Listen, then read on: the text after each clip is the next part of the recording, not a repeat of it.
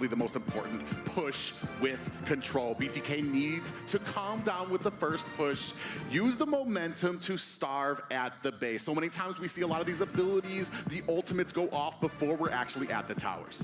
All right, so with all that, we got to also take a look at the stats, right? These were from regular season and playoffs here. We've got the average kills, average death, average assists, and damage per gold. We'll talk about that in a second. Trex, I mean, what's the breakdown here between these two teams? I mean, I think the major breakdown is something that everyone around the world right now knows. BTK is the underdog in these stats. The only thing they're winning in right now is the average death. Not something you want to normally be ahead in, but something we really want to put everyone's eyes on is that damage per gold number. And what it means is how they're utilizing these items. How much bang are they getting for their buck? Are they taking advantage of what they have? Yeah, and it comes down to what you actually do with the gold, the itemization, and when you're going with those timed pushes, if you have enough ready when it's time to kind of stand up, especially when it comes to those objectives.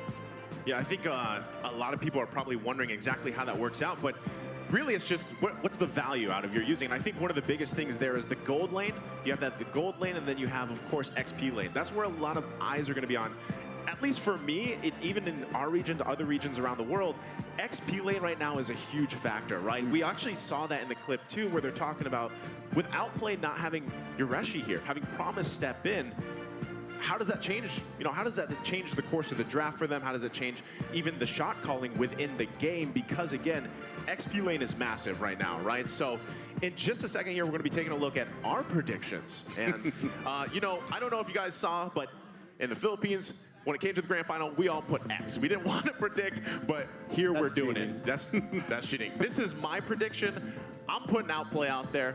I did that because, again, going from the objectives, the stats that are there, they don't lie to me. Now, Trex, I know you have a prediction here. Let's take a look at yours. All right, so we all know Outplay is the favorite here, right? Everyone thinks they're going to be able to take this if you look at the numbers, but something in my gut the past few weeks has just been telling me, it's been taunting, it's been whispering, BTK.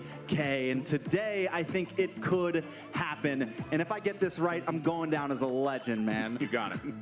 Well, I don't know if you can tell by the colors. It might be a mystery to some people, but I've said it before, right now is the time to believe. While the stats might not agree with it, if there was ever a time, they've been so close in the past, but if there was ever a time to kind of topple that mountain, topple that giant, tonight is the night, and my vote goes for BTK. There it is. Matching the suit. It looks great, man, but I'm a little outnumbered here, right? Yeah, I see you looking at me. But there's two other casters, by the way, that will be joining us later. And first, if you guys didn't know, it's going to be Steph Wheezy and Eunice, but Steph Wheezy, his prediction here, I believe, let's see it, there it is, it's Outplay. Hey, I'll let him explain himself later, right? He'll be joining us. Yeah, and right now it's 2 for 2. Now, Eunice is our next caster. She also predicted for Outplay, so hey, it's 3-2, guys. You know, it's a numbers game, but ultimately, we don't know what's gonna happen, right? Because that's the thing, there's a lot of variables here between some of the changes that have happened. It's a best of 7. I am personally hoping that we go 6-7 games. I've had enough of sweeps, man. Like around the world, it's been sweeps in the grand final, but now I know some of you guys joining us most of you know how the draft works and everything, but for those that don't, and also the lovely mothers out there, happy Mother's Day, because some of you are here in the crowd. We know you're here. Trex, why don't you break down how the draft works? All right, so basically what we're going to do is we're going to give you guys a quick breakdown for any new players, any new viewers, especially if you're new to the tournament scene, because things are a little bit different than your average ranked game. So blue team will be the first to ban and the first to pick. They will take the first ban. After that, red team will follow up with another ban, the first of their first 3. After that, blue team will fire back with their second ban. It'll then follow forward back to red team, and they will take their second ban, which following after that, blue team will get their third and final ban of the first phase. Red team will then finish out the first phase of bans with their third ban, and then we get into the juicy part, the picks. Blue team having a possible advantage with getting first pick, but red team does get to even things out by getting 2 picks, their first and their second. After that, we flow back to the blue team. They get to finish their first half of the picks by taking their second and third, and then we wrap up the first half of the draft with red team taking their third pick. Now, we're back to the bans. Both teams get a total of 5, and red team gets gets to start in the second half with their 4th ban. After that, blue team will also be taking their 4th ban, and then we wrap things up for red team with their final and 5th ban. And then we stop all of the bans with blue team taking their final and 5th. Now we get into the final 2 picks, possibly 2 of the most important picks of this drafting phase. Red team will get their 4th pick. Blue team, though, will have to finish out their picks by taking their 4th and their 5th pick. And then red team gets the final countermeasure, getting the final pick of the draft, the 5th pick. That's a whole lot of ban. Yeah. I feel like you said ban. Right. A ton of times there. That's true. I mean, again, it's a mouthful, but obviously when you see it unfold in just a little bit here, it's going to make sense, right? And I would say that majority of people, they have an idea, right? We've been watching a lot of MLBB here. But speaking of that and how the flow of the draft goes, a lot of people might be wondering, what is the value of that? Like being first pick, having those last 2 options. I mean, Private, you have been watching a lot of these games, obviously through the regular season. Is there a side that has an advantage in your opinion? If you personally, I'm going to have to go with the people that have the first ban, because that means you have the first pick. What that means here tonight, because OP has been undefeated through it, they had the option, and they selected first ban, first pick, and I believe that's going to give them a huge advantage when it comes into our first game. I think one of the biggest things here, though, too, aside from bans, is you got to consider the pocket picks. You can call them pocket picks, cheese picks, whatever you want, niche picks even, because even different regions have these things. And that's why I loved being a viewer of NACT regular season, because there was something, I was cheering on the Hanabi, man. I was Ooga booga. Ooga booga. Boogeyman. I was like, go Hanabi. I love it. Non-meta pick. Unfortunately, we're not going to see it here in the grand final. But, that's the thing. I think game 1 specifically is where you're going to see these kind of interesting picks. Moba Zane said himself in the video that we saw earlier, they feel like they're a lot better prepared now, and maybe, some people are like, hey, BTK, maybe they held some things back in the regular season that we didn't necessarily get to see.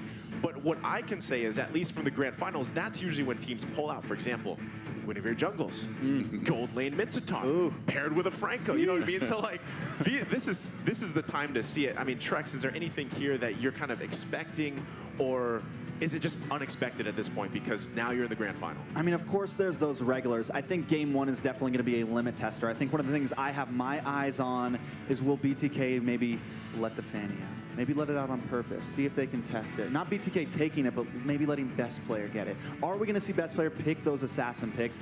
Is BTK going to worry about those? And in game 1, that's your chance. Can we let them have this very strong pick and still beat it?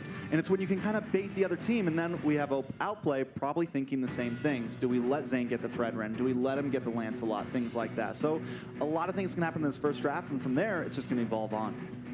Yeah, we talked a little bit about the XP lane and the importance of it, especially when it came to international scale.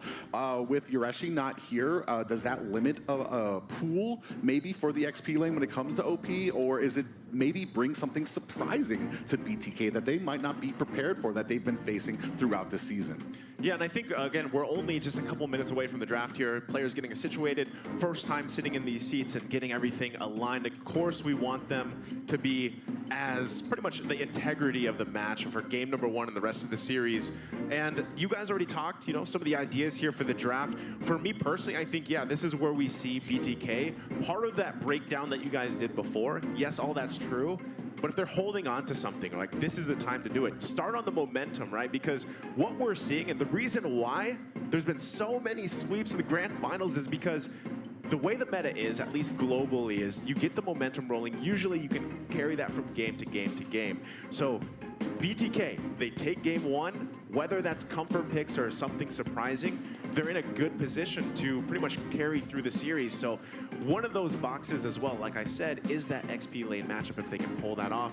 But then you guys are talking a lot about the jungle here, right? And that's, I feel like eyes are honestly on that too, because a lot of people, I don't know if this is pressure for Zane, if he feels it. The guy has been in this position many times, right? So, do you think that's going to be something that really plays out here jungle-wise? Is that the momentum starter for this matchup? I mean, I think it could go a lot of ways, right? But it is important, like you just said, Zane, he had some rough retries during the playoffs, right? But now he's in his comfort seat. best player may not be. We've been wondering how nervous these players are going to be. Right now, BTK doesn't look too bad. We were just looking at them on camera. They looked pretty comfortable. But when I've seen best player the past few days, he looks pretty ready too. But when it comes down to that retry, when it comes down to game 4, game 5, game 6, hopefully game 7, are they going to be able to hit it when it matters?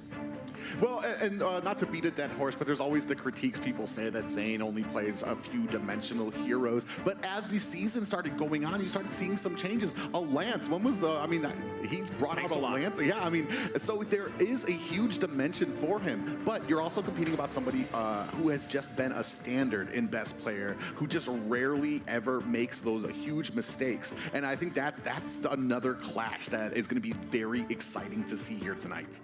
Not only that, but now that we've talked about XP, we've talked about jungle. What about the roam? I mean, like, a lot of people have talked about Shark, man. And I mean, even in the Philippines, people talk about Shark. Other regions talk about him.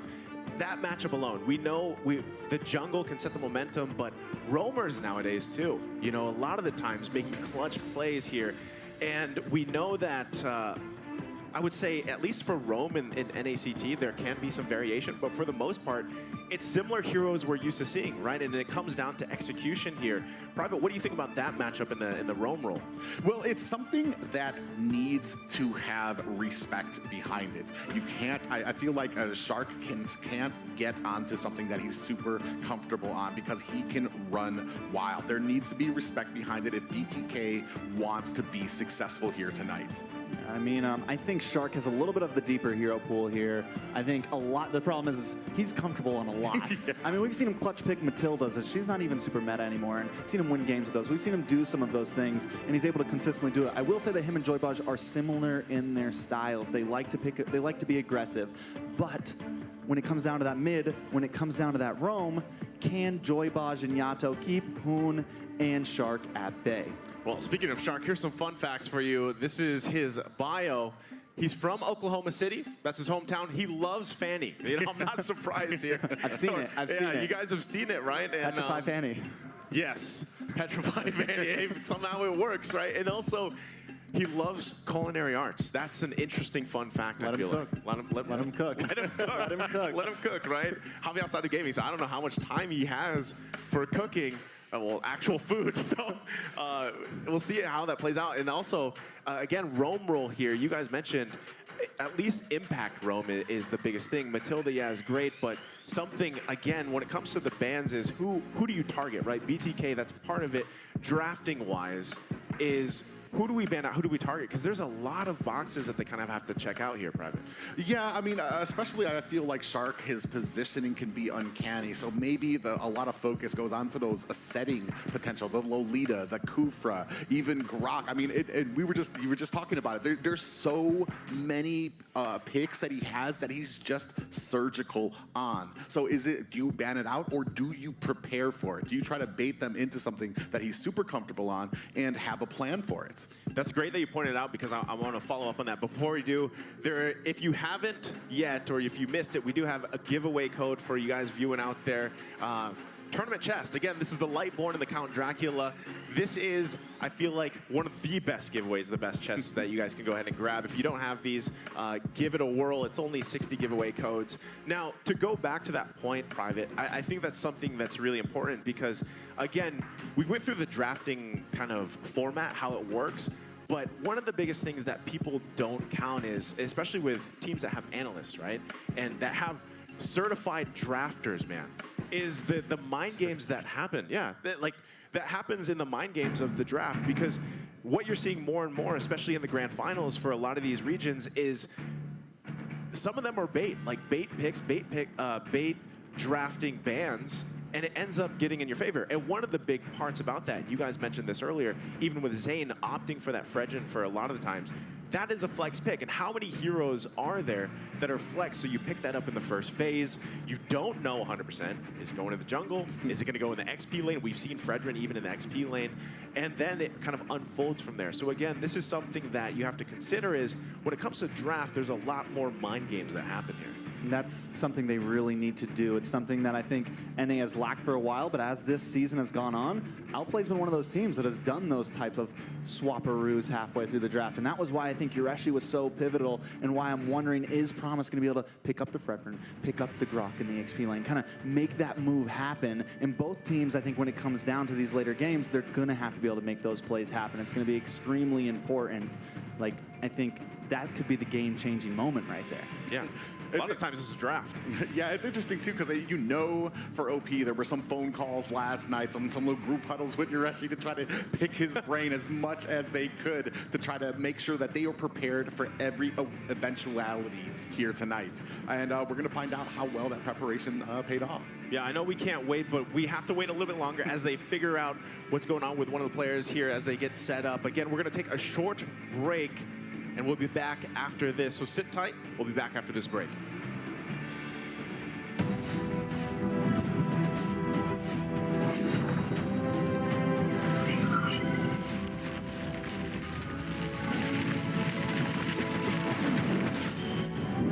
To the storm front!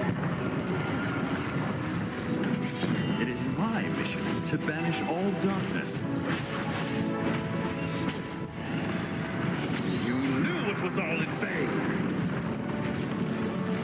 I'm the blizzard that hovers over evil. Ephemeral, like the flash of lightning. Fear not, for hope stands with you. Poor swordsman. We can win the race against time. Fate is the path you choose. A glorious victory is now foreseeable.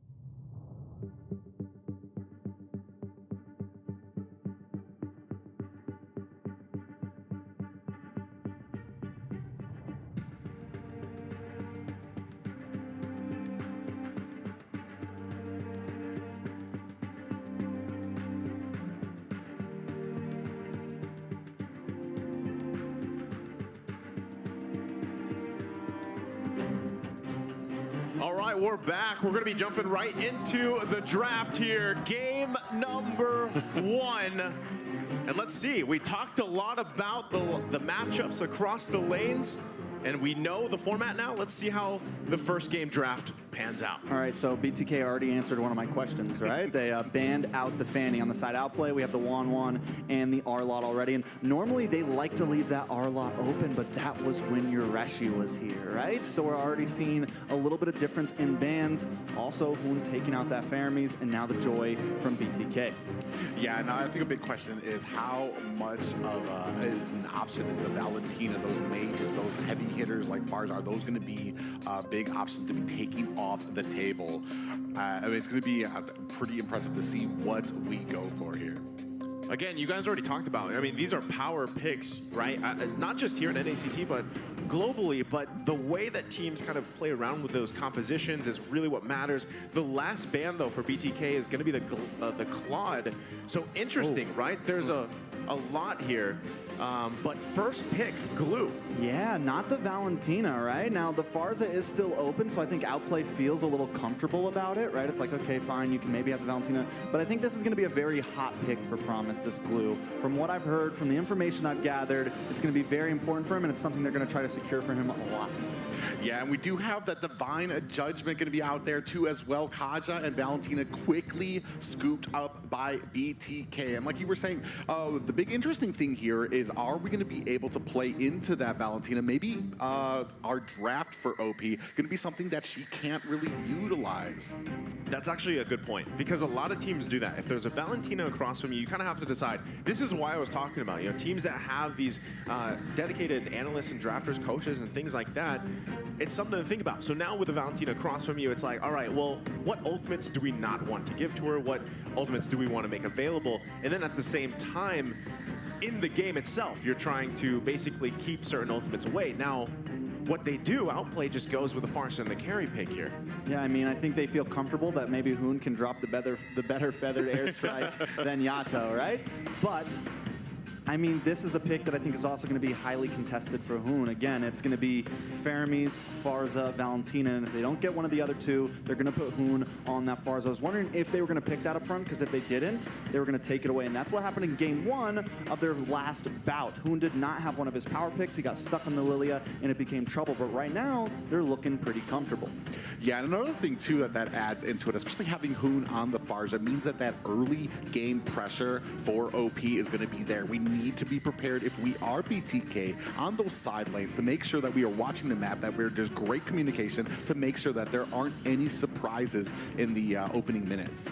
Okay, and you can already see, right, BTK is going to go ahead and focus down some of the roaming options here, right? They really have to. They take out the Kufra right off the bat. They don't want... One of the things about Kufra is the fact that now a while ago they made it so, when he's in a bush, he's charging up. You actually don't hear that sound effect anymore, that sound bite. So that's why Kufra, a lot of the times, people are like, he's kind of situational, but really he just works so well for setups, and so they take that out. They might even possibly take out one more roam option. Lolita is another one that comes to mind, because we've seen time and time again Shark really have some massive games on Lolita, and love the big bobbleheads. We need more of that here at NA. But response-wise, Outplay, they go ahead focusing down XP lane. There's the Lapu Lapu ban. I'm thinking after that Lapu, possibly a Yuzong ban onto T. It's been another big pick for him. And like I said, you take out another tank. Now Lolita, Grok, something like that. I think the Grok could also go good. No, they already have the Kaja. So, I mean, I think definitely focus all onto Shark here. Best player at this point, you're not going to limit him too much, right? Like, you've already taken out the Fanny. At this point, you got to just kind of let him get whatever he needs. And if they waste too much pressure on that, they could possibly let Shark have something too good. Well, and that's the interesting thing is we took out the Kufra, so we still have that Lolita, which, I mean, is Shark's bread and butter. And maybe we're looking to kind of bait him into taking that, maybe pick up an Esmeralda into the side lane. Hasn't been, I've already answered my question. They take it out. Lolita off the board. You know what's funny about that, though, is like a lot of teams, when they have this kind of pattern of drafting, they do leave the Lolita open. The reason why they do that when they have the Valentina is because Terrify works so great against it. It forces the Lolita to really set up in bushes, or at least weird angles, so you're not just charging up the Nuno Blast and then all of a sudden you're terrified, and your whole game plan kind of goes out the window. But BTK, they're like, you know, we don't want to bother with it anyway. Let's just take it out. Whittling down the options here once again for Shark. Last ban, though, for Outplay could possibly, again, be towards the XP lane. Now, something to think about, too, is BTK. Now, I know Kaja is there, and it's most likely going to be in Roam. But we've seen Kaja in the jungle, too. I don't know how you guys here feel about that. You know, if that's kind of... not sure if I want to see Kaja in the jungle, right? But still, it's someone that is left open, and that usually isn't, is the Fredrin, right? And you're so used to seeing Fredrin picked up in the first phase, or possibly even banned out. So now, there it is, last ban, the Yuzhong. I mean, I feel like the Fredrin has been kind of, it is very good, but it's not always ban-worthy now, at least recently in these playoffs and towards the end. Now, my question is, does BTK pick up that Fredrin now? Do they wait for T to get the final pick? I almost think they want to save that jungle pick, right? The Lancelot's still open as well, so that could be something to throw up. But T, he already has his matchup, so it might be smart to let Zane wait it out and try to get a counter pick here. Well, the interesting, and there goes the Fredrin pickup there. And what I was going to get into is that they have played. We've seen already in the past, OP is not afraid of the Fredrin. They've come together, especially when it comes to those objectives, to kind of isolate Zane out, make sure that they can secure him down while they get the objective. So we're going to have to see if this is going to be the point of contention for BTK. Can they come together? Can they make sure to protect Zane during those objectives? All right, I love it. Outplay goes ahead and locks in their first composition with a Tanks-a-Lot. It's going to be that Tanks-a-Lot, and then paired up with the Franco here. So it's going to be up to Shark, you know, landing the hooks, finding those pickoffs if we can, play around that, build momentum. The response from BTK, though, we're going to find out the last pick, right? And Fredrin being there is probably one of those choices. It's just like, hey, let's opt for safety. Let's go that route, utility, focus on these objectives. Going back to the breaking points earlier, right? Focus, slow down a little bit, because sometimes it does come down to who dances better, right? When it comes to turtle dances, lord dances. And there you go. It's actually the Terizla last pick here for BTK. Gonna park that into the XP lane. A great option that has another hero that kind of has risen, I would say, in the ranks as of late. Yeah, and T's had a very weird relationship with this hero, right? Yep. Early season, he had a lot of rough games when he got forced to this. A lot of rough games when he got forced to this or the Dairoth. But in the playoffs, he kind of stepped up. He made some big plays happen. Now, looking at BTK, it looks a little more closed in. We want to pocket up. Nobody's super big range except for ISO on this Beatrix. Now, Outplay a little more front to back. We have our divers, we got a puller with a hook, and we got Esmeralda that's going to sit there and drop some bombs down. So I feel like Outplay has a little more movability, a little way to kind of make some flanks happen, where BTK seems a bit more in the route of we're trying to jump in and take you out. Yeah, I was just going to say there, when it comes to these, while on paper it does look like they kind of have the same thing, 2 suppressions, 1 for each side, 2 heavier, tankier jungles to kind of sit in that objective a lot longer. And then you have the Farja and the Valentina who can both potentially have that feathered airstrike. However, on BTK's side, a little bit closer range that they need to get to actually be a little bit more effective. So we're going to see if it pays off here. I think one of the biggest things is, yes, how do you utilize the Valentina? How do you utilize taking those ultimates? One of the biggest things, too, is momentum, like I've been saying, and Kaja is the perfect one to do that for BTK. You have that available to you, right? Joybotch has to make things work because you've got a Divine Judgment, and you have to make a play off that. You get that numbers advantage. This is what we're talking about when it comes to slowing down those objective takes. If you have the numbers advantage, you're in a great position, right? And at the same time, Beatrix as a marksman pick needs time to build up, but at least you literally have a gun for every situation. But I think one of the big question marks here, for me anyway, with this lineup is, yes, the Terizla pick. Because sometimes, other than just being kind of a punching bag, if you are landing those penalty zones on, let's say, You're 2, 3, you're still a punching bag, but at least you're holding people down for the follow-up, right? And we've seen kind of in the charts throughout the seasons how much magic damage a Valentina can park early game. And how that kind of scales up. It buys time for your Beatrix to go ahead and farm up, get to where you need. Hopefully, we've seen ISO do amazing things before in the regular season. Who's to say he can't do it here in game number 1? Yeah, I mean, speaking of ISO, we've seen him do great on the Beatrix.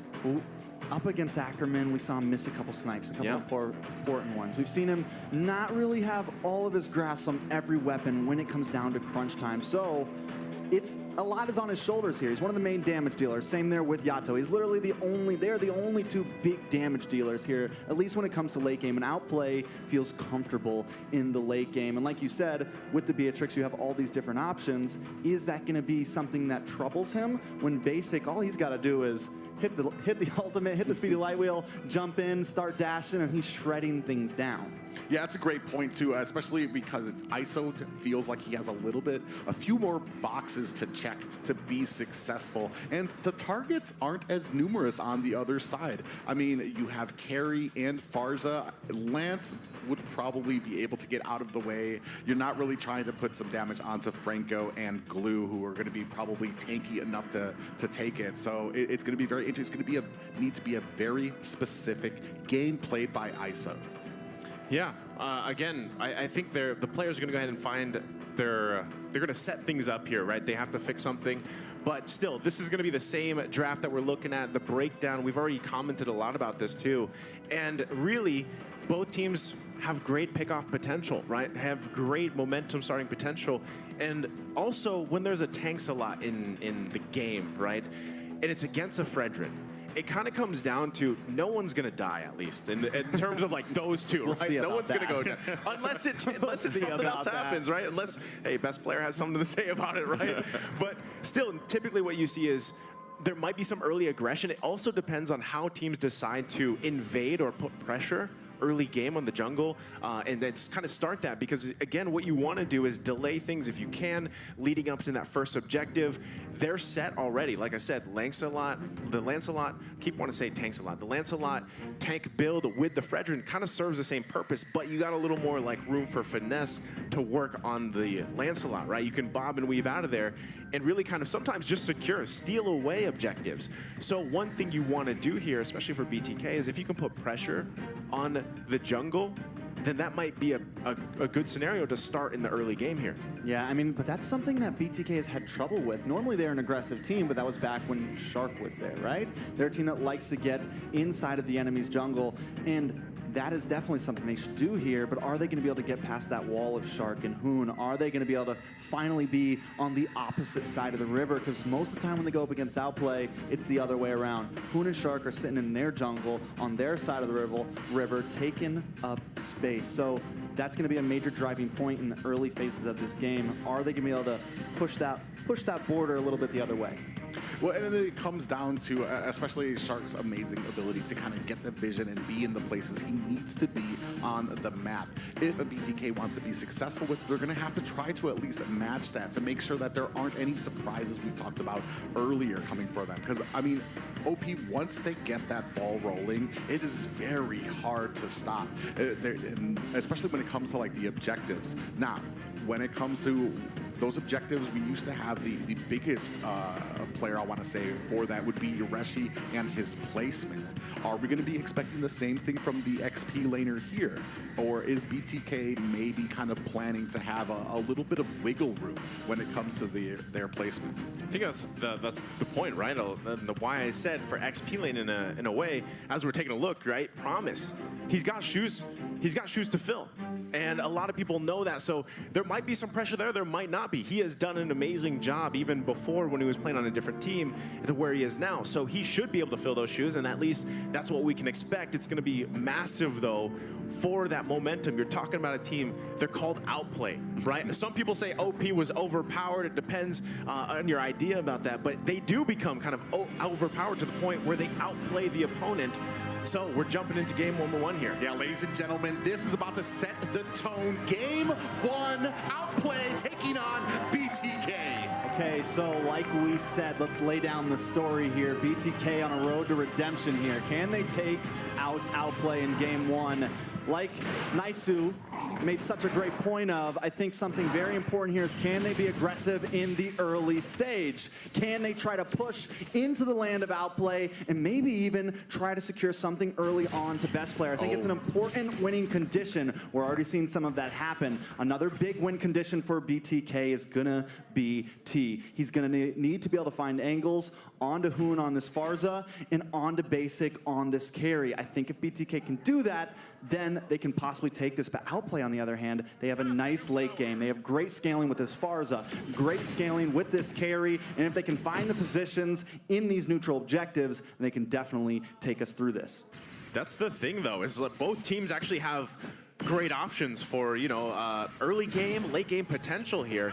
But really, when all is said and done, who's able to secure the objectives? You guys talked about the retribution battles before leading into this, and that's a big thing. They have to be able to play around that. You can already see some focus here, top side. Yeah, top side already 3 members of BTK kind of setting up there. Mobazane going to go ahead and start moving his way through their jungle shark, making sure he still has that vision. But Turtle's going to be up in about 22 seconds. A little bit of magic happening here at the mid, but still a lot of respect for both of these teams. Yeah, but look at BTK right now. They're literally taking the words out of your lips, Naisu. They've been in their jungle. They're taking some camps. They have a nice position, but both teams taking it slow. Even though Outplay likes to be the aggressors, this is grand finals, and you can tell they don't want to go too insane on this. First Turtle is up. Okay, first Turtle here. They're going to be fighting it out. Yeah, 2-on-2 here right now. You see the Thorned Rose coming out. Turtle is down to about 50%. Best player in the midst of it's going to come out. Feathered Airstrike, best player, gets the first Turtle. That's a big one. It's a good start. Luckily, nobody does go down for BTK just yet. But wait, ISO taken out of the top side. Yeah, on off screen, ISO gets taken down, and that is not what you want from your marksman, who does need some time to kind of get that gold to be in the game. So that's great, right? Outplay is able to get the first blood. They get the first Turtle here. They're off to a good start, building that momentum we were talking about. Oh, hook land. Joyboss gets caught. Is going to be able to find an escape. Okay, that's what we love. We love the hooks, right? That's kind of what you expect when the Franco's on the table here. So Bloodthirsty Kings, they want to be conscious of that. Where is Shark? As much as possible, kind of counterplay around that. Maybe even bait the hooks, right? And this is what they could go for. Mobazane does get caught by a hook. Feather Airstrike comes down. He's very low. Thorned Rose finishes the job. And this is one of the problems, right? They can't get split up too late, but best player doesn't want to stop. Might back off here, but wait. Yeah, 2-0 right now. Joyboss is trying to get onto the... Another hook lands. Feathered Airstrike of their own. It's not going to be able to protect them. Another kill for best player. Oh, Outplay is taking off right now. This is going to be a little bit of a problem if BTK wants to try to come back here. It's starting. That's the momentum we were talking about. 3-0 now. And leading up to, we're 30 seconds away from the next Turtle. They got to be able to kind of slow things down like you guys mentioned. But at the same time, this is where they need to find pickoffs, right? Joybotch has to come through for this. I mean, and look at the mini-map. Zane consistently alone. But the thing is Shark is the one creating this pressure in the gold lane so that Joybotch and the rest of the team, they have to stay up here. Zane is forced to be alone, and that's why he got caught off in the Lethal Wander earlier. Now, taking a look at some of these items, taking a look at Zane. He's got the Molten Core down, going even more into magic defense because we know that Hoon is a problem. On the other side, we have best player also a little bit ahead here. They are going to try to force this tower, though. They force the tower, but do not find an answer. They're basically safe and snug as a bunny there. That's rough, right? Because you now don't have the flicker, but now Turtle, the fight's going to ensue.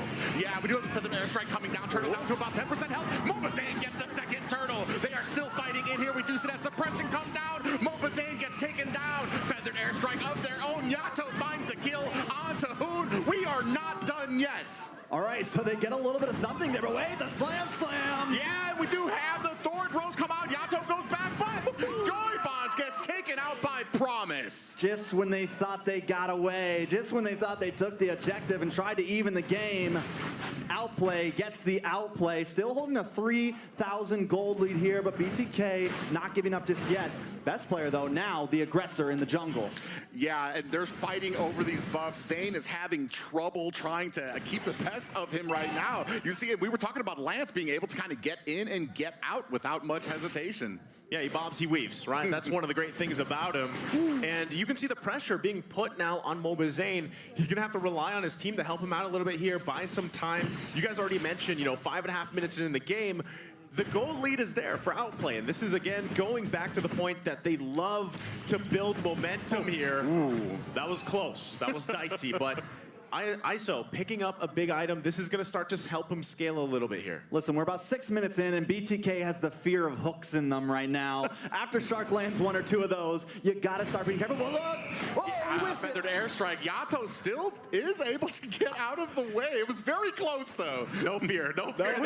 He's like, you know what? Known. Just kidding.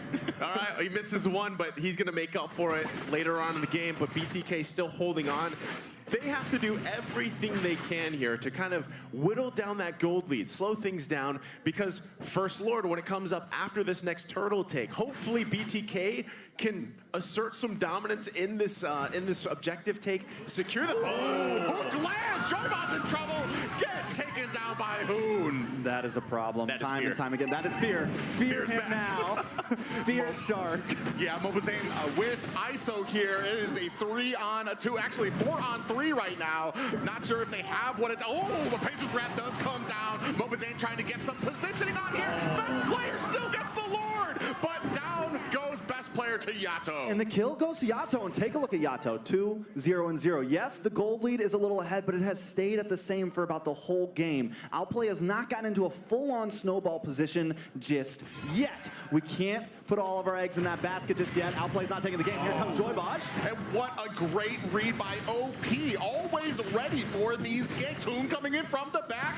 They still very safe under their tower. Okay.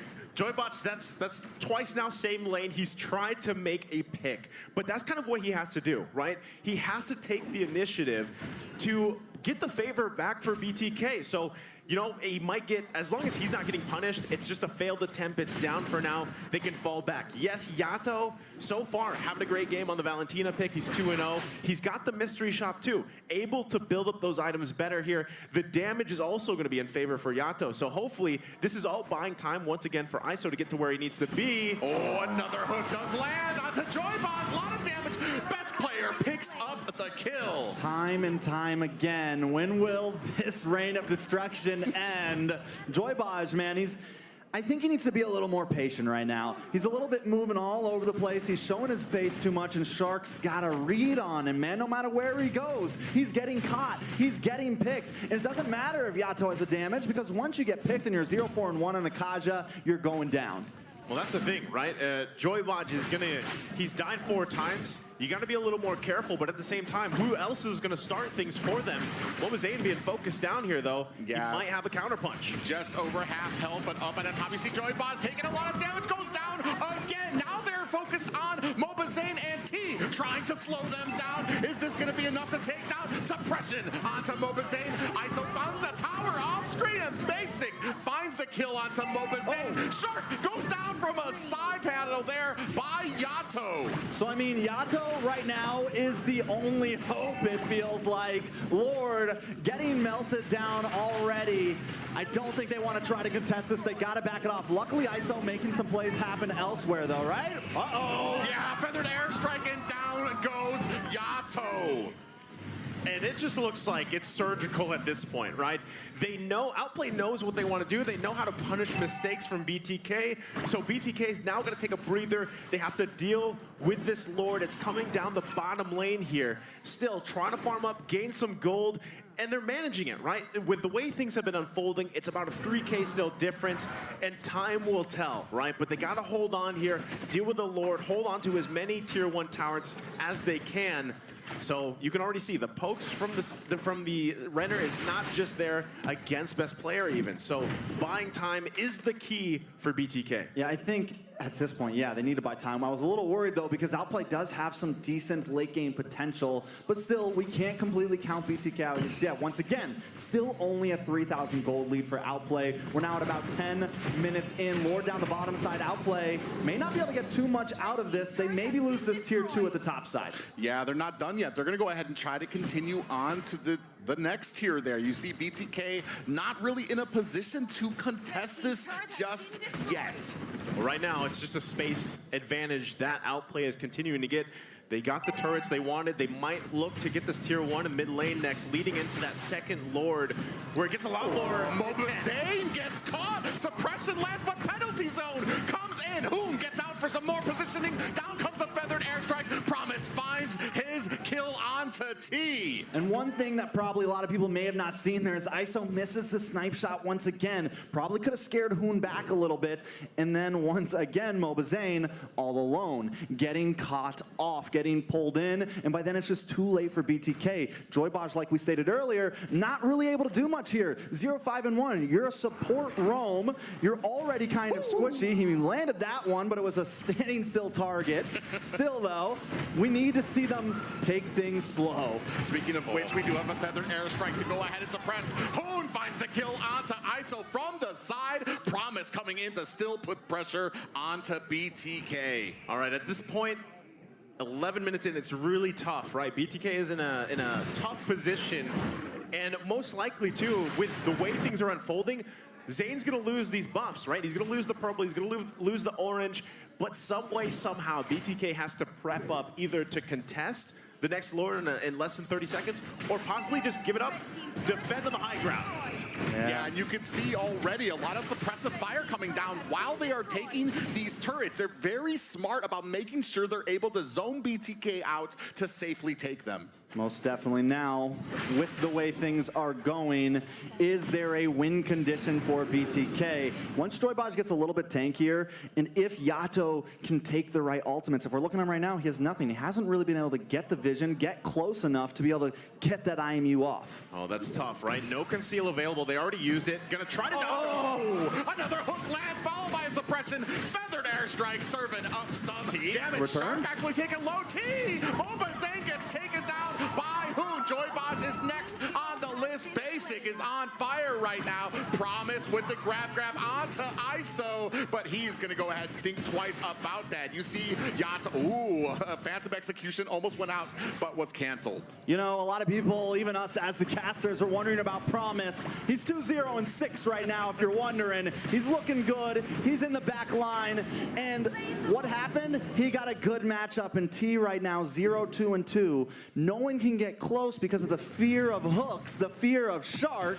So with this close composition that they have, where nobody has huge range, how can they get past that? That's a good point. It's tough, right? Because as things kind of continue to snowball now, this is where, again, Outplay is in that momentum-based play style.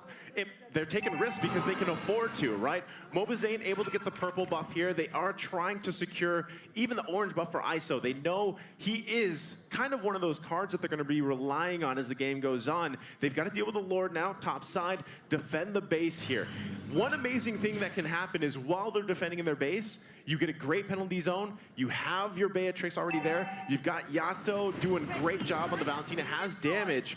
If they can just outlast that Outplay's kind of brunt damage, then they might have a chance here, but they're gonna get split up so far. Lord's still top side here, gonna be worked on by Zane. I don't think best players ever played on MS like this. That man is moving on the lance right now. I mean, he phased out of the Appraisal's Wrath earlier. He's just able to, he's hitting. He's what is he doing? He's bobbing, he's weaving. He's weaving. He's got single-digit ping. Yeah, it's different. We see a feathered airstrike come down and canceled. While they're going to go ahead inside and put some damage and finish off that top tower. Joybaj with the Divine Judgment.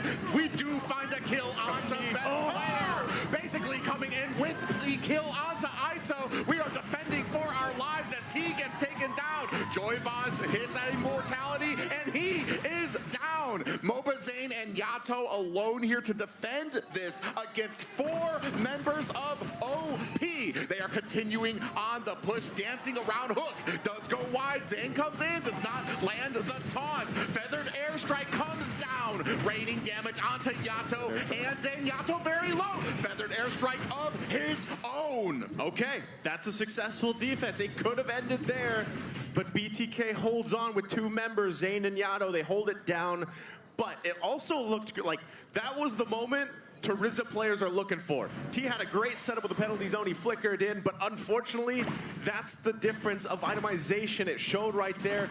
He was kind of left to his own. But again, time is the answer here for BTK. If they can get another, let's say 3 to 5 minutes, they might be in a better position. That was also one of the first times Joybaj was finally able to pull someone. So a concealed play like this, even later on, if it converts into a kill, that's great starting steps for BTK. I mean, at this point, they're using it just to check bushes, right? They never know That's where fear. Shark is. He's in the water somewhere, right? Yeah. Dun, dun, dun, dun. I mean, he's just waiting for you. But another very cool thing or interesting thing to point out there, Yato took a big risk in that high ground defense, right? He goes into the feathered airstrike. If he got another shot there, he would have been out. But he's able to pop the IMU, get his own feathered airstrike, and that secures them the ultimate defense there, clearing some of those waves. Yeah, Joyboz gets spotted by OP. Down comes the feathered airstrike to zone out the rest of BTK as we are setting up around this Lord. We're starting on it, looking for probably a little bit of a bait. OP knows they have the team fight against BTK, so we're gonna look for an angle. Speaking of which, Angle's Promise on the side of BTK. Lord is down to about half health. Promise just in there tanking the damage, trying to zone out the rest of BTK. Oh, you can see basically clearing out the mid lane as well. They're attacking from so many different angles right now. We hear the concealed play come out. Hone gets grabbed up with the Divine Judgment, followed by the penalty zone. Up at the top, ISO goes down to Promise. The rest of BTK is in flight, trying to get away from an oppressive OP right now. Mobazane has been caught by Promise, and he is, he's not down yet. Still struggling to find his way out. Best player puts the finishing touches on him. So they do stop themselves from getting completely annihilated there. But still, as you said earlier, Naisu, the itemization difference, they keep getting some decent plays. He gets the pull. He gets the Divine Judgment onto Hoon there, stops the feathered airstrike, but it's just not enough. And with all those angles, ISO gets pushed away. Everyone else gets split up, and Outplay has fun with him. Well, that's what I'm saying. That whole sequence there, Hoon took 2 ultimates, right? He took the Divine Judgment, he took the penalty zone, he Winter Tranche. And that was just like, all right, you guys wasted that, everybody zoned out. So, you know, BTK just got kind of split up. Even Promise, the fact that he's playing this glue, having a massive game, he's quite tanky himself, he's able to be such a threat. So that's the thing right now, is you have quite a few tanky boys for Outplay to deal with, right? You got to get through them somehow. You got to dodge the hooks and everything else. But BTK, once again, if ISO needs more time, right? He might have a couple items at this point, but really it comes down to outlasting that setup. Now they have to deal again in a similar situation just a few minutes ago with the Lord on the top side. I do feel like they are starting to get just a little bit more comfortable, especially like you said, finding that Divine Judgment onto Hoon. It's just a point of that they are so far behind. But if they can elongate this game just a little bit longer, they'll start to even up those odds. Speaking of which, Lord up at the top, another hook lands, and down goes Mobazane. This might be the last push of the game right now. There are 4 members of BTK trying to withstand this push. Down goes the last high ground tower. We are now at the base. Crystal trying to defend. You can see here right now, Bloodthirsty Kings doing a decent job, and OP thinking twice. Yeah, I mean, they're hanging on right now. Hanging on for dear life. BTK against the world. And Shark missing a hook. Down comes the feathered airstrike. Joybox lands a Divine Judgment, followed by a penalty zone. ISO gonna have to top up. Joybox very low. Promise coming in, swooping around. Best player deep in. Yato picks up a kill onto Basic. ISO finds a kill onto Promise as well. Very successful defense for BTK. They do it again. BTK successfully defends their base when it looks like it was against all odds, but they're in the game still. Again, game number 1, quite action-packed here. Right now, some people might be saying, hey, Outplay is just taking some risks. They're quite a bit ahead. They're dealing with it. But what that's going to convert to is space for them to work with, right? BTK is going to get some resources. They're going to get some turrets and be able to move around the map instead of just being in their base, or at least their side of the jungle here. Yeah, I mean, they've taken a lot from them. Not only that, they've gotten a little bit of gold back. Yato in a bad spot. We'll be able to get away from that, but still, at this point, BTK is now at least evened out the playing field a little bit, but there's still a huge gold lead. Taking a look at some of them, we're looking at Mobazane and Best Player. Right now, that's a 4K gold lead over to best player. He's max itemed out right now. Mobazane just got there, which is going to be important, right? As long as he can dodge those hooks, he may not get taken out too quick. As long as he can dodge those hooks. That's been a common theme here for this entire game. We're talking about Shark, who just has this great ESP when it comes to these hooks. But we're going to go ahead and start on it to see if this fight maybe ends up a little differently. We're starting to move on to the end of the game. There's only 6 items you can get. Things can only start evening out from here. Conceal plate comes in. Joybosh might be caught. He does get caught. Down comes the feathered airstrike, putting the damage onto ISO. It activates that immortality, and he goes down. That's 2 down for BTK. So Zane is trying to get away. 3 members left, but if anything, this is going to go ahead and secure this Lord for OP. So once again, Outplay sends that wave down the mid side. Mobazane forced to kind of head back. The moment that Outplay knows it's a 4v5, they pounce, they strike, and look what they get for it, getting the macro over BTK right now. Yeah, down comes a feathered airstrike. Zane's gonna pay for trying to defend this purple buff. Immortality has been activated. Best player picks up the Lord. They are hitting them from all different angles. Zane gets taken down. Yato's immortality is up. He uses that flicker, trying to gas his way to safety. Is not able to. It's just T left. Here comes the Phantom Execution, trying to make his way back to the safety of the base. 4 members still here, and a wave here to help BTK defend. Down comes the feathered airstrike. Basically gonna go ahead and use that Thorned Rose to negate some of the damage, but they are not lighting up. ISO picks up a kill, but here comes the Luminous Lord. Down to 10% health. This is gonna be game 1 going to Outplay. And a good game 1 at that. I think it ended about 21, 22 minutes. Outplay does hold the lead the entire game, though. Is this going to be the momentum to take them quickly through this grand finals, Nicey? I'm hoping not. I mean, great that they got game 1, but I'm hoping not for a quick grand finals, right? We want to see it go the distance here. But yeah, game 1 was dominating. And you prefaced it earlier, Trex, you said, it's the fear of the hooks, because that's how it started, right? Shark was hunting, and most of the time, I'll say maybe 90% of the time, he was able to find the targets that he wanted to, and at the end, he was just kind of risking those hooks. But the early game is really where it just kind of started for Shark, and to build the momentum for Outplay here, and they kind of just took off, and there wasn't really much chance for BTK. I mean, there was some moments where, they were able to find kills, they were able to find picks, but unfortunately at that point, the snowball just got too much to deal with, right? And they successfully defended their base twice, but they needed to get into a position where they could counter-punch Outplay. A lot of the times it was just reacting to them, and they really had to kind of get back to this. Again, one of the biggest things I think they can learn from game 1 is Joybosh. He's got to hold the trigger finger a little bit more, right? I know when you're the Kadra, you want to find those flicker divine judgments. That's what you want to do. But if it fails, time and time again, you got to kind of come up with a different game plan, because once the Kadra is out of the picture, you don't have that available anymore. T is still trying to build up, on that Terizla. Yes, he's kind of innately tanky, but it's not enough. And then it puts Mobazane in a position on the Fredrin where it's like, yo, guys, I can't do what I need to do, because now I'm the front line. And so there's a lot of things here that BTK kind of has to digest for game number 2 as we get set up for that. But even taking a look at the stats, there was 22 minutes. Trex, why don't you take us through this? I mean, it's pretty textbook for the side of Outplay here, 26-8.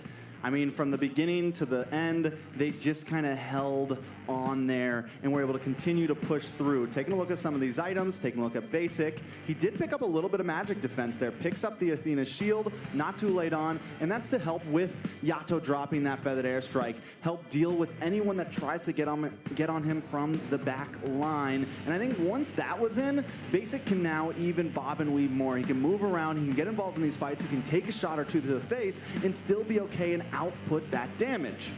Yeah, and then on the other side, the biggest problem, we've been going over it, Joybosh maybe getting a little eager out there. We talked about it during the draft.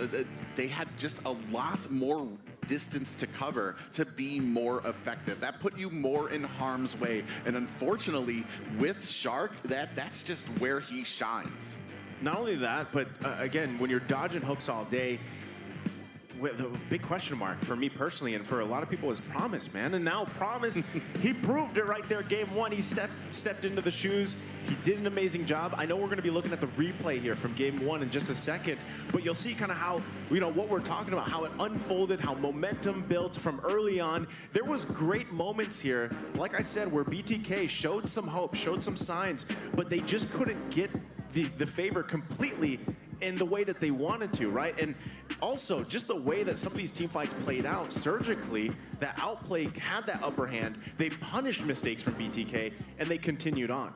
Most definitely. I mean, taking a look at that, we see the one time that Mobazane does secure that objectives, but here, continuously, Outplay does such a good job at splitting them up and finding them in those moments when they are weak. Now, if we look at the way that Outplay moves around continuously, they're almost always all together in those crucial, important moments. And then, at the best of time, here comes Promise with the Slam Slam onto several members. And once they pick off one, we just have BTK running for the hills. And this was a great point of the game. This is when they had a perfect play almost, but because of the giant gold lead from OP just flickers in, you get the bloody hunt, in comes a Slam Slam, everyone's stunned up, and by that point, we just kind of knew it was a wrap. Yeah, but the little signs of life from BTK, as you were saying, it really wasn't the execution, because they had some great sets, had some great cohesion. It's just it happened too late in the game when they were already so far behind. It doesn't matter how many kills you have on the Valentina if you're constantly feeding the other team more and more and more. It's just there's not enough effectiveness that you can bring out.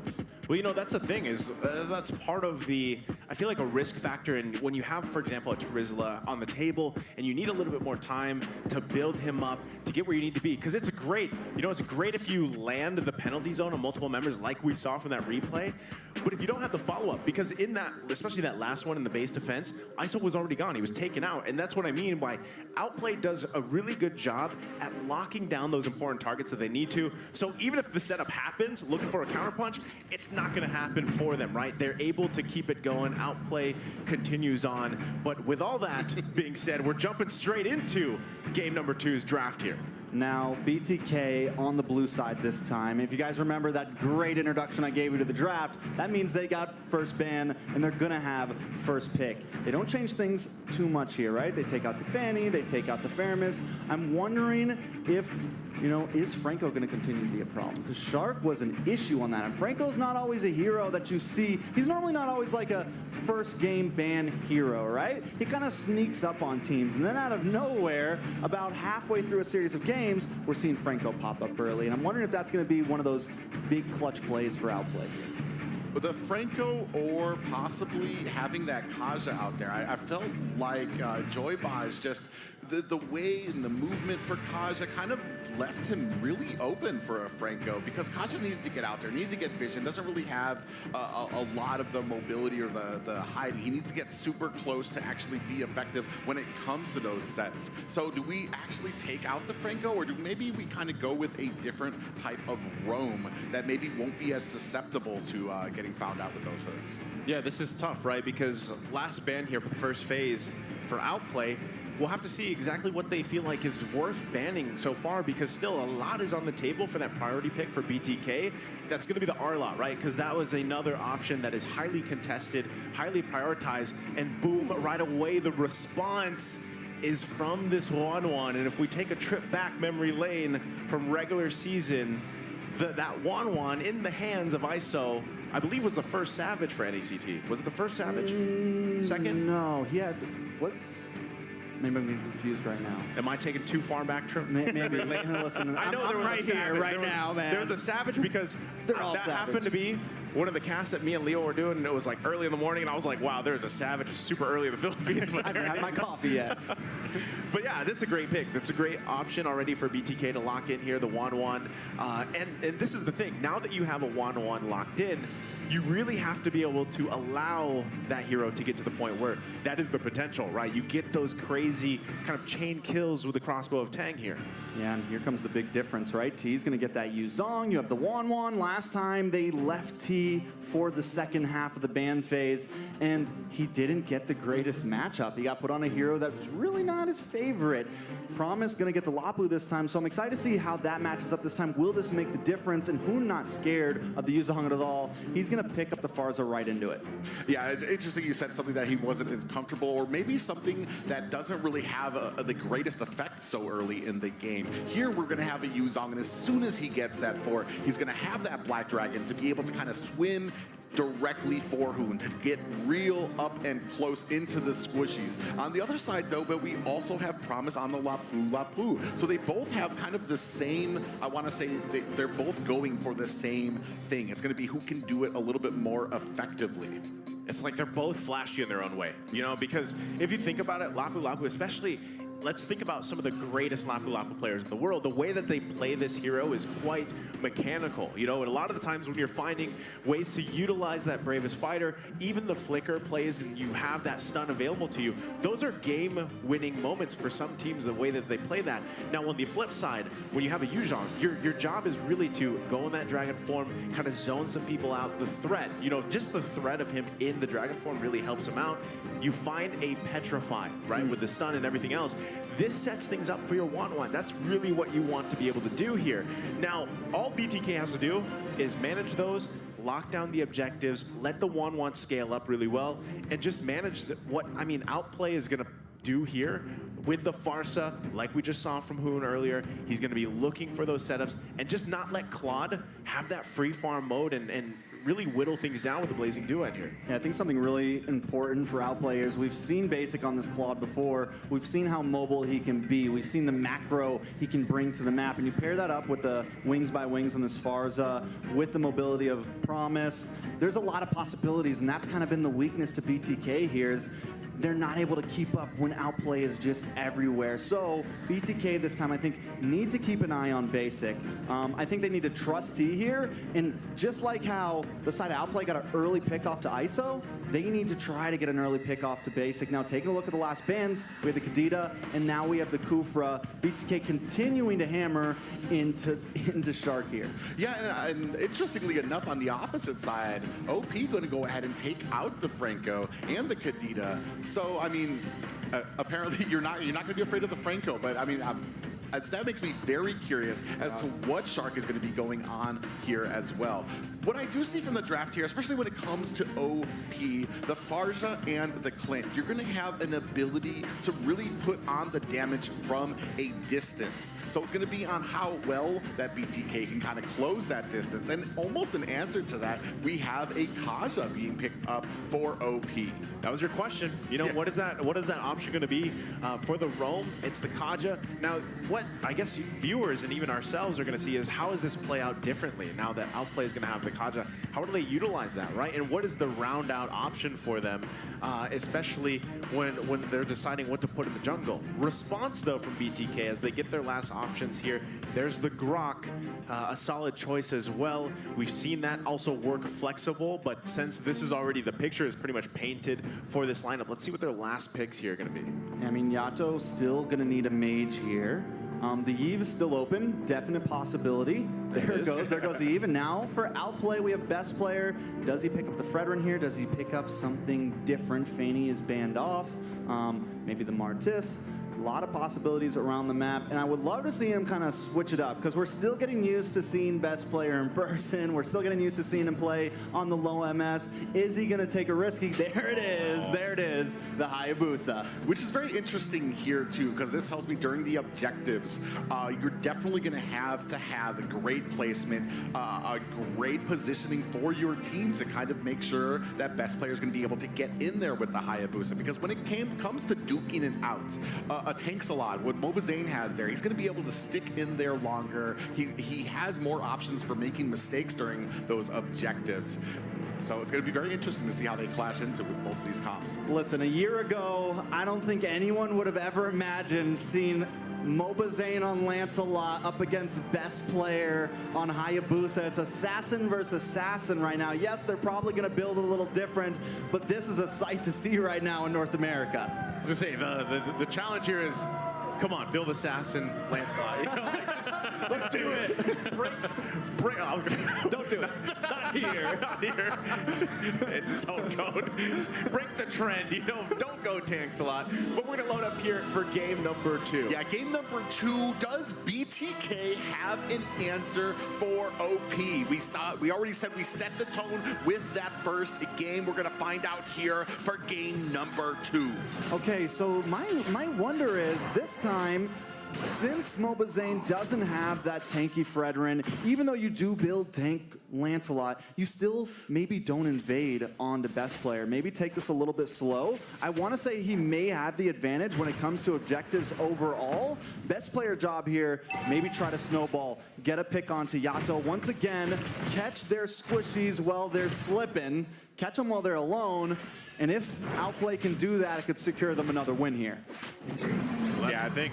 Yeah, you can see already Mobazane already starting to get a little bit of harassment here, a little bit of a thumbs up there as well. Shark doing his job, making sure he has the vision, letting his team know where Mobazane is currently on the map. Well, right now, you're already seeing some pressure being put on by Shark. You know, this is kind of what you're expecting him to do against Mobazane. And again, you got to go back to the familiarity of these teams. These teammates, these ex-teammates, how it all works out. They know how they like to play, and that's something that BTK has to watch out for, right? So we'll see, again, differently if this comfort option here, especially for Zane, plays out, right? Because right now, you already mentioned it, Trex, best player is going to be looking to snowball like they did previously, but this time, with his hands on the Hayabusa, he's running that Master Assassin emblem too. He's gonna put pressure. Yeah, he's got level 4. Yeah, best player coming in, and he's not trying to give up on that damage onto Mobazane early. Already best player actually does take a heap of damage, but this is gonna go ahead and set up for this first turtle. I like the fact that Mobazane, I mean, he knows he doesn't have level 4 yet. He should hit it by the time he gets back to the turtle, which he does now, but still he doesn't risk it. He's like, I'm not gonna go for that camp. I got a feeling best player is still there. I'm gonna just go back to base, play it safe. Okay, BTK is in a great position for this first turtle. T already going to push back Shark a little bit here. Yato holding on as well, has the RWM. They're going to wait for Mobazane to make his way. Ooh, and you already see the Feather Airstrike coming down. T goes down. Maybe a little bit of punishment for having that Black Dragon and using it so early. Promise with the Bravest Fighter form is going to zone out the rest of BTK, and this is going to open up this first turtle for OP. What did I say, guys? Hoon on this Farza is going to be an issue. He's only level 4, and he's outputting a nice amount of damage. He finds the positioning, and he combos. The synergy with this team is just so good. They all hit at the same exact time, and down goes T in a matter of seconds. The biggest thing in that whole pretty much sequence there was timing. Right, the timing was better from Outplay. They knew how to punish BTK. They knew that Mobazane was probably off getting one of his buffs, right?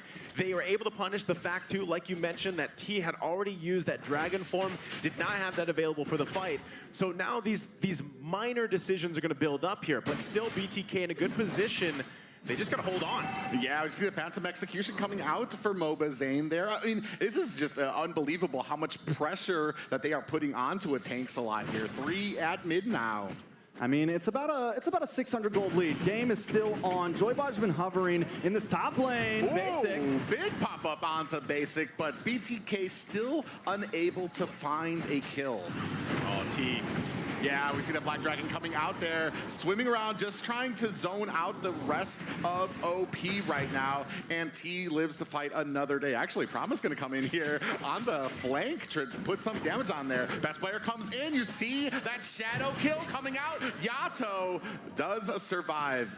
That was a good play by Mobazane. He's like, all right, I'm gonna leave my purple buff, get in there, help alleviate some of that damage from best player. And right now, BTK are kind of waiting for that mid-game spike. They're waiting for Mobazane to get a couple tanky items in, getting to a place where they can actually get in the fray of this fight. Yeah, that's what they have to do, right? And yeah, speaking of which, best player finds the kill onto Joybosh after a beautiful divine judgment by Shark. I was going to say, you know, they were doing a great job up to that point, just kind of holding on, not letting anybody go down. Now, that is Joybosh's his only only first death, right? So later on, he's going to have to be counted on to land those wild charge, those setups with this Grok pick. And it's a little bit better this time, composition-wise, too, because you're not completely relying on one member to find those setups, to find that pressure that they need. But now that this next turtle is up here, right, we want to see BTK fight for this hold down. But T, though, gonna get zoned out here. Oh, yeah, taking actually very low, big pop-up lands onto Promise. He is actually, you see, best player coming in here now. Do have that shadow kill onto Mobazane, but he is already decently tanky enough. Not really a great target for that. ISO finds a kill onto basically off-screen. Up at the top, that's gonna be the first tower for BTK. Now, when I was talking about mid-game, we weren't just talking about Mobazane, but there's Mobazane. Yeah, Divine Judgment, he's gonna have to expend that Phantom execution to get out, but that gives up the second turtle. Now, ISO. He's 1-0 right now, and honestly, the 1-1 is always the game-changer possibility. Joybosh has been hovering up there a lot, and it is for this reason. Outplay is gonna need to be careful, but as... Oh. Yeah, 3 members gonna go ahead and spread that damage out amongst them. Very smart play by BTK. Okay, that's great. And as you were saying, I'm going to build on that here, Trex, because, yeah, ISO is the game changer for this game. And if Joybodge is just going to go ahead and protect him, you know, play kind of that babysit role for a while, let ISO get to where he needs to be, then that is one of your best options for BTK. Meanwhile, contest the objectives, slow it down a little bit like we talked about previously. But so far, it's going all right. Oh, big pop-up on the shark, gets caught slipping under the tower. T with the Black Dragon is going to chase down basically on the back. You can see Hoon coming in with a stun. Does land that feathered airstrike. T with a little bit of help. Big wild charge. Hoon able to get away, secured and escorted by basically. While all that's happening, best player chipping away at the tower. Oh, takes down Mobazane with a shadow kill. We do have a wall coming out, but doesn't look like BTK want to continue that chase. So they get a little something out of that, but right now, Outplay still leading the game. But only 500 gold, and honestly, BTK's taking that tower. And even though it kind of feels like Outplay has been getting the better of these fights, I would dare to say it is still very, very even. Yeah, you got to respect it. You can already see, right? The damage being provided from ISO is there, and that's why, you know, amidst it all, they're able to hold on not too much by getting out of hands with the gold lead and keeping it under about 1K or at 1K. ISO still putting in work too, right? But now, as we get further into this game, third turtle's gonna be up here. Outplay has secured 2. BTK needs to grab one for themselves, help them out here. Yeah, Yato's gonna take the full front of a shadow kill. Is not gonna be able to find the kill, is a best player. This is gonna go ahead and set up this next turtle. You can see T on the side there, looking for an opportunity. He needs to be just a little bit more patient. You see ISO takes down another tower. Promise in a little bit of trouble. ISO trying to put on that fancy footwork, is gonna have to disengage. I mean, I'm wondering, Yato better have some leg plates on or something right now, because you can just tell he's got a target on his forehead. Best player coming for him every time. Best player is leading right now. No, they're both 11-11, so the retrade's even, but down. Blazing Duet takes down Yato. Mobazane focusing halfway down on this turtle. Gonna turn his attention to Shark. T with the Black Dragon swimming through these bushes, trying to clear out what he can of OP. Takes him down! Very low and takes the kill there. This is gonna go ahead, push OP away, hopefully help Zane to take this first turtle for BTK. Today I learned dragons swim, Private, but there you go, they grab the turtle. BTK on the board here now, gold in their favor. You're gonna put pressure here top side. Yeah, best player actually down to about half health as well. ISO putting on the damage. They've been utilizing ISO on this 1-1 very well. Tower after tower. Whatever lane it is, ISO is quick to get there. But in answer to that, you can already see basically taking a tower of their own for OP. Is that the right play though, right? Yes, they get something there, but having that top tower in, Lord's gonna be up on that side. It creates a little bit of pressure. They're gonna be able to get a little bit of vision if anything tries to come down on the bot side though. A little bit of action, both teams stealing some jungle away. So Outplay never stopping to try to make something happen. Even though they're taking a lot, they always get something in return. Oh, yeah, you can see right now. Oh, Yato finding the kill onto best player. T has activated that black dragon form, heading straight for basically is not going to be able to find a pop-up onto him. Luckily, Promise there to go ahead and head off that advance. Going to go ahead, Hoon with the feathered airstrike. Moba Zane able to get out of the way. Okay, so BTK finds their groove a little bit here. They're starting to move around the land of Dawn, and they found some rhythm. Outplay on the back burner right now, but we've seen this before, guys. We've seen it time and time again. BTK gets so close, but they never get the win. Will this be the time of change? This is the thing, though. They have to go back to the points you guys made previously before we got into the first game. They've got to lead. They got to slow things down a little bit. Now, the next big objective is that Lord, and hopefully they can get the timing right, because Outplay time and time again throughout up to this point the entire season knows how to punish mistakes. So BTK holding on to this lead that they have to be able to activate ISO here. He's having a great game so far, and the 1-1 has not gone down yet. A single crossbow of tank for this Lord could be a game changer for them. So both teams getting set up here. It looks like everybody wants to be on in this. No one's going to be splitting any other lane, and this is also crucial. This is actually a time where it gets a lot harder for a Hayabusa jungle for best player to really work here, because if he gets whittled down in this pretty much dance fight between, it makes it harder to initiate and get that Lord, but they're going to be making the play first. Yeah, they trade conceals because Joybaz used it earlier for 5-member Shark finds the Divine Judgment. Joybaz is going to come in, tries to land the pop-up, basically takes him down. We do see that the Blazing Duet out there. Moba Zane in a bad way, the Black Dragon out. We talked about the crossbow Kang. ISO trying to put on the damage, down goes Promise. That is a 2-for-2 trade right now. They are still fighting, basically finds the kill onto T. But now OP in a bad way.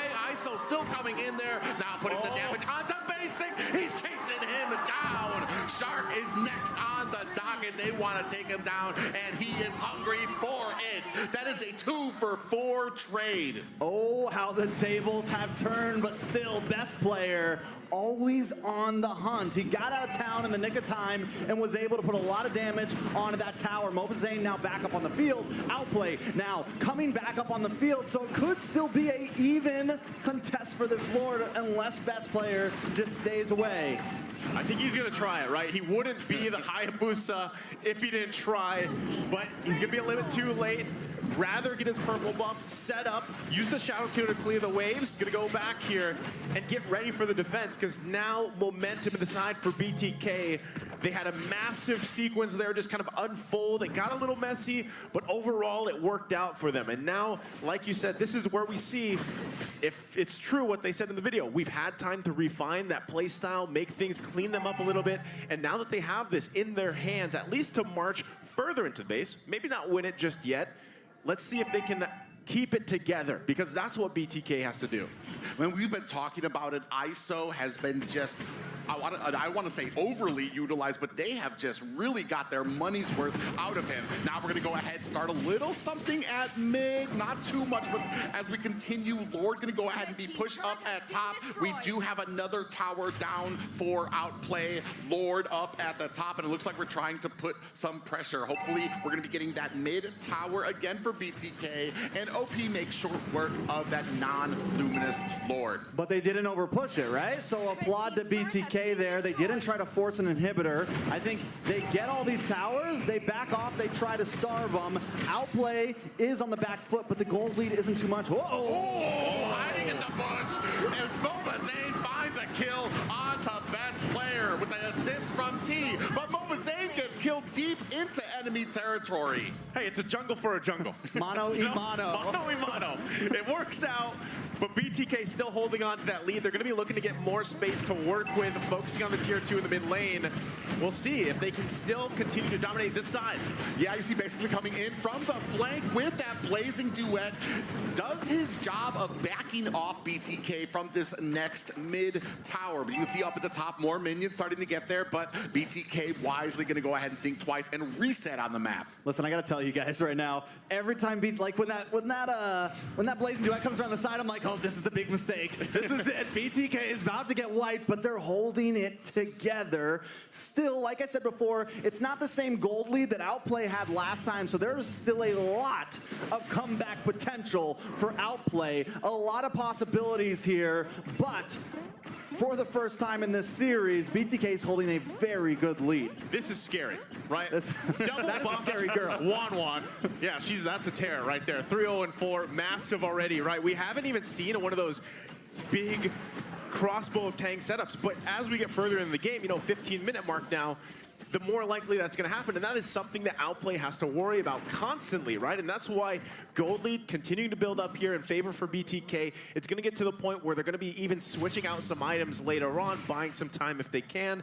But yeah, biggest thing, like you said, Trex, is what they have to watch out for is that blazing duet being thrown at them from basically here. So now, once again, we're back to this Lord Dance. We'll see how it unfolds, the way that the teams manage these waves to get that advantage. You also have to consider both conceals from the roams. How are they going to use this? How will they get the advantage? You can already see BTK planning themselves up here on the top portion. And it looks like Outplay getting ready for a response here. Yeah, they do have a bit of a flank down to about 1/3. Black Dragon has been activated.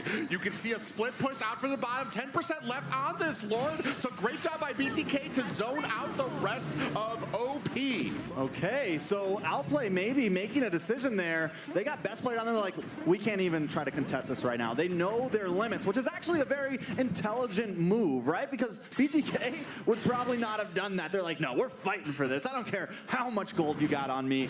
But they decide to back it off. Outplay putting their cards on the field, testing BTK. Can you finish this without a mistake? Again, this is what they're doing. Outplay is like, all right, we're going to prep for this defense, clear the lanes the best we can. Best player, though, going to get chased down a little bit. They're still holding on to this tier 2, but they will most likely lose it in this March, right? BTK setting up for that push. They might be even to the point where they're knocking on the base of Outplay, right? This is still something they have to be able to accomplish, but so far the discipline route has been there for both teams, and it's going to come down to that execution. Even Basic is at the point now, he's got that orange buff. They're trying to clear this out. They might look for a forced initiation. Yeah, we have Basic coming in with that blazing duet to go ahead and zone out. Best player gets found out by T, and here comes Promise with the bravest fighter stance, but he's going to get caught up by ISO. You see the damage there. ISO finds the kill. That's another tower for BTK. That is only 3 members left for OP for this push. You can see BTK turning their attention back to these towers that are left. Not going to go ahead and force their way into the base just yet. That's a mid tower down. Now we have one last and final high ground. We see Hoon able to take down Joy Boz. The rest of BTK quickly gonna go ahead and rethink their attack. Which is smart. I feel like Joybaj going down was a small mistake there, but they do back off right now, holding a 6K gold lead. Ladies and gentlemen, did you think it was gonna be like this game 2? I sure didn't.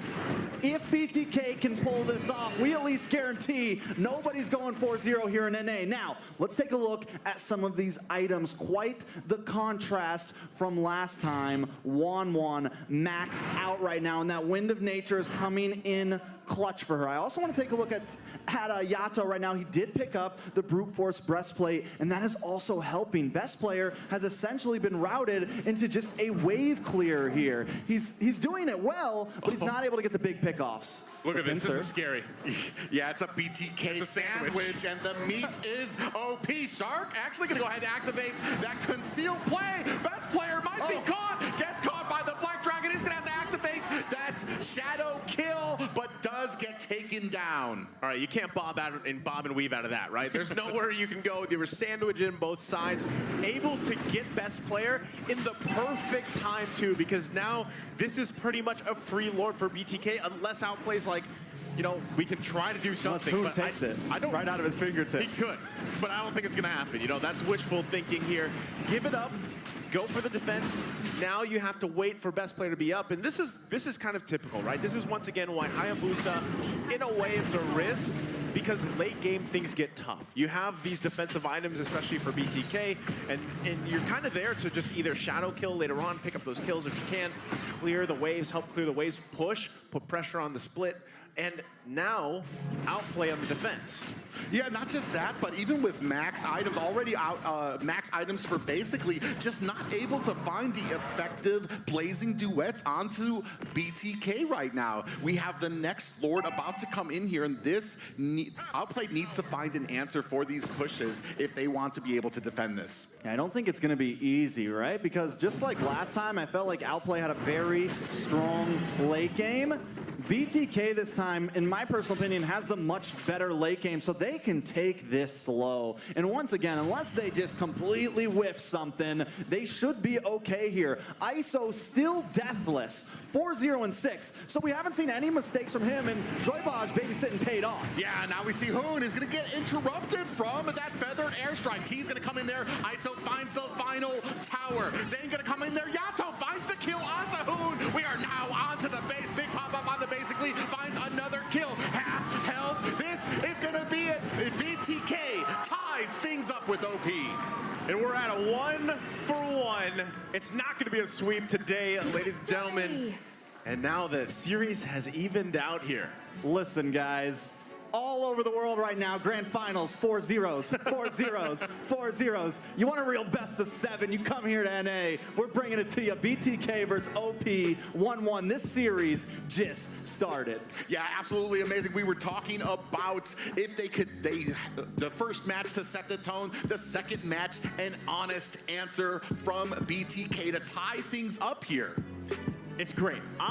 Again, I'm happy. I didn't want to sweep, I'm tired of them. So now that it's 1-1, love it. And if you look at this game, I know we're going to be looking at the replay in a little bit here, but the way the execution was for BTK, we said they got to learn quick from game 1, man, right? Because it was quite the difference game, and this time it looked like they checked those boxes, not just from the draft, but even the way that they moved around the map, the way that they played.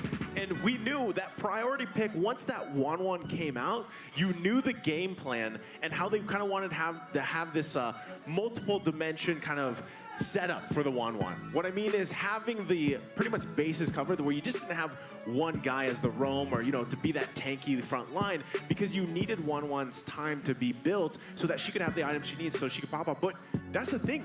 We didn't even see an amazing crossbow tang. It was a lot of those kills that ISO had were just kind of whittled down, utilizing that corrosive scythe that he had to kind of just pick people apart. And that's another way to play the 1-1 here.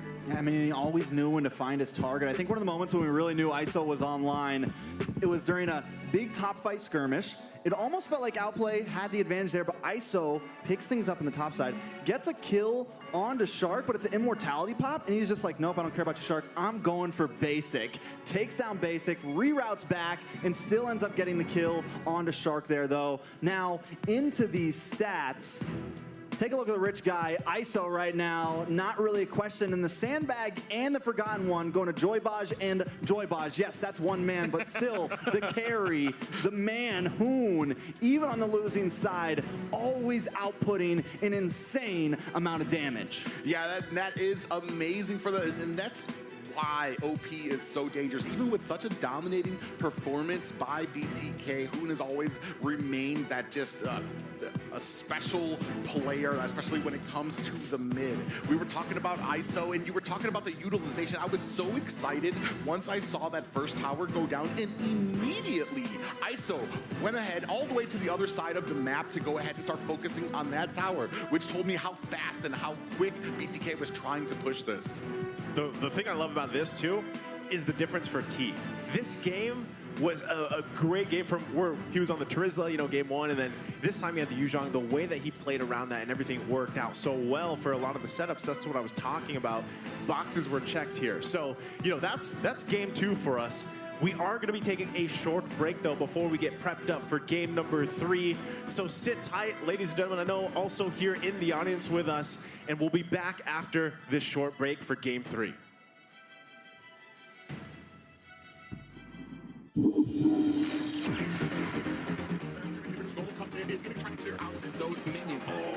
Cutie does go down. Beautiful ultimate there from Play. Coming in now. Oh! That cold altar has been activated. Beautiful pull there. Numenor Blast coming out. Don't have the flicker, but we still catch 2 members. Golem does earn himself a stun. Play coming in with the damage, but there is an immortality on Jays. Are the 3 members going to be able to take him down? But they are actually going to go try to put enough damage onto this mid tower. They do take it down. That is the play hitter. We do earn a pull on together. We have the cold altar coming out. Now Golem does find the kill on together. Immortality has been activated. That's another one for Area 77. Can we find the damage onto this core right now? They have to escape. K goes down. Another death, but Assault does get taken down. Are they going to be able to find it? You can see the score down to about half health. Are we going to be able to find the damage? Jace Cutie taking down one punch. Escape here. Look how low they are. A stun onto Allay. He does find a kill. Onto Jace Cutie does Mar. But Mar Cutie, now look at the damage coming out for him. Immortality has been It's not enough. It's not enough. It is. Down. Go Lady Thompson. They might be out of this tournament, but they can ruin somebody's night, and that is Area 77.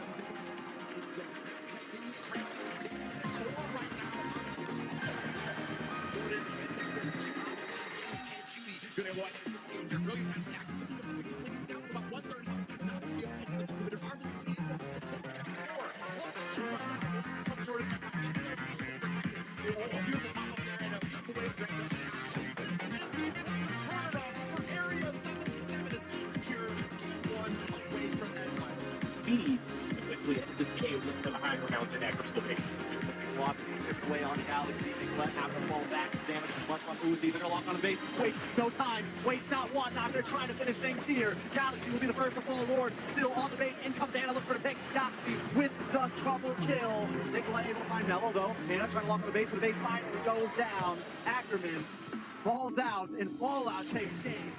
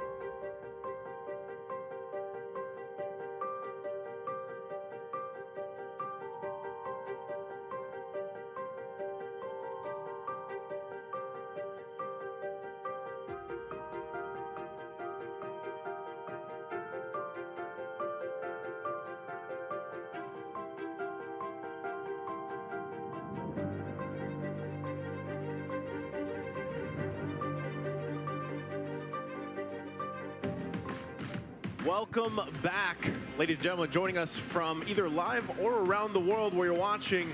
These are the stats. Now, these stats are from game number 1 and 2. We are now at a 1-for-1 if you're just joining us.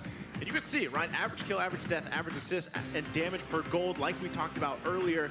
A lot of you guys, this is pretty well known, but damage per gold, that is the utilization on how they're using the gold with the items, how much damage they're getting from that, right? And especially that's a useful piece of information for gold lane, for XP lane, how they're doing that, and even, hey, mid lane, because we've seen even Hoon popping off. So far, that's twice in a row now that he has gone with the Farsa. So I'm not sure, if game 3, he's going to go for that once again, or if it's going to be banned.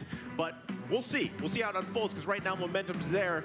And there you go. Once again, I want to go ahead and introduce our 2 new casters to this set. With me here, I'm still Naisu, and I'm joined with Eunice and Brody. Well, people like to call you Brody. It's also Steph Wheezy. How you guys doing? Doing good.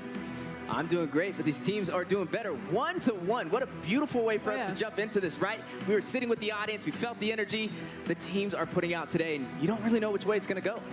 We don't at all, and we did see a pretty tight match for the first game and second game, actually. So a lot of people could have anticipated the 4-0 sweep from the playoffs, right? So they were the undefeated team, but it's staying different right now for grand finals. I'm happy, and I'm sure you guys heard that. And I know people that will eventually, even around the world, part of the world is asleep right now, but hopefully they catch this, because now the series is guaranteed not to end in a sweep, right? We're going to have one on our hands, and hopefully we can go the distance, really, at game number 5. And just a bit, actually right here, we're going to be taking a look at the replay. Now, you guys were watching this, like you said, in the audience. How did you feel about this game 2?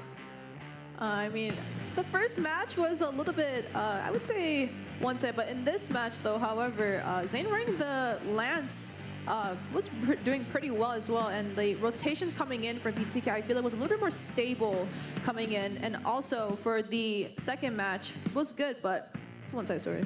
Yeah, I definitely don't like to see one-sided stories, and I'm just pumped up to see it go 1-1. Game 1, it was looking crazy, right? Looking at Shark with the Franco. Yep. And that man could hit a bullseye from 300 meters away if you asked him to. But then game 2, you seen BTK flip the script. They had a little bit of a struggle through the regular NACT spring season to be able to claim a victory over on to Outplay. And this is going to be the second loss that Outplay has ever taken. The last one was Fallout, and now seeing BTK kind of change history right in front of our eyes. I mean, we saw earlier, how much they had to say about each other, right? This is very familiar faces between each other. There's a lot of kind of tension, and you can feel it even in the gameplay, right? The way that they play against each other. Again, game 1 was kind of lopsided. And then we're wondering, okay, we're so used to seeing teams when they get that game 1, they build on that momentum, and could they continue on for Outplay? But BTK was like, no, not today. Now the momentum is in their favor, and this all leads to game number 3. We're now jumping into the draft here for game 3. Let's see how things change. It should also be a flip of sides. We'll see Outplay is going to be on the blue.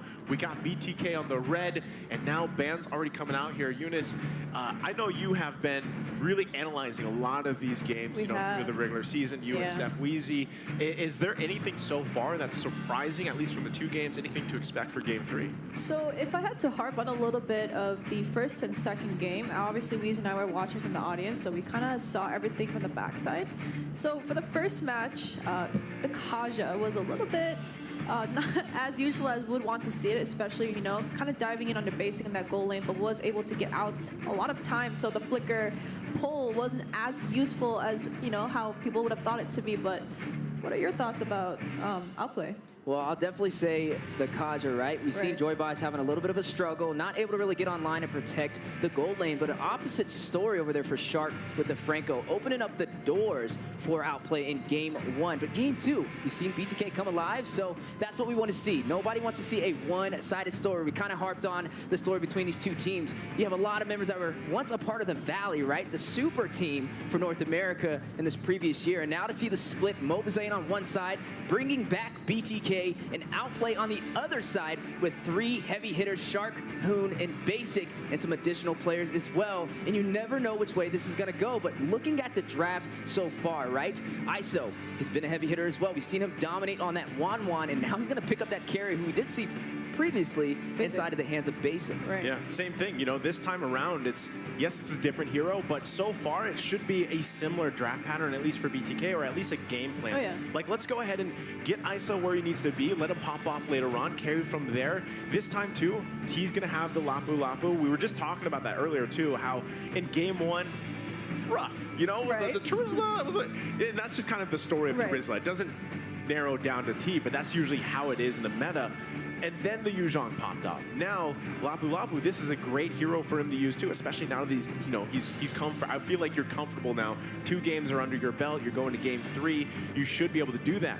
On the flip side, Outplay's response right here, this is usually banned out, right? Roams have been the focus, but now Kufra comes out paired up with Yuzhong here. So, I mean, I've been watching the first and second games with Wheezy, so we actually talked about this in the actual playoff season. It's always the Lapu and the Yuzhong matchup, actually, and then the Valentina and the Farsa matchup. And if you kind of take a step back, and if you do rewatch any of these games, the draft phase for Outplay versus BTK, in the first half, it's always the Mage and the EXP laners getting picked up early. But actually, in the first match, EXP laners got banned out by Outplay, and the roamers got banned out for BTK. So like they swapped those roles, and which made Promise a little bit easier to kind of wiggle around that EXP lane, but it kind of limited Shark from picking up his main really comfortable roams like Lolita, the Shark. They left open the Franco, but everything else they banned out, and because of that reason, I feel like they have that little bit of that advantage. But in that second match, however, draft pick was flipped actually. So. Yeah, draft pick was definitely flipped. And speaking of the draft so far, right, we are seeing Mobazane going a little bit more of that comfort pick, picking up that Fredrin. But when you look at Outplay, right, it's going to be the first time today that we're going to go ahead and see this Kufra picked up into the hands of Shark. And that's the scary thing for me, is because anytime Kufra does pop up, like I said, a lot of people think it's situational or what have you, but still, Kufra is one of those heroes. He's just an OG hero, works really well, has single-handedly won games and championships around the world and everything else. So now that you have that, right, the setup there too, paired with the Valentina, like we talked about earlier when this was locked in, is how do you utilize Valentina the best way? Because you're going to have a lot of options. And even on right now, you can kind of see the draft here for BTK is kind of response to the Valentina pick. That's how it has to be. You throw in the Grok now for the next choice. This is a possibility. Do I take the Wild Charge? Do I use that against them? Could I possibly, we've even gone as far as Valentina's taken Appraiser's Wrath to really capitalize on the way that mechanic works and get those killing blows, basically. So BTK is in the response. Also the last ban, the Harith ban. Now, I don't know how often this has actually popped up in NACT, where you see those kind of mage picks being placed in the gold lane. You know, it really comes down to certain players that like to do that and have that deep hero pool. Is Harith something that's popped up quite a bit in NACT? Actually, yes. From Fallout, Guapsi, the marksman for Fallout, actually ran Harith gold multiple times. There it is. So maybe that could be the reason, but we do see, I also want to harp that even though Valentina gets picked up that early, it already creates enough draft pressure for BTK, right? Obviously, there are some things you can work around with, but I'm already liking the Valentina and the Kadita matchup, right? So I feel like that's such a common pick, and since Wheezy and I have been casting the entire playoffs, we've been seeing each team go head-to-head, right? It's either the Valentina Farsa, Valentina Kadita, or like, you can work around that, but the draft is finished, Wheezy. How are you feeling just looking at this? Well, I will say one thing. You have answers on both sides of the table, right? You're looking at Mobazane going with that comfort pick on that Fredrin. You're looking at Yato able to slide in this Kadita. That rough waves can be a problem. A lot of CC on the side of BTK, but when you flip over to Outplay, right? You're looking at Hoon running that Valentina, and you know he's been a dominant mage so far, but you got to look at what he profits from, right? He has Joy Bots. You can rush in with that Wild Charge. He has Yato over there with the rough waves as well, so that's definitely something to add to his kit. But we got to keep our eyes on Promise, circling in with the Black Dragon, finding a way to disrupt the synergy and finding ISO.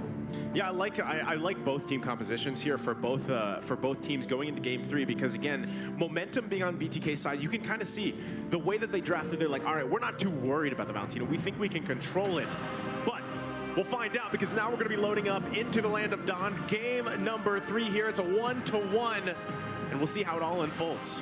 Absolutely. Now we do see already both teams starting actually on opposite buffs, which means the rotations will kind of go the opposite way. Do see Zane coming in with this comfort pick, like we said, the Fredrin. Do know he likes to spread some pixie dust around the map. He is the king of the jungle. So we're going to go ahead and see him go ahead and pick up that Fredrin. Yeah, Zane definitely very comfortable, but looking at best player, right? The rising star for North America, and we're wondering how he's going to go toe-to-toe against North America's #1 jungler, Mobazane. You're looking at him running the tanks a lot. You're looking at Zane running the comfort Fredrin that we've seen time and time again. And we got to say, with teams of this caliber, it comes down to the micro and the macro, the last-minute decisions. The slight mistakes can be very costly. Yeah, the big thing here, too, is this time, Promise with the Yuzhong. Will he be able to find the setups like we saw in the previous game, but on the other team, right? Now, that is the work cut out, but you have a great kind of layering of CC and options, not just with the Kufra, but you've got that Yuzhong, the way that works, the Black Dragon form, and that's really up to Shark. Now, we've seen him do this before, and that follow-up, right, to allow that kind of scaling to happen from mid to late game for them. BTK, on the other hand, they've got to kind of throw the punches early and really get that snowball going for them. Now, scaling-wise, it could be in their favor as well, depending on how much momentum they build. But because you simply have a Kadita, right, in the hands of Yato here, you should be able to secure yourself some early momentum, some early kills. That's the whole point of drafting the Kadita here. Oh yeah, and I think Weezy and I talked about this in our previous NACT games. Shark is such a menace in the jungle, right? Even with the first 30 seconds of buff spawning, just the zonish, but best player coming with a little bit of damage. That's right, a fight over the first turtle. Best player in a tricky situation. Dodges T on the Raging Slash, but Shark winding up with the Tyrant's Revenge. Tyrant's Rage possibly on the way. The Petrify going down. The Rough Wave. Zane picking up the turtle, but can he get out alive? Princess Wrath does go down. Hoon in a tricky situation as well. Gets the Terrify. Promise picks up a kill. First Blood takes down Mobazane, and T takes down Promise. And that is a turtle into the hands of BTK. Now we did see the roamer for the side of Outplay. Shark was still not level 4, so the set potential was not there, but we do have to give credits over to T, right? The bravest fighter stance coming with the flicker combo was able to take off a kill, actually, but that's actually Hoon taking off the Lapu, which is going to be T. Yeah, huge play over there for Hoon, the superstar, the Mr. MVP. But looking at the match so far, 2-1. Very explosive, nice and early from both sides of the table. Yeah, so momentum, once again, is the question. But already, the fact that BTK is able to hold on, they get the objective. Yeah, that fight wasn't the best for them. But still, the way things kind of unfolded, the way the timing was, it wasn't their best fight, right? But the fact that they were at least able to secure the objective kind of gives them that ability to stay here, right? Stay in the game, lead up to the second turtle if they can. That's why Outplayed is going to constantly be putting pressure where they can. Huge play over there. Yato takes down best player just in time. That is going to be the jungler out for Outplay. Yeah, and if we kind of rewind a couple seconds back, you said the fight wasn't into their favor, but getting the turtle, but Shark. Huge battle on the mid-river. Shark on the chase. The passion goes out. Tyrant's Revenge onto the wall. Stunning Yato. Rough Waves as well. A lot of utility on the board. The wall. The Guardian's Berry and the Wild Charge onto Shark, and a recall for some additional damage. That's additional damage right there. Joybodge powering up. Basic. Is going to rush away, needs to get out. ISO on the chase of Madman, but look at best player. Fastest executions in. ISO in a tricky situation, needs to get out. Thorn Rose unable to hit the mark, but Mobazane joining the fight, trying to kite, trying to allow ISO to get away. He is able to get out of there alive. A great save from Mobazane. And that is a very tricky situation for Outplay. That is not kind of the rotation that you want. You did expect a kill, but not secured, but we do see neutral Jack the Turtle coming in just about now. We do see the rotations coming in for BTK. Looks like Zane's going to go ahead and take his hand on it first, but Shark already doing a good job. Zoning out Joybodge on this Grok, but best player is going to rush in, is going to puncture into the turtle, but now facing the full team of BTK. Joybodge secures the turtle. No retribution needed. Tyrant's Revenge onto the wall. Yato and T. Rough Waves goes in. Yato secures the kill, takes down Shark. Speedy Light Wheels from ISO. Maybe able to pick one up. Thorn Rose goes down. A Princess Wrath from Mobazane. Yato with the double takes down Promise, and out goes Outplay. Wow. Okay, that is amazing. They get the second turtle, and you can just see, and the recalls speak for itself. Joybodge is feeling it, right? He had rough game 1, he had a great game 2, now he's having a great game 3 so far. And also the setups he's able to find with this Grok, the Wild Charge, really allowing the rest of the team to shine here.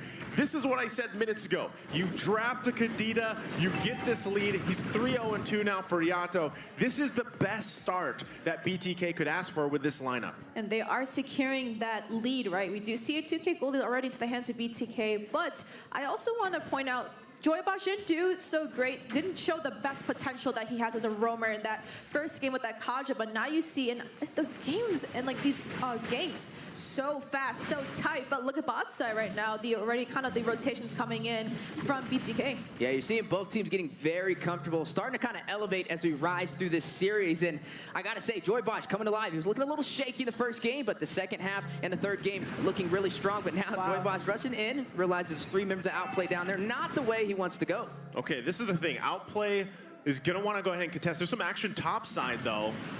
Yeah, huge play topside to stun onto Promise. Bravest Fighter Raging Slash Mobazane for some additional damage. Promise with the Black Dragon able to escape, but this will create the opportunity for BTK to secure that first turret. And that is an objective down for the side of Outplay. So a good trade, I would say, for the side of BTK, but not so much for Outplay. Petri has been used, but midside is going to get a knock-up. Airborne, put him on a trampoline. Yato takes down Hoon, but look at Shark rushing in for some additional CC. Not able to hit the mark, though. And so far, a great game for BTK. 2 turtles up. All right, it's getting a little scary. Yato at this point still fighting for this turtle, right? Third one in the game. We'll see if they're actually able to secure it. Joybotch just 1 versus 2 at this point, feeling really good. It looks like BTK is going to go ahead and pull it out, start it, but Outplay wants to get a position. They really don't want to give up 3 turtles to BTK as they battle it out. Yeah, a little battle inside of the turtle pit on the way. Thornrose does go out by best player who secures the turtle just in time and punctures away. That was a 3v1 retry right there. That was a beautiful retry picked up by best player coming in on this turtle, but we do still have to remember they could pick up these 2 new trajectory turtles, which is going to be the turtles and buffs and the creeps, but bot side looking like a little bit of setup here, trying to look for a trade right here. And Shark gonna go ahead and wind up, possibly check the bliss, knocks up Joybotch, but is gonna be surrounded by 3 members of BTK. 3v3 on the bottom side. Oh, but they're still play going on the way. Fight not over. done. Best player joining the party is gonna go ahead and continue his farm, but neither side gonna find any casualties. All right, that was a great defensive deciding moment for BTK because it could have been way worse, right? They still have to hold on here though, because look at best players. You're gonna try to cut them off, put some pressure. Give Joybotch quite low. Here comes Mobazane to help him out, though. Yeah, Mobazane definitely joining the fight. Realizes we cannot lose this turn. We are up on the map right now. It is bleeding red, but on the top side, Promise versus T, the 1v1 is a shot. It's enough to keep Promise alive, and he is going to be able to get out without falling. Not falling, but the objective is still into the hands of BTK. Took down 2 turrets from that top side. Only left with their high ground base turret for the side of Outplay. Now, they do need to make some decisions, right? They can either go ahead and be a little bit aggressive, but they do know they're kind of on the back end right now, right? They don't have the objectives and the turrets into their favor, and they do know the fight that they can take is up to them. But here we go. Yeah, really, Outplay doesn't have much space to work with. They got no turrets so far. Oh, they're going to initiate, though. Huge wild charge with the Petrify. The trampoline from the airborne knockup. ISO finding a kill, takes down Shark. Moon trying to get away alive, but Yato shutting him down, unstoppable. That is a shutdown coming in, but we're gonna do it. The thing is with Outplay, right? Even though things aren't into their favor, they try to reset everything and him be like, hey, we're gonna take a step back, we're gonna try again, rework these rotations, rework these fights, and we've seen it in the previous NACT seasons as well, right? BTK kind of has the upper edge, but they flip it right away. This is the thing, Bloodthirsty Kings, you know, they live up to their name for a lot of time. They're out for blood here, especially when they have the momentum, right? And T do an amazing job. There's not much Shark can do here. Turret after turret is gonna be claimed from BTK. All the while, they set up for positioning for that Lord take.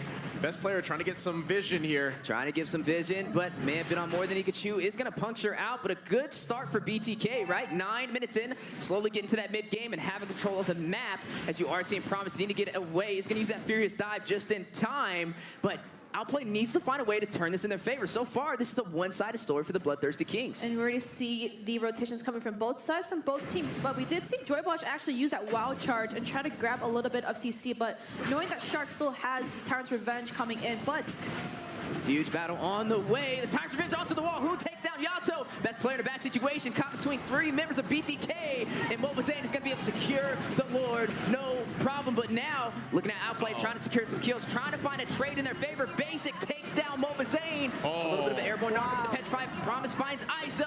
Joybotch left alone. Needs to get away. Is going to join T on the top side. And this is what I just said, right? It looks like they were on the losing edge, but they just flipped it around. They did lose a Lord, however, but they were able to get some kills into their favor and now go ahead and take these objectives as well. They're going to go ahead and take their first turret, which is going to be in that mid side. So this is the response, right? They're still going to be going basically. Be taken down. T secures that kill. Is going to get a stun as well. Promise trapped by the Guardian's barrier on the run. T on the chase as well. Out for blood. Living up to the name, the Bloodthirsty Kings. faces. You are seeing best player, Best Phantom's player. execution into the orange buff and away to the base. But look at the zonage from BTK.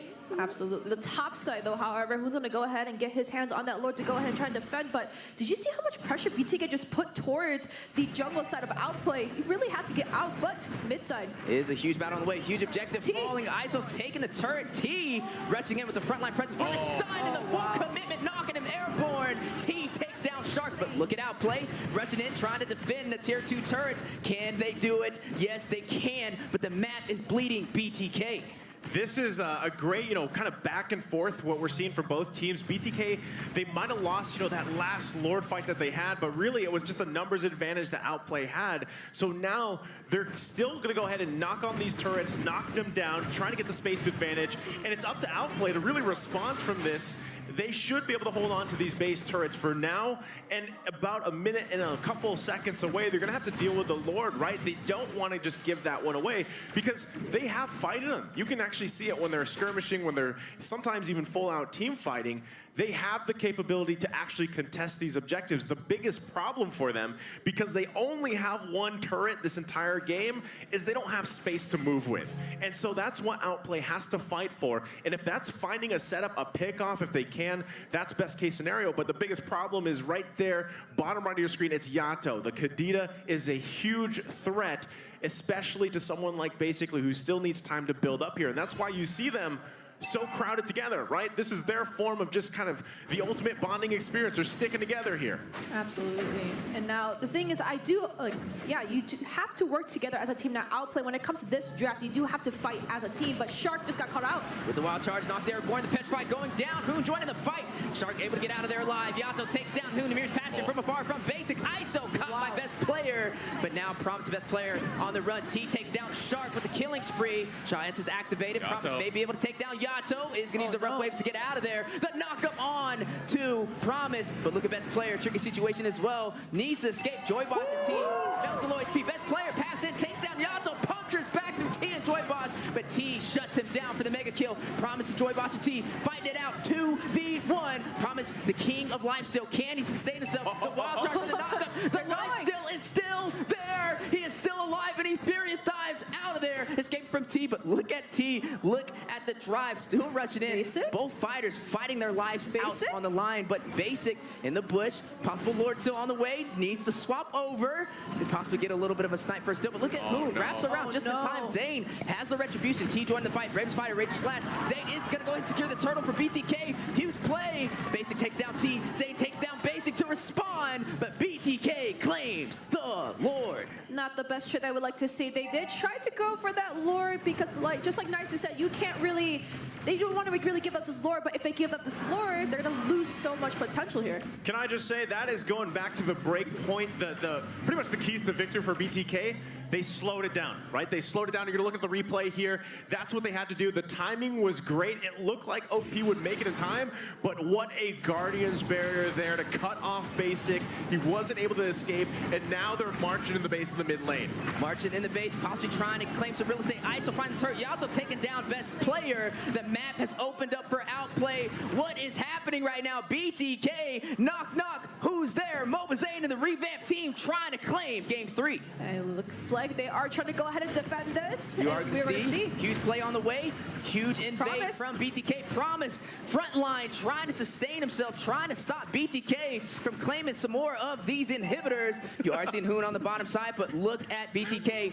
Very comfortable right now. A little bit of that recall for that additional damage that we love to see, and down goes the top inhibitor turret. I love T. He just bravest fighter jumps in there and he just stands. He's like, come on, who wants it? So that again is how good BTK is feeling with this game. Number 3, they're total control here. Again, Outplay at this point, 15 minutes in, one turret, right? Now, the top side is holding on to about 1 hit away. They should be able to get that down, work around with it, but they got about a minute and a half to do something, right? Because next Lord's gonna come up here. They don't want to give that one up. And conceals are going to be used. They're just trying to scout around the map. This is what I was talking about, advantage-wise. Now, let's take a quick look at the items here, Eunice. And we are looking at that 15-minute power spike. So we're kind of in that mid to late game, but this could go towards that late game. But we already see a lot of Immortals being picked up by the side of BTK. Zane, one of that tank jungle needs to go ahead and be able to front for a lot. ISO also picking up the Immortality. So we're going to see a lot of those long, sustained fights. And my question is, Weezy, can you breathe?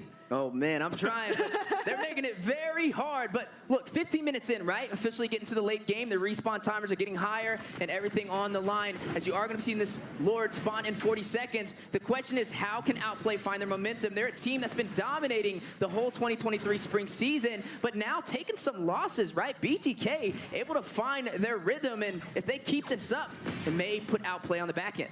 This is the time, you know, they have to, this is exactly what OP has to do. Move around the map together, scout things out the best way you can. If that's at the sacrifice of your conceal, then that's what you have to do, because if someone goes down, if someone gets picked off, especially from Yato, it's tough, right? The fact that you try to contest that next Lord, you cannot lose a member at this point of the game, so they're forced to stick together. They got to secure the buffs that they can here for best player, and then allow themselves to actually contest that Lord. You can see that's exactly what they're going to be doing. Basically, his positioning is crucial here, and if he can get into a setup the way that he needs to be, if Shark can find it, that's going to be huge. So already BTK controlling this side of the map, ISO making his way down too. Still, everybody has the green lights ready to go, and also the spells. Already some items being picked up too. Lord's going to be half health here. BTK taking it slow. Doesn't even matter too much about this about the gold, you know? Usually in that early game stage, you want to harp on who is most fed, is able to get the most amount of creeps. But right now, we're already into that mid to late game, so gold doesn't even really matter. You just want to see what you can get out of this. And knowing that Outplay right now is in the back end, but T. Huge play on the way, the battle on the Lord pit. Yato knock up, Yato rushing in. Shark is going to flicker away, but not same story for best player. T is going to shut him down. The jungler does fall for Outplay. Retribution into the hands of Mova Zane to be able to secure this Lord. There you go. There was an attempt, but there was a forced initiation from BTK. They knew exactly what they had to do. Joybaj is massive this game, has not died, 12 assists for him, and that is crucial items being picked up for basically, because again, he wants to be able to survive those fights if he gets in a bad situation, buy a little bit of time here. So they have to hold on. Outplay has to hold on to this mid lane, get rid of Lord, get rid of those charged up minions, marching down, holding on to one last turn of the base here, and they'll see. BTK might press the situation once again. That's right, definitely knocking on the door, trying to find their way into the base. Crystal, BTK sitting strong. Lord crashing into the base as well. You are seeing the battle on the way. Can they close this out? Airborne knockup. Yato takes down Basic. BTK leading the way. Stampeding through the base. Crystal, they claim victorious for game 3 against Outplay. Beautiful game coming in. We are looking at a 2-1 right now. BTK taking out Outplay in that third match. This is also a best of 7 series, so we actually might be here for a pretty long time now. What are you thinking? Hey, I'm loving it, right? I hope everybody else is too, because some people were talking about before, you know, it's going to be a sweep. Well, it's not, and now, hey, it's 2-1 in favor of BTK. And I know earlier, I know this, some people are going to be like biased, right? But the three of us sitting here, let's take a quick recap of our predictions. I think we all said Outplay, and things have changed a little bit now, right? I'm still keeping it there. I'm not going to go back on the prediction, but this is an interesting series now. Again, a possible, hopefully 7 games from what we see, because so far, like we said earlier, momentum is a huge factor for both of these teams. BTK showing right here, and it's not just, you know, one member on their team, it's everybody. Joybaj, T.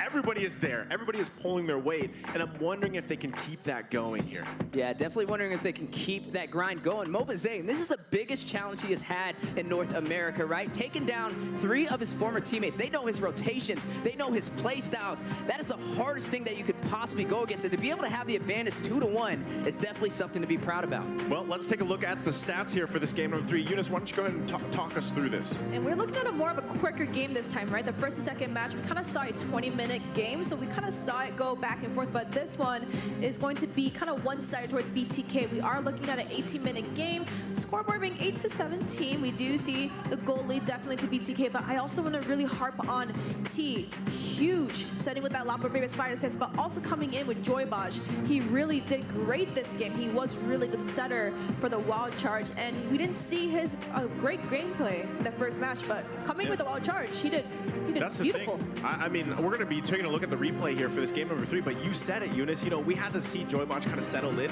Game 1 wasn't a great depiction of how good he is, and you can see it just kind of unfolding here, right? This was the start of it all, and even ISO just kind of able to unleash this early on in a carry worked out so well for them. And across the board, really, just for BTK as a whole, was able to pull their weight. Again, Yato started the game massively, you know, and that's, again, why you draft the Kadita. Yeah, that's what I want to kind of keep our eyes on. Yato, the man was alive, 6, 2, and 5. There was not a moment that he was out of place, creating the opportunity with the knockups, putting Outplay on a trampoline for BTK to push through, and they were able to close that game out, and now we're wondering how will Outplay respond, right? Which was once 1-0, 1-1, and now 2-1 in BTK's favor. A great series so far. I'm definitely going to have to give a lot of credit to Yato, however, right? Even though the KDA was nice, him being able to dive directly onto Hoon and Basic and creating that that little disturbance, right? And that's not something, it's not easy to do that on Kadita. Like maybe if you have a Farsa or Eve, you have more AoE. Right? So I feel like just Yato being able to get there to the back and be able to just say, hey, I'm here, but you're not going to be here. You're going to be taken off the board and put in the casters as we have seats open. So, I mean, if you want to hop on back, so. You're out of here, you know, at that point. So, yeah, again, 2-1, game 3 is over. But we are going to be taking a halftime show, kind of like a break. So don't go anywhere. Sit tight with us because we've got something special for halftime. We're going to break some things down. We're going to have some special guests. And I believe also, even for the live audience here, we have some special things for you guys and even back at home. So coming up, halftime show. Sit tight. We'll be back after this.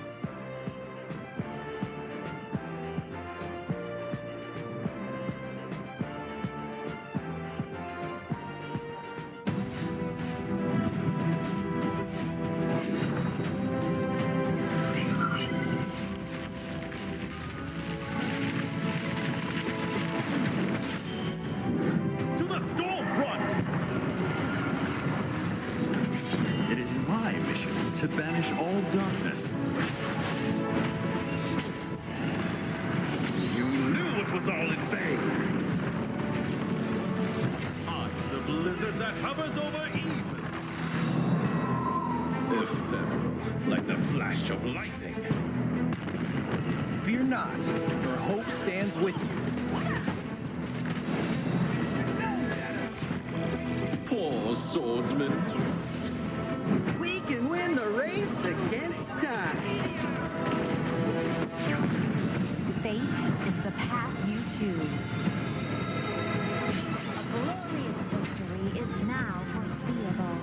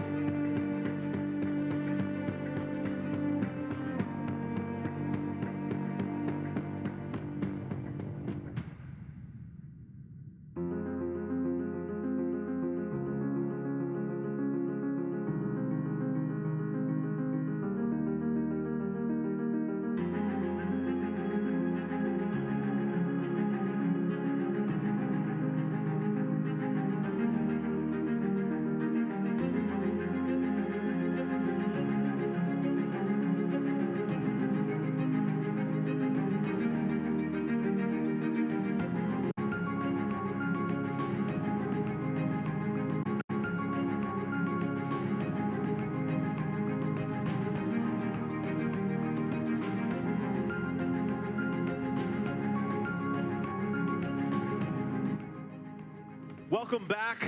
If you're just joining us, we're here live in Las Vegas at the Esports Arena, the HyperX Arena. And it's now a 2-for-1 in favor of BTK in a best-of-7, the grand finals for NACT spring season. And if you're just joining us, again, on desk with me, it's Naisu, joined here with Eunice, Steph Weezy. I know you guys are feeling away. That was your first game to cast, right? You just joined us at Game 3. How are we feeling so far? I mean, our predictions. Speechless. It's not even speechless. Like, that's how I already know the games are going to be so back and forth, like ping pong. Yeah. Right? Because everyone expected kind of like a one-sided story, kind of for at least for the first couple of matches. But BTK's swinging the rope around and getting a goal on him. So. That's right. Both of these teams right now starting a movement. Pound sign, expect the unexpected. You never know which way this is going to go. Like you said, ping pong, back and forth. But we got to give credit over there, right? We all voted for Outplay, right? We kind of thought, you know, stats don't lie. They've been dominating through the 2023 spring season. But BTK having a couple tricks up their sleeves, led by Mobazane, showing the world why he holds the title as the best jungler for North America. Yeah, and you know, there's a lot of focus on Mobazane, but like I said, previous game, everybody played the role to perfection there for Game 3. But before we talk about it more, of course, everybody here in the live audience, there is a carnival going on in the HyperX Sports Arena, Esports Arena. Join us because there's a lot of stuff you guys can win, exclusive prizes, of course, like we talked about earlier. And there it is. These are shots from earlier, and you know, throughout the day, everybody playing these games. That's Trex right there. They're shooting ping pong balls in Trex's mouth, but also just winning prizes. And did you guys get a chance to check it out? I mean, I did a. Oh, you were working. I was there actually. I did the interview, the live interview. That's I kind of was a host, so I did walk around a lot of these booths, and they're actually pretty nice. The prizes, though, I wanted to get my hands on them and just take them home with me, but I can't do that. That's right. A lot of exclusive merchandise and a lot of cosplayers. I mean, look at the Lunox, right? Esmeralda. Cyclops over there, the Esmeralda as well. Just so much going on, and you gotta love to see it. Me, myself, I cosplayed as the Brody, right? Brody in a suit. NACT 2023 spring season. New skin on the way. New skin on the way. Also on the way is this new set of giveaway codes. You guys missed the juicy codes earlier, man. Those were packed. But now, again, if you're joining us, this is the advanced tournament chest. You can go ahead and give it a chance. I know the odds might not be in your favor, but still give it a chance. You know, claim those codes while you can. You know, something, again, if you guys get a chance in the future, hopefully we have, you know, more bigger carnival and things going on. It's always great to come out to the live audience because there's a lot of goodies here. Muton really supporting this, doing a lot for the live audience because even I got the chance to take a look at that merchandise, and I want to take some home myself. Also getting a chance to look at what's at stake here. Right, Dave went through this earlier, but here it is again. The prize pool for this is the first place is the $15,000 US, of course, with 100,000 diamonds. That's a whole lot. Also, I feel like this is really heavy here. The bid to not only Romania later on for the IESF championships, but also Cambodia, which is coming up very soon for MSC 2023. That is the first time that North America will be representing North America, obviously, in the MSC tournament, right? So there's going to be a huge thing, kind of pride factor there. And also, you get your names engraved in the trophy. Right now, it's currently the Valley Dude. I don't know if Dude is actually on the trophy, but you know, it's you can't help but say it, right? So new name on the trophy, medals for each participant as we got it look earlier. There it is, right there, right on cue. Jackets not part of the, not part of the prize, unfortunately. Hopefully, maybe one day you guys have Letterman jackets out here, like we do over in the Philippines. But I know too that people are really excited. That part of the world is starting to wake up. They've been shouting out to me on Twitter and social media and whatnot, and they are also kind of surprised at so far these first 3 games, and now they're waking up at this point. I know we're at the halftime show, so as things kind of get settled in here, they can't wait for this to unfold as well and really, again, see who is going to be representing North America, because this region has slowly continued to grow and grow and grow, and the skill level of these players, it's not now just 1 or 2 players that are really shining. You look at these squads, there might be some new names here and there, but overall, the region, the players, the play styles have grown in themselves, and I know you guys, even as casters here, have had your own journey, and now you're here. Do you guys, do you have anything to say so far about the series and what's to look forward? We got Game 4 later on after the halftime show. I mean, if we're looking at 2-1 right now, BTK, when we both thought that, I mean, us three thought it was going to be a little bit more of a one-sided story. We're gonna be here for a little bit, and the games are not even like, they aren't like easy. We're looking at like 15 to 20 minute games. Like it's pretty tight right now. So I don't know. Honestly, looking at the first 3 matches right now, 2-1, I can't even. I can't say, I can't say anything anymore. Like, Well, unfortunately, we can't change our predictions. You know? I know, right? I mean, Eunice had the highest prediction rate out of all of us. Yeah, I know. I saw it. BTK, man, just saving a surprise at the final in the grand finals. This is just insane so far to see, but I got to give credit to their whole team, right?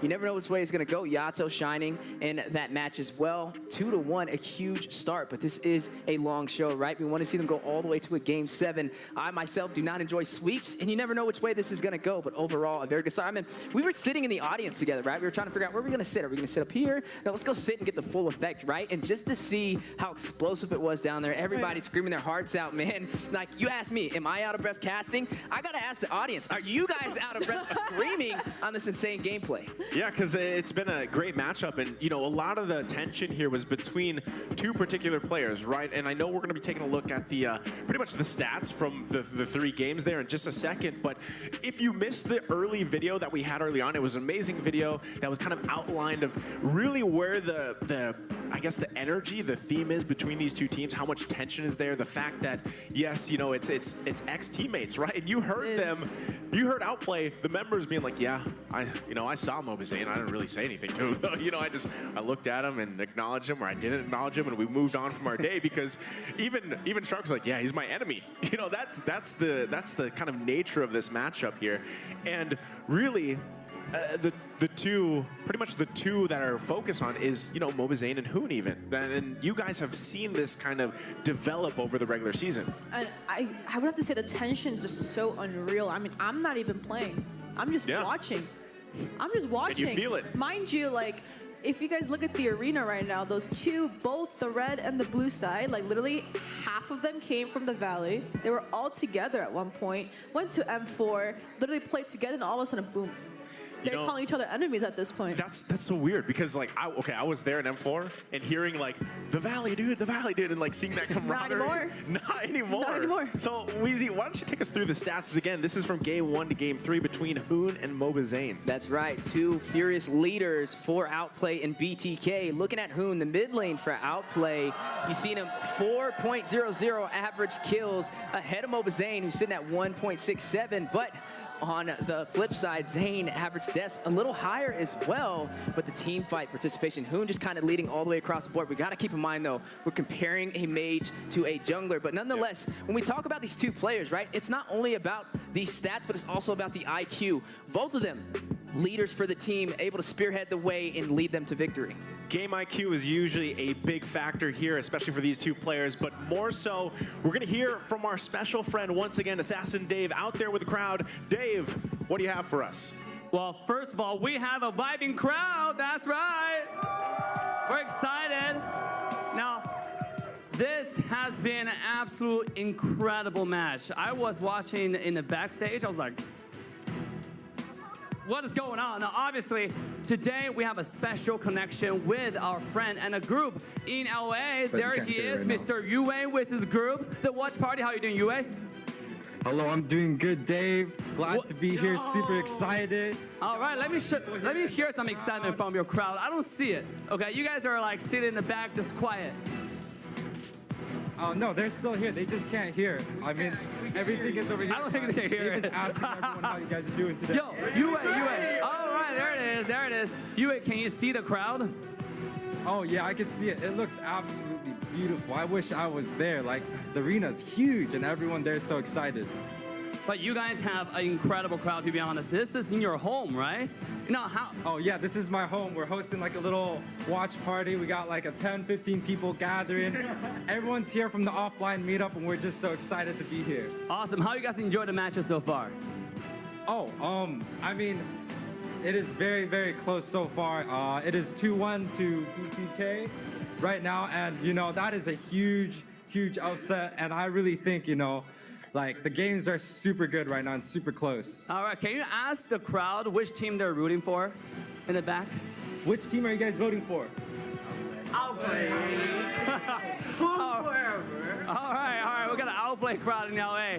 All right, that has been absolutely incredible. To be honest, we need more of this meeting. But guys, I know our casters, Steph and Eunice, got something special for us, so let's quickly send it back.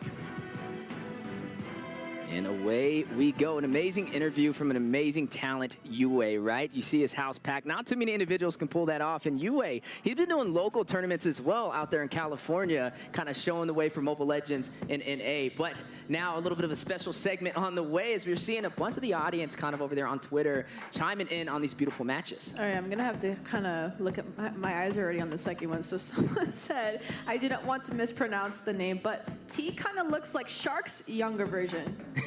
Okay, that's an interesting one. I mean, maybe kind of see it, but both of them top of the line talent, and we wonder which one would be able to claim victorious. But another comment, come BTK, please upset all the haters. Now, this is a big one to dive into. You've got the Zayn fans, and then you've got the Zayn haters. This is the biggest thing in North America. If you put them against each other, just like a 50 versus 50, I wonder who would be able to pull it off for a win. But now looking at another comment on the way, happy to see them going up, win or lose. They are awesome players. They are, and every single one on the team right now, they have a lot of experience, right?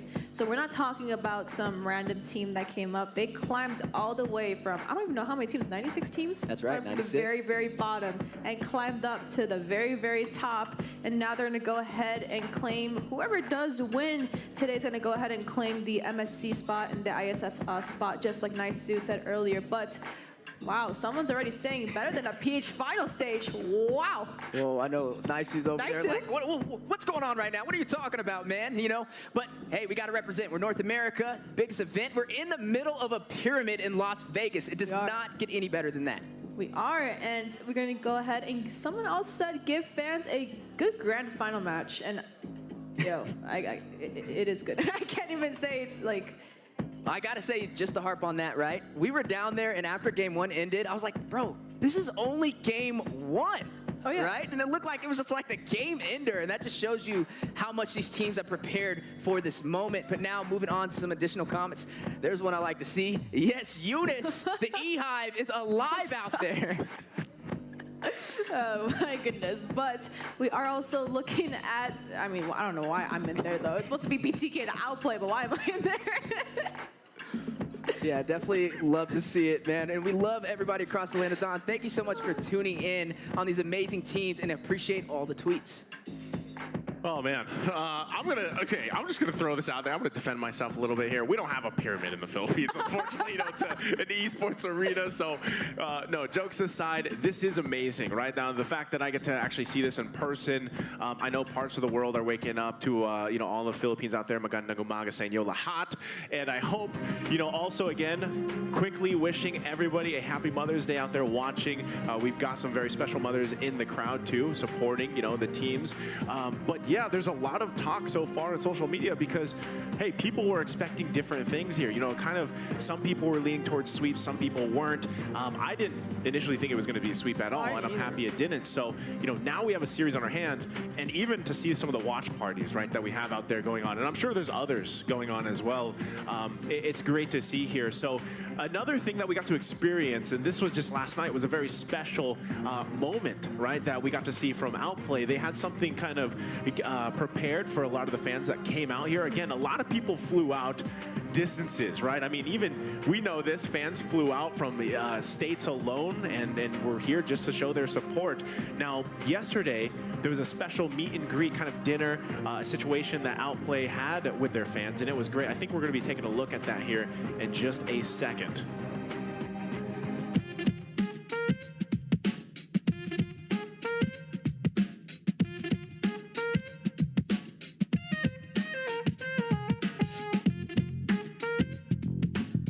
Hey man, you here for the Outplay beat? Yes, I am. How you doing? All right, nice to meet you. How you meet whom? Man, so I've been actually watching their YouTube channel for a lot of time now, so. Okay. What we here for.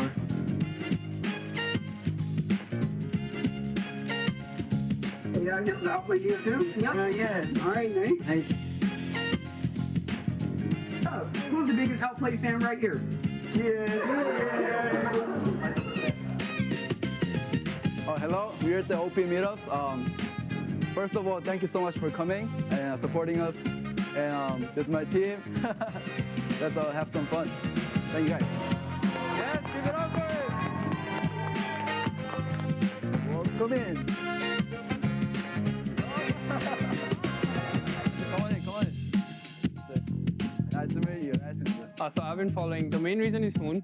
So I've been following Hoon since his days from the Rosu team. And then I've been following him. And the only reason I like them, OP, is like, mainly I would say it's because of Hoon. Hi. You flew from where? Sacramento. Sacramento. So you're here just for the meetup? Yeah. Wow. Yeah, well, thanks for coming. And then we got a little gift for you for coming. Here you go, jersey. Thank you.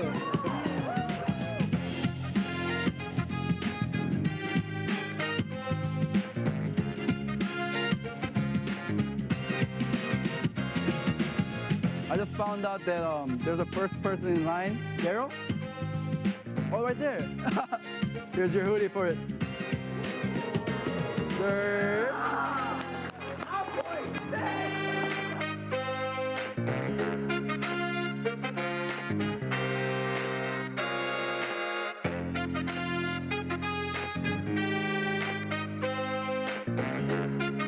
Hey, good job.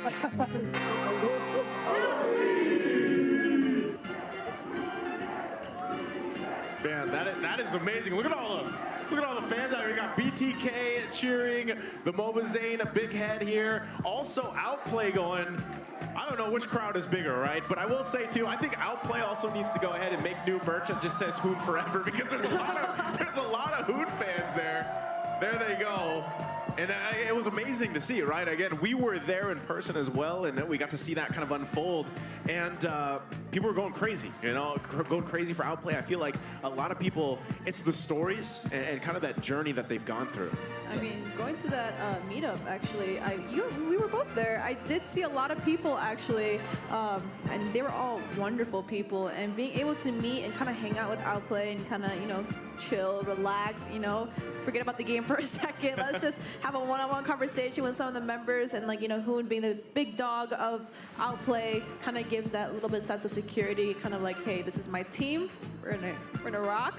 We're gonna see what it feels like to be in grand finals. Yeah, started from the bottom, now we're here, right? Yeah, now we're here. Hoon dominating one of the leaders, the leader for Outplay, MOBA Zane, the leader for BTK, but both some furious and high IQ players. And not to mention the merchandise, right? You gotta make sure you guys get your BTK jerseys, get your Outplay gear as well. They're all out. He's talking about both? Yeah. No, I'm talking about both, for sure. But I gotta say, nonetheless, whichever way this goes, North America is in great hands for MSC and IESF. We're going to find out. Again, we're going to go ahead and just to wrap things up here for the halftime show, we're going to throw over to Dave on stage with Trex and Private. Let's see what they have to say.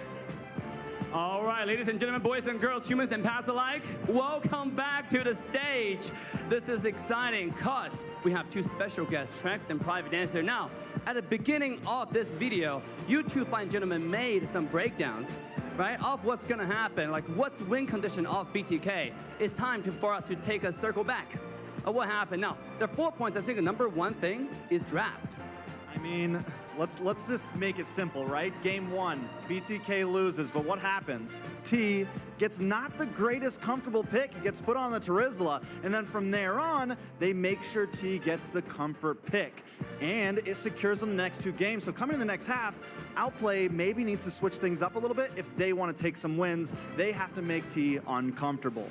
Absolutely. T, he was making play on the Terizla, though. You saw those penalty zone. It was absolutely insane. Now, the second thing you guys talked about for BTK is tighter rotations. How do you think they're doing on that front, Private? Well, they did well, especially to help ISO kind of get into the groove of things. We did see maybe a little bit, we had a little problem with Joybosh with some of his rotations early, especially in that first game getting caught. But as we moved on into that second game, he got more and more comfortable and wasn't getting caught out as much and was there for the team when they needed him. Yeah, they're definitely a lot closer together. Now, the third front is actually more specific specifically to Mobile Zane, right? You said he needed to slow down on the Lord. Now, we saw the very last Lord fight in the previous game. Trax, tell us about that. I mean, he literally does it to a T, right? What the man does is he slows it down. He pulls the Lord all the way over to his side, and what this does is Joybaj and the rest of crew, they find the bushes on the opposite side of the Lord. They're able to wait.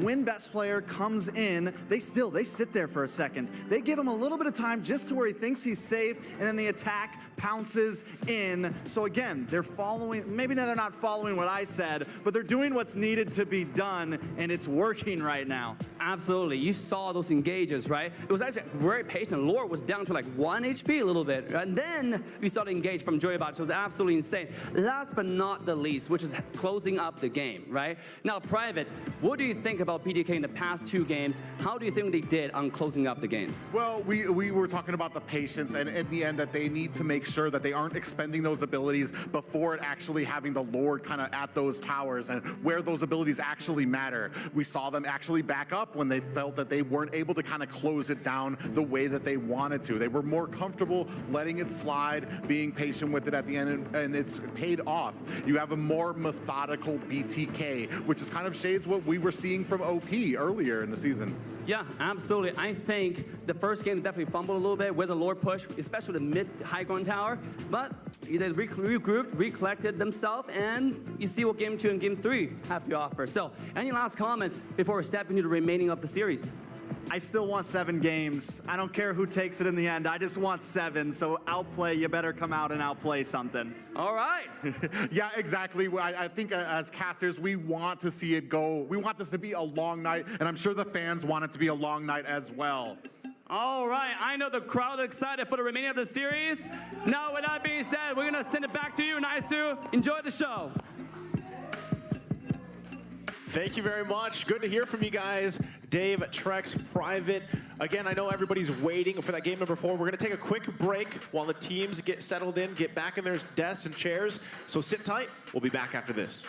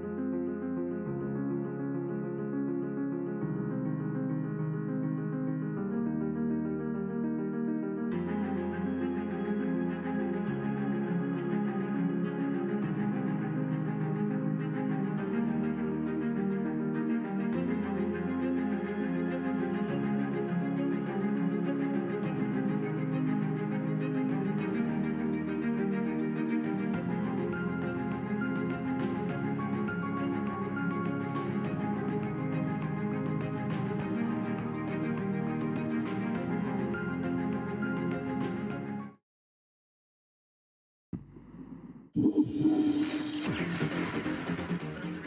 comes in, is going to try to clear out those minions. Oh, and Lob Cutie does go down. Beautiful ultimate there from Clay. Coming in now. Oh! That cold altar has been activated. Beautiful pull there. Moving on last. Coming out. Don't have the flicker, but we still catch 2 members. Golem does earn himself a stun. Clay coming in with the damage, but there is an immortality on Jays. Are the 3 members going to be able to take it down?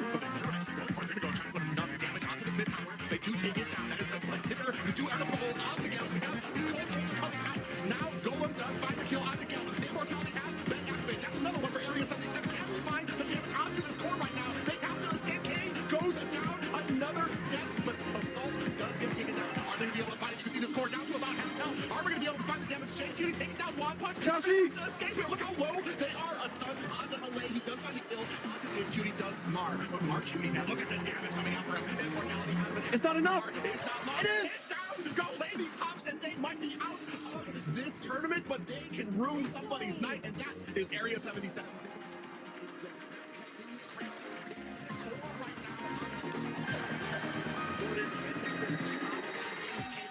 Gonna what? Their brilliance has acted. He's down to about 130. Now they'll be able to take this inhibitor. Arms is able to take that power. From short attack. He's going to be protected. Oh, beautiful pop up there and a way of dragging. This is the turnaround for Area 77 as they secure game 1 away from Empire. Speed quickly at this cave with the high ground in that crystal base. Lob tipped away on Galaxy. Neglect have to fall back. Damage as much on Uzi. They're gonna lock on the base. Waste no time. Waste not one. Now they're trying to finish things here. Galaxy will be the first to fall Lord. Still on the base. In comes Anna. Look for the pick. Galaxy with the trouble kill. Nicolette able to find Mello though. Anna trying to lock on the base, but the base finally goes down. Ackerman falls out, and Fallout takes game. Welcome back. Joining with us here again at the caster desk. We just got done with the halftime show. If you were watching, you got to see actually a lot of prizes being given out to the live audience here from Assassin Dave. Again, one of the perks of joining these live events, and hopefully there's more in the future that you guys can join. A lot of people flew out that we got to meet, thankfully. And also I spotted an Echo jacket out there. I'm wondering how we got an Echo jacket out here. But Dave has a little bit more for us, so we're going to be throwing it over to Dave before we jump to game 4. He's with a special guest. Dave, who do you have for us? Oh, thank you so much. I have the handsome, look at this beard, Hyder right here. Hyder, how you doing? Hello. Hello. Hello, hello, NA. So why don't you tell everybody who you are, and then what part do you play in the community for Mobile Legends? So my in-game name is Tyrant. More like a event coordinator, offline-wise, meaning I create events in real life, meaning like, and we had 2 in LA, in-person meetups, great turnout. We had one in Texas. That was also a great turnout, maybe like 20-ish people. Basically, we bring the community together. They huddle up in one place. We just play, we hang out, we chill. You know, we get to know each other. It's a good way to make more friends, new friends. Absolutely, and we have some pictures right behind you. Look up. Now, some of the events you host yourself, right? Yeah, so there's 2 in LA. We had one in Long Beach. We had another one in downtown LA. This is a Texas one. I wasn't able to make it, but we did find a host. We're planning 2 more. We're planning one in San Francisco and one in New York. And so this year, yeah, May and June. So how do people follow up into those events? If I want to go to an offline meetup, what do I need to do? So we survey around first, and then we put out like an application. Whoever is interested, they just fill out the forms. They're able to make it. They let us know, and then we like, what is it? Shit, I forgot the word. But basically, we have forums. We look through the forums. We invite everyone through there.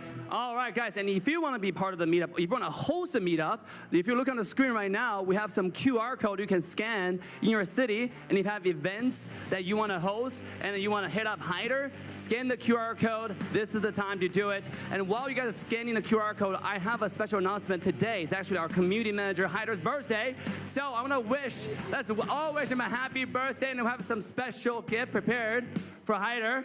Hyder, what's in it? Oh, happy birthday, by the way. Thank you. It's soft harvest. And yeah, it's very nice. I don't even get it, by the way. Huh? You didn't get this? All right, what else is in it? There's more? Oh, okay, wait. We have. What is this? What is that? I'm not sure what this is. It's Moscow. Oh, it's Moscow, but I don't know what it is. But Maybe a poster. All right, show the other stuff. Yeah, what is this? Show the camera. It's the tag? I'm not sure what this is. It's some cute stuff. That's what he's trying to say, okay? Just as back itself. Very nice, very nice. We got a Lance pin here. And we got a Moscow pin. Oh, that's right. Does he turn around? I think that's about it. Oh, yeah. All right. Just so you know, if you want to get all this great stuff, make sure to scan the QR code and join the next meetup event because there are a lot of exclusive stuff that this guy or maybe some other hosts will be giving away. Now, this is going to wrap it up for us here on the stage. Nicer, take it away. Thank you very much, Dave. And also, Hyder, it's great to see you guys here in person. Now, once again, if you're just joining us because we're down to pretty much the second half here, we want to just let you guys know, if you missed the video, exactly what this matchup, the rivalry between these two teams means. So let's take a look at this video.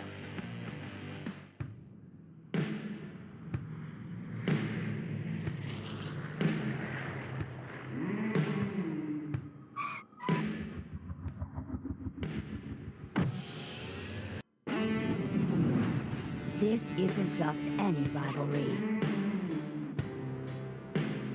This is the rivalry. Two teams with mutual disdain. Born from repetition. Bound from familiarity.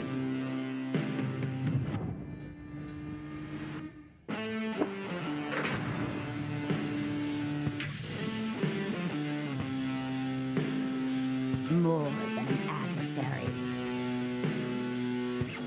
Greater than an enemy. A rival. From North America, give it up for the Valley!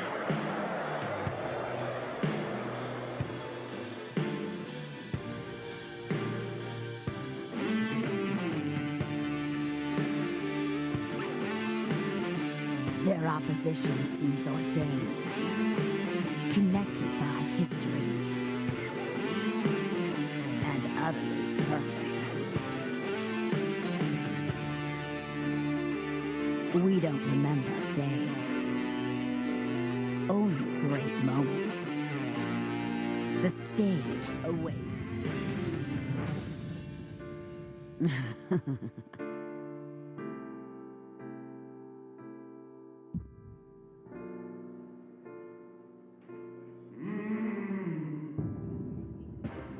And there you have it. That's exactly the tension between these two teams. And I think if you also talk about pretty much the saying here, grind, bond, reach beyond, that's a good, pretty much painting the picture, right? These guys have grinded together. They bonded, and now they're reaching beyond NA. Again, what they're qualifying for. This time, it's just different teams, and there's a lot on the line here. I mean, how are you guys feeling as we get prepped up for Game 4? I mean, knowing that these two teams actually coming from, some people coming in from like Indonesia experience, Philippines experience as well, the way that they grouped their teams actually, it wasn't even like, it hasn't been for too long even. They kind of threw it together on the fly and was like, all right, this is my team, we're going to Grand Finals, you know? Then, you know, bringing them in NACT, even in like the playoffs, like we saw some teams even not have a good start actually, right? Because we know that Outplay has like the undefeated score or whatever, BTK had some losses in them, but they did grow as a team. Yeah, and these are the stats to pretty much paint that picture even further, right? Steph Weezy, why don't you go ahead and take us through this? This is through Game 3 so far. Yeah, you're already looking at the average kills, and so far, Outplay having a little bit of a higher average, and average deaths, more deaths on to the side of BTK. Looking at the assist, Shark, right? We've known he's been more the dominant tank. Not really too many players can go toe-to-toe with him. 34 average assists for the team, and then the damage per gold. This time, swinging over into the favor of BTK. Yeah, that paints the picture well, and now I think we're prepped up and ready for the draft for game number 4. Let's see if BTK can get us to match point or if Outplay can even the odds here and take us to 2-2 for the best of 7 series already. Once again, BTK will be on the blue side, Outplay on the red. Bands coming out. There's the Fanny, the 1-1. I would say that's some respect from what happened earlier in the series. Oh yeah, and I already see the crowd going crazy over these two matches now, and these two teams are neck to neck, and we are going to be looking at, this is the 4th match of the night currently, and we are seeing these bands, and these are common bands. There's nothing really too much to harp on, but just like Nice, you said, I started running this 1-1. He did run that Savage actually in NACT playoffs, so we're gonna have to give a little bit of a respect band over there. So that was ISO, right? That was ISO. That was. I wasn't having brain Zane fog. was very proud. We could say that, right? Yeah. Getting the first Savage. So yeah, first Savage, definitely impressive nonetheless. And like you said, kind of what we've been seeing between the first few matches, a very pre-calculated draft. Both of these teams doing their homework. Like we said, Mobazane going up against 3 of his former teammates, the biggest challenge he has had so far in North America. oh yeah, and now we're gonna go ahead and see the Valentina band coming out from BTK now. I feel like BTK maybe has to focus towards the mid, right? Because I feel like, yes, there is obviously tons of heroes open. Obviously, you can kind of be flexible with your picks, but knowing that Hoon and Shark's synergy is really, really tight right now. They have played together in M4 series, and maybe putting or forcing one of them on not something they're too comfortable with, right? Because usually we see the EXP getting zoned out, or we see the roams getting banned out. It's just one or the other, right? I haven't really seen such a heavy mage focus at all for any of these drafts. It's always just the roam bans or the EXP bans. That's right. So far, we've seen the Glue, the Lapu Lapu, the Yuzong, but Arlot has walked through this time, and I'm wondering if BTK will pick that up. Definitely been a menace. But speaking of menaces, Joy walked through as well. That's 2 great heroes that are left open, right? So Joy and Arlot, but wow, what a response from Outplay. They're like, you know what? We don't even want that Arlot right now. We want to go and take it back to game one where we had Shark on the Franco, right? Landing the hooks, it was the fear of the hooks, and he was hunting, so he kind of wants to replicate that here for game 4, but now, yeah, this is the thing. The fact that do they take Arlot later on? We'll see if their 3rd pick ends up being that, right? As they locked in the roam, they got their marksman pick. This is something that Basic wants to take. He wants to lock in that carry. Now, the response, on the other hand, BTK, having a Joy already. Now, mostly, Joy could be parked in the XP lane. This is one of the heroes that is very flexible. Jungle, mid, XP. Usually XP, right? That's where really Joy shines. But still, the fact that it was locked in first pick, you don't 100% know.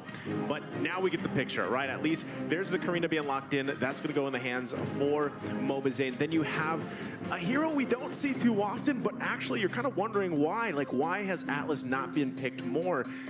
When you land those Fatal Links, it's monstrous, right? I mean, so already first phase here looks pretty good for BTK. Yeah, but even with the Atlas pick, I feel like it's still too early, right? The Mage hasn't been picked up right now for Outplay, and Best Player coming in with this jungle, he is able to flex around these picks, right? And knowing that, I'm gonna talk about Zane and Best Player really quickly. Knowing that Weezy and I, knowing we have been casting for the off-season for NACT, the anti-Mobazane.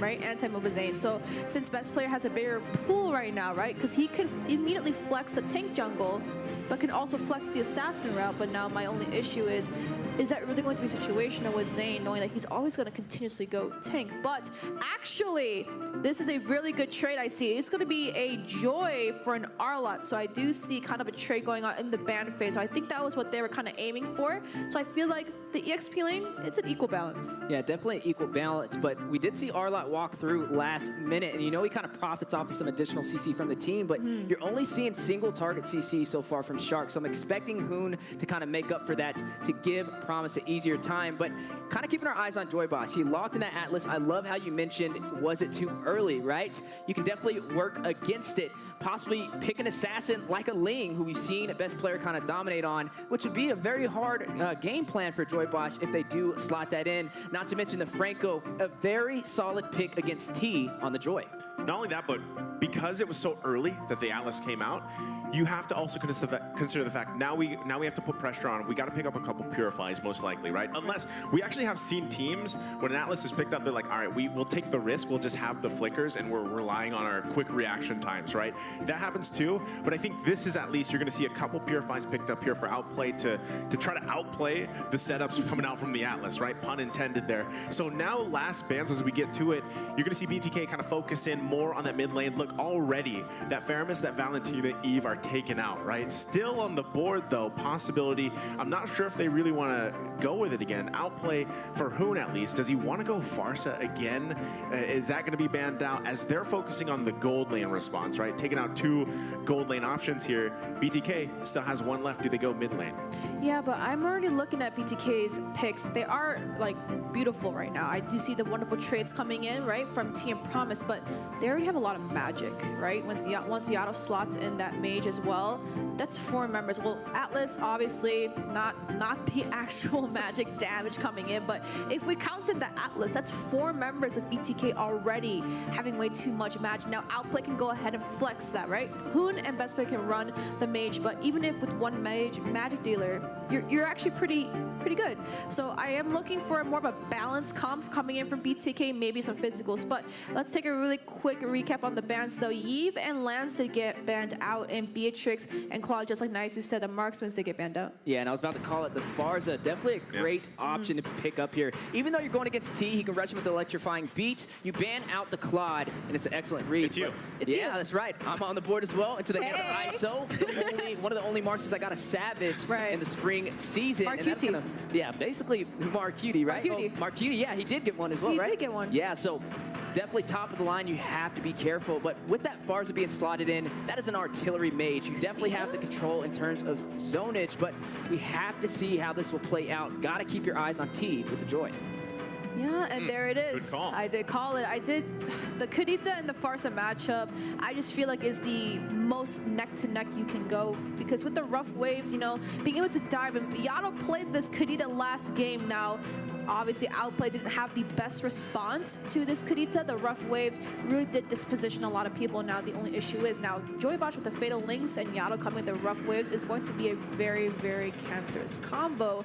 But I'm still looking at the draft. Okay, now it is settled. Best person to go ahead and go for that tanky route now. It's going to be this Martis. So we have 2 tanky jungles, but I feel like it's kind of more like physical versus mage right now, right? Outplay has 4 physical with 1 mage, but BTK has 4 magic with 1 physical, so I kind of want to see who wins. And that's the thing, right? Looking at the lineup for BTK, it's very early game centric. Yeah. Like the damage is loaded early game, especially this is to be said. But late game?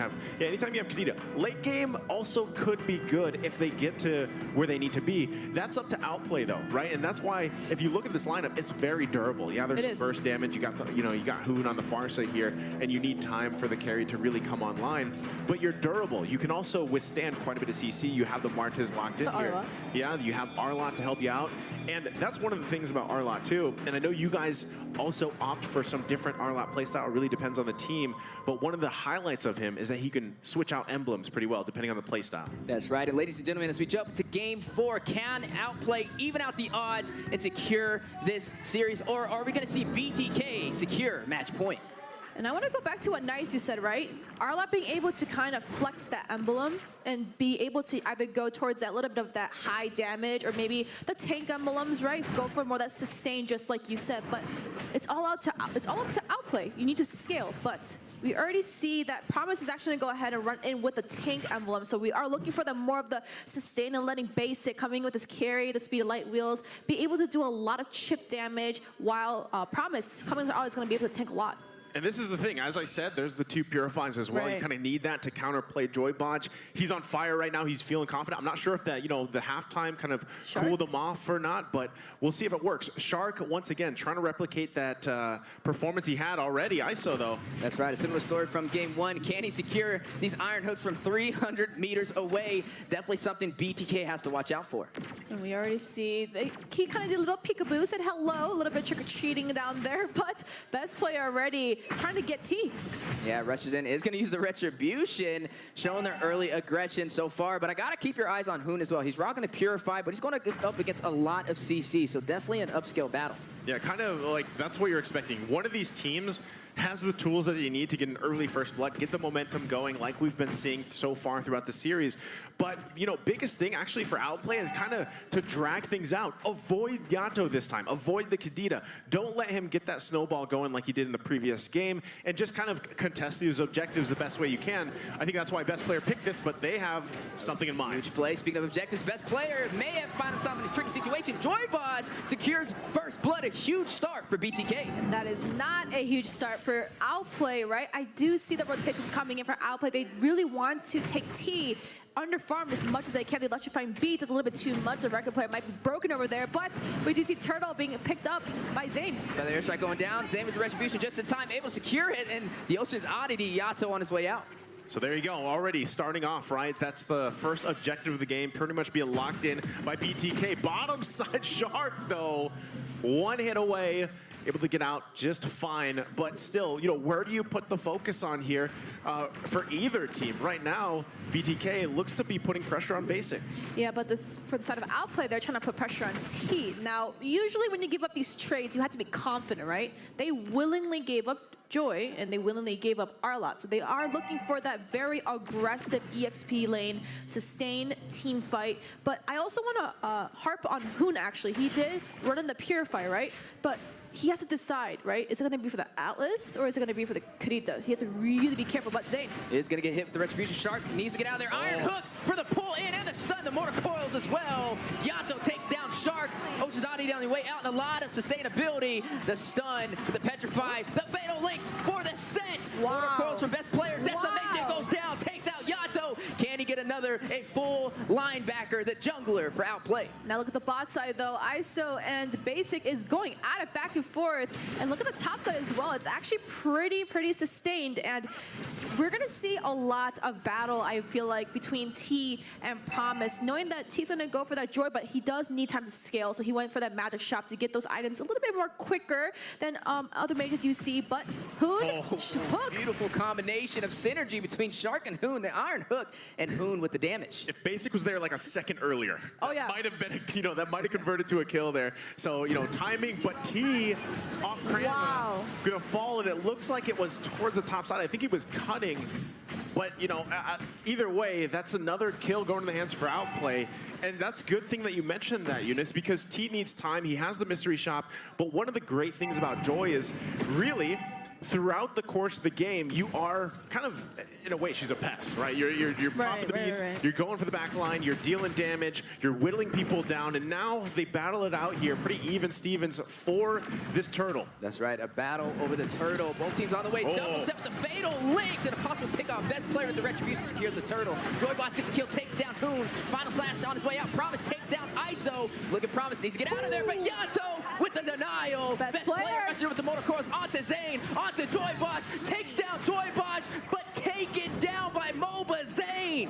That is a turtle into the hands of Outplay, but the scoreboard says otherwise. So welcome to the Caster's Desk. We'd like to welcome you up here. We haven't saved a little bit of seats for you guys, but we already see Yato setting up early onto the side of Outplay. Now, I did mention this, and I'm going to mention it again. Hoon actually used a Purify in that mid side. Hoon can't be as aggressive as you want, right? Maybe he has the flicker. He is able to get out of the Fatal Links if he is able to respond fast, but he really has to be careful, knowing that since he did use a Purify on this Kurita, he was not able to be positioned correctly for the turtle, which means he just got immediately taken off. Yeah, and that's the thing. As we take a look at the replay, right, he had to use a Purify, but unfortunately, when he is taken out this early in the game, he's the damage, right? He is the big burst damage that they're looking for. So with Hoon not even able to use the feathered airstrike to provide for that fight, you lose a lot of firepower for Outplay. So BTK finding some wins here. It's still pretty even, though, with everything that's happened up to this point.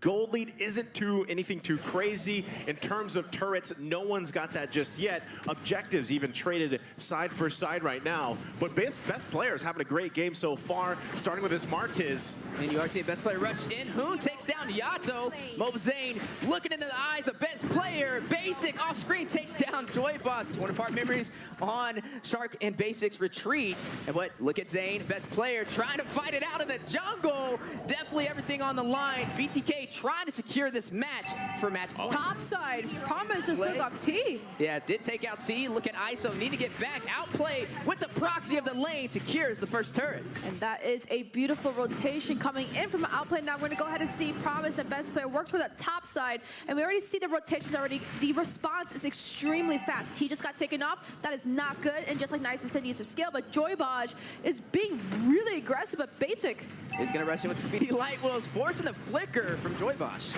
Okay, they're gonna secure themselves this turtle here.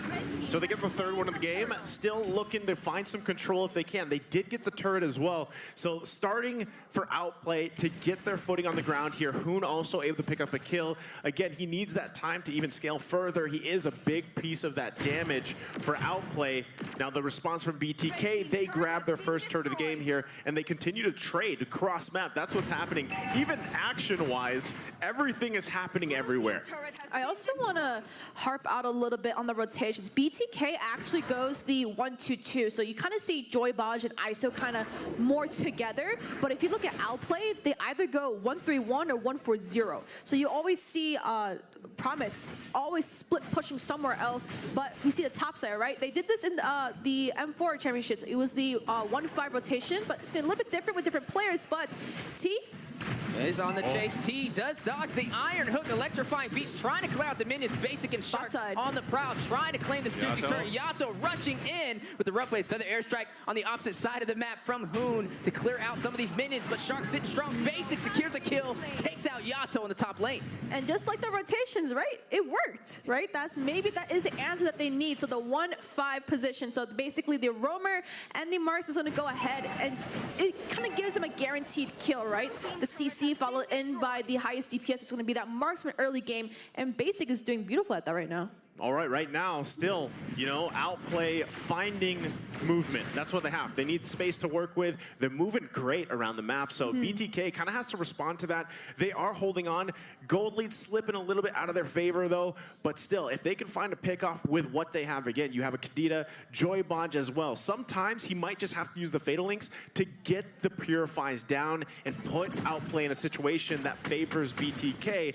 All this, though, couple seconds, we're away from the Lord here. We'll see if they're able to actually fight it, contest it, but look at OP's positioning. Yeah, great positioning, trying to contest on the purple buff. Hoon drops the feather airstrike. Yato denying it, makes him cancel it out and forcing Outplay out of BTK. Jungle with the fatal links and the snub, the Iron Hook from Shark. Basic takes down Yato. Torn apart memories going down as well. Huge play from both sides. Now, Outplay will definitely have this aggro now, not only because, yes, members got taken off for BTK, but so many spells have been used, so many ults have been used as well. So best players will go ahead and secure this Lord. Zane looking for a little bit of vision, tries to get a little bit of something out of there, but we already see that they're going to go for trades, so they're going to go ahead and take out that top side. But looks like Outplay is just starting to get their foot in their shoes right now, and they're doing great on it. Yeah, their shoes are on. At this point, they're on now. They're moving down the lane now. Lord is taken here. So this is momentum like we've been talking about. Outplay now having it in their favor. They're in the driver's seat, if you will. And we'll have to see, BTK, can they respond to this, right? How do they respond to this? The fact that they've got a couple towers, they can find some space to work with. But also, how do they play around the setups from Joybaj? Is he able to pull it off? Because so far, Outplay has been kind of elusive. They really haven't fallen for those initiations that BTK is looking for. Now the setup here, though, with the Lord. That's right. Shark sniffing out a setup with the concealed play, but the Fatal Links does go in for the stun. Basic takes out Joybaj. Feather airstrike from far from Hoon. Hoon finds Mova Zane, and they're able to claim their tier 2 turret on the top side. And the rail clock flicker hawk. Oh, Shark's not done. A bullseye with the Iron Hook takes down Yato. Hoon securing that kill. Lord in play for the inhibitor. Torn apart memories from ISO. T takes down Basic. They need to get out of there. T gets pulled back with the Iron Hook. Promise secures the kill. But look at ISO trying to get away. The stun with the corrosive strike on a Promise. Torn apart memories secures kill. Joybaj with the perfect match, trying to get the stun, unable to, and Outplay pushes out toward the tier 2 turret in the mid lane. 2 members taken off from the side of Outplay. Basic and Promise did get taken off, but the amount of objectives they just took, they were just rushing down like a bullet train down that top side for the side of BTK, but they are looking to hunt the best player down and get him off the map. Flicker. Ooh, ISO really wants that kill. Look at the commitment, the fatal links. Joybaj takes down best player. I call that commitment. That was a committed hunt down there from BTK. They're definitely thirsty for blood, so they grab that, right? Now, the thing is, given how everything kind of unfolded there, they're still working their way back from that deficit they have to deal with, right? But if you're looking at this, they're actually in a position where can they actually contest the next Lord? Now, when you looked at how things unfolded, again, Joybaj winning with the Fatal Links, oh, hold on. Bloody Hunt goes down. Who secures the kill, takes down Yato. Man. Okay. That's that, going back to the point here. Yeah. Now, he's going to be up by the time the Lord is, right? But that's the thing. The firepower from Outplay is OP. Like, it's scary at this point. Yeah, it's OP. This is tough. No. Joybaj, Needs to get out of there. Caught himself in a rock in 3 hard places. Basic on the chase. Secures the kill with the speedy light wheels. And now, I just want to harp on what Nice you said, though, right? The Lord is up now. The commitment is beautiful. I love it. BTK does want to take best player out of Outplay for these Lord fights, because you know it is a retry battle that this is what everybody's been waiting for, right? Best player versus 8. Who is the better retry? Who is the better jungler, right? But committing all of that much, and now for the sake of Joybaj just got taken off. Now this is a 5-man setup for Outplay, and now Yato, ISO, and Zane is looking for a response, but bot side. Bloody Hunt goes down for the suppression. Hoon secures the kill, takes down T. Unstoppable, a good foothold for the Lord pit for the side of Outplay. But Petrify goes in. Yato tries to find a kill. Basic shuts him down with the swiftness, forcing Joybaj and Mobazane to think twice about pushing into this Lord pit. All right, they might just go ahead and secure themselves this Lord. It looks like BTK is going to call it off. They just want to go in the defense here. And it looks like Outplay has had an answer for Yato, right? He really hasn't been able to use this Kadita the way he has in the previous game. And so now with their backs against the wall, BTK has got to defend once again. And it's tough, right? Because Outplay, riding on this momentum, will most likely force a situation, force a team fight. Once this Lord marches down, you're going to see them manage the waves, manage these resources, but they have so many tools available to them how they want to start this fight. So we'll see. BTK, do they have the answer? Is it going to be the Fatal Links? Do they land the rough waves? Basic checking the wrong bush, finds Joybaj and Mobazane, but now they need to retreat the full side of Outplay on the chase. Hoon drops down the feather airstrike, the Bloody Hump suppression. Look at best player rushing in. Hoon secures the kill, takes down Mobazane. The battle for the inhibitor on the top side crashes down by the Lord. Outplay has found their way. Weezy, you're not done, BTK. We are not done. Down goes the Fatal Links. Down goes the Decimation. Best player takes down Yato. Look at the base. Crystal. Can they close? 1, Can they 2, close? 3. Can they close this out? T wretched with electrifying beats. Takes down best player. Basic on the takes down T. Joybaj rushes in. ISO fights Basic. Here we go. Promise fighting ISO as well. And Joybaj falling to the Dawn Strike. And that is a huge play. A full wipeout for BTK. Ladies and gentlemen, Outplay has done it. They have evened out the odds 2-2 against BTK. They seriously put on their shoes, tied their laces, and made it a wraps in the book. Now we are looking at 2-2. Score is the same. Now, everybody was kind of wondering, we were even wondering about the score being 2-1, but now it is tied. So I think I can kind of breathe a little bit, right? We are looking at one of those long games, but that was such an intense match. And oh my goodness, I'm like out of my seat right now. Like what just happened right there? Yeah, a lot on the line. I can't even, you can't breathe. I can't No, breathe. I can't. I don't know what happened. Poured my heart out. That was such an insane engagement and a very fast closeout to even out the series. Yeah, the way that kind of ended there, I was holding my breath, man. Weezy, you were going off there because it almost looked like, you know, they were actually going to hold on for a little bit longer, have that successful defense, but it didn't happen. Another amazing hook there, too, at the end. So now, like you guys mentioned, it's 2-2. We have a series on our hands, hopefully going 3 more games ahead of us, but it's been amazing so far up to this point. Now, in just a little bit, we are going to be taking a break here for get prepped up for game number 5. I believe, you know, this is your guys', we're going to switch casters once again, so thank you for joining me on the caster desk. It's been amazing to have you guys, Eunice, Brody, Steph Weezy, and so sit tight. We'll be back after the short break, and we'll be back for game number 5.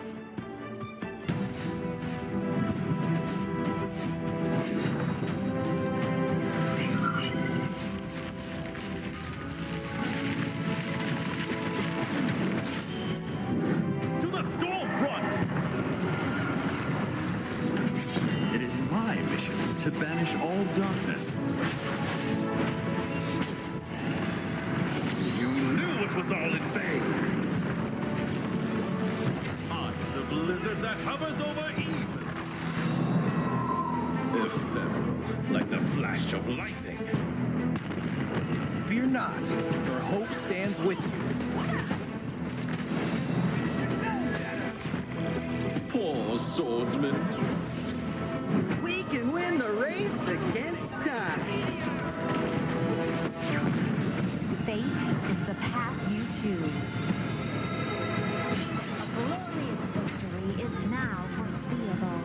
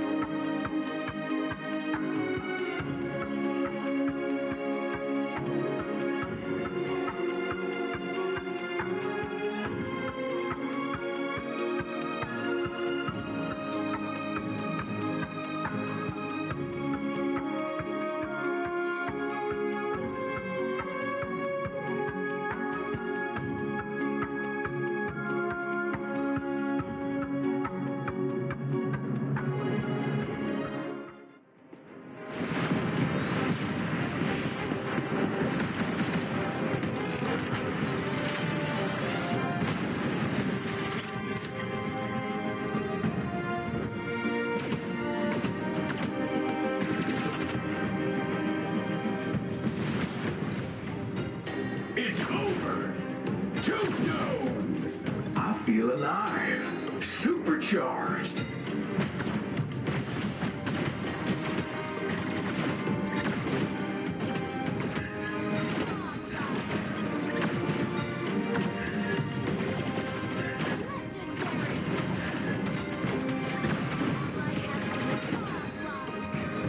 Back to the grindstone. Let's re-gear and turn them into plasma.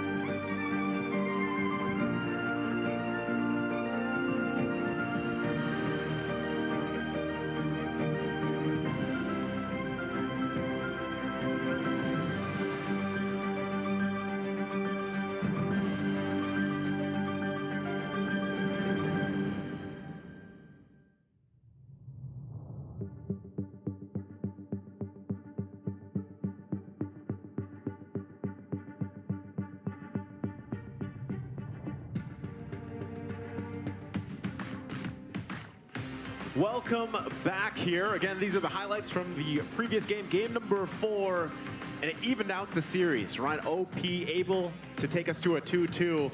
So now we have guaranteed 6 games. This is turning out to be a great grand final. It was really a battle in this one.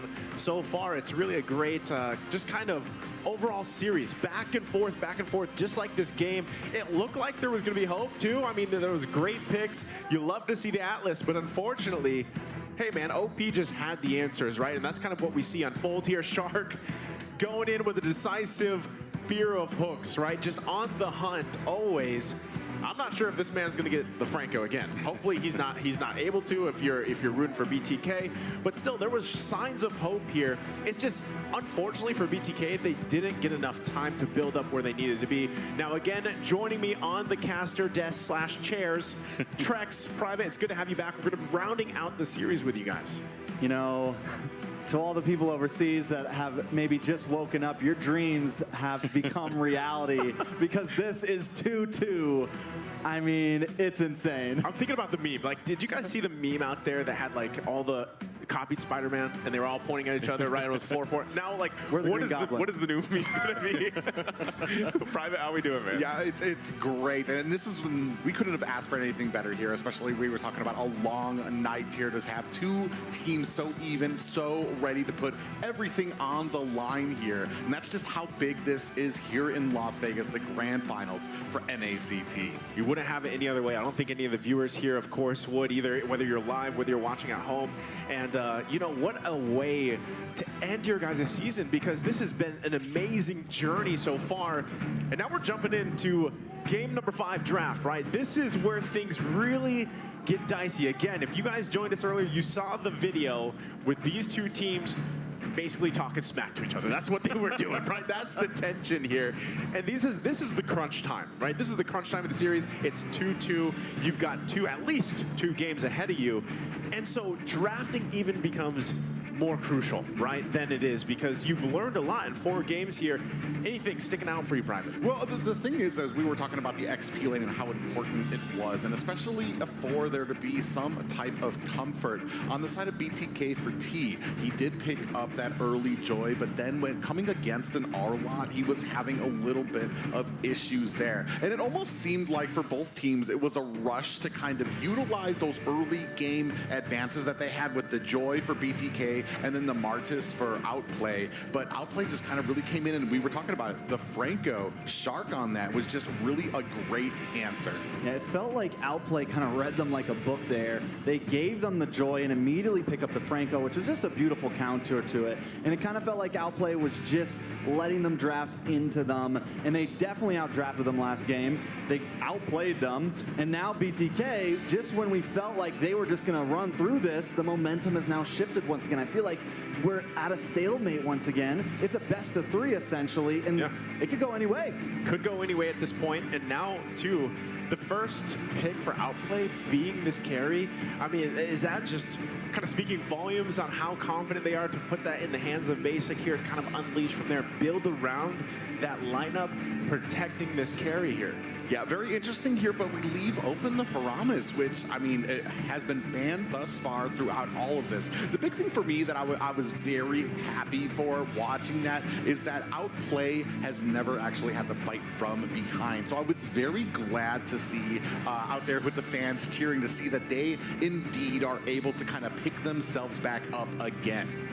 Most definitely, and that's, I mean, it's probably the greatest point of all of this. It's what we were all worried about. It's Outplay was the undefeated team. They never really took a real loss, I would say. And for a second there, we're wondering, are they still talking? Are they hyped? Can they bring it in? And they come back after that break, and they show us the Outplay that everyone loves. Now, taking a look at some of these picks, I think BTK should probably lock in their gold lane early, maybe pick up the Claude here, something important, because that's where they really fell out last game. They got stuck into that Brody, and right now, Brody just doesn't feel like it's it. The The Melissa was open. I would have liked to see that, but a lot of options. But here we go. Once again, fear of hooks. Fear of hooks is that's where they're going. That's the trend, the theme here. And not only that, but they also locked in the Valentino. So this is kind of expected because you have that Faramis on the other side, and because Valentina is open, you might as well go that traditional matchup. So at least, hey, you're not the only one fighting against the Cult Altar here, right? And this isn't a surprise as well. The Claude is going to be locked in for BTK. Again, that is a great response to the fact that, all right, yeah, we do have to deal with a Cult Altar now, right? We need to whittle that down as fast as possible. And also, you just don't want it to get banned out, because if you didn't pick that up in the first phase, it's most likely going to be one of those bans in that second phase for Outplay here.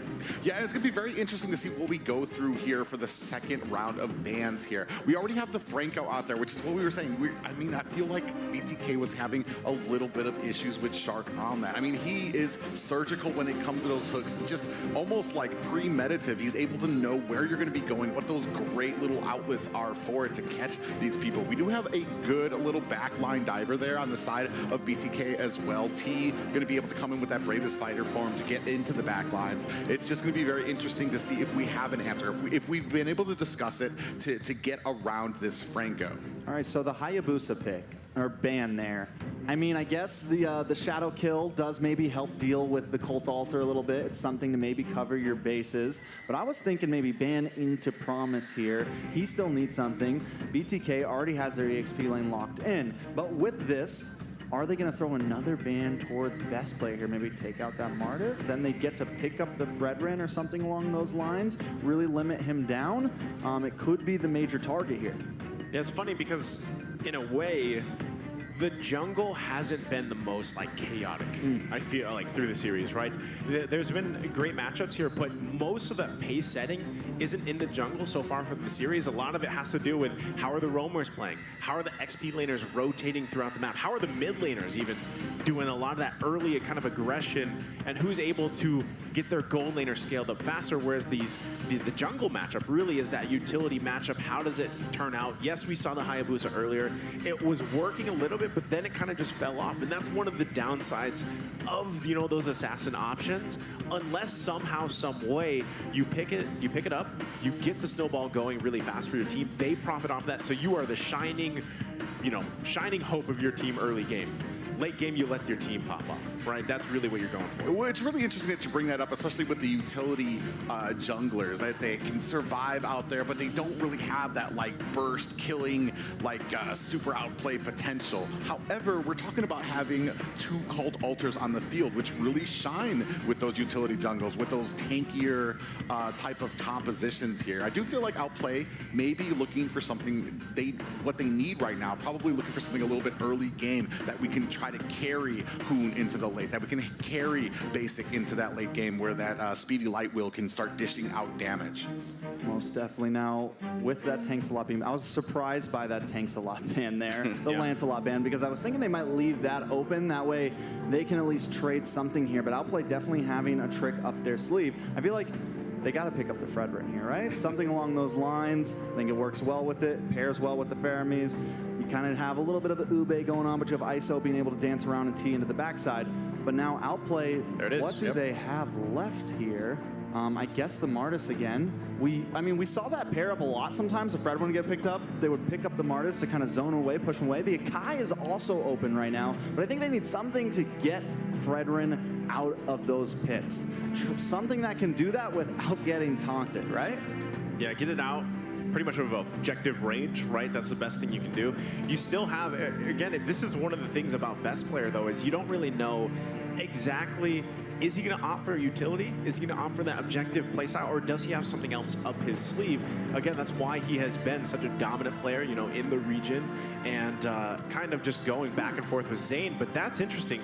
Now, the Martis is not the interesting one, because you called it, right? That's the matchup we're kind of expecting. The Esmeralda, though. We saw this pop up a couple times, even in Grand Finals in the Philippines, right? The playoffs, and what you see is Esmeralda, I know we have one in the crowd, by the way, but where you at? Shout out to Ritz. But the Esmeralda works. It does work pretty well. It's just you have to be able to play it to play it to a T. You know, Gotta be NACT. You gotta, yeah, You gotta be you gotta NACT. channel the NACTs if you want. Channel your inner NACTs. There's a very little room for error on as an Esmeralda. There's a lot of boxes. I talk about this all the time. There's a lot of boxes that need to check for it to be successful. But I mean, Promise is a great Esmeralda. We're going to see how well it can kind of scale into that late game. You make it to the late game with Esmeralda and you being successful, she's going to be an unstoppable force. You start getting caught in the early game, you start making mistakes.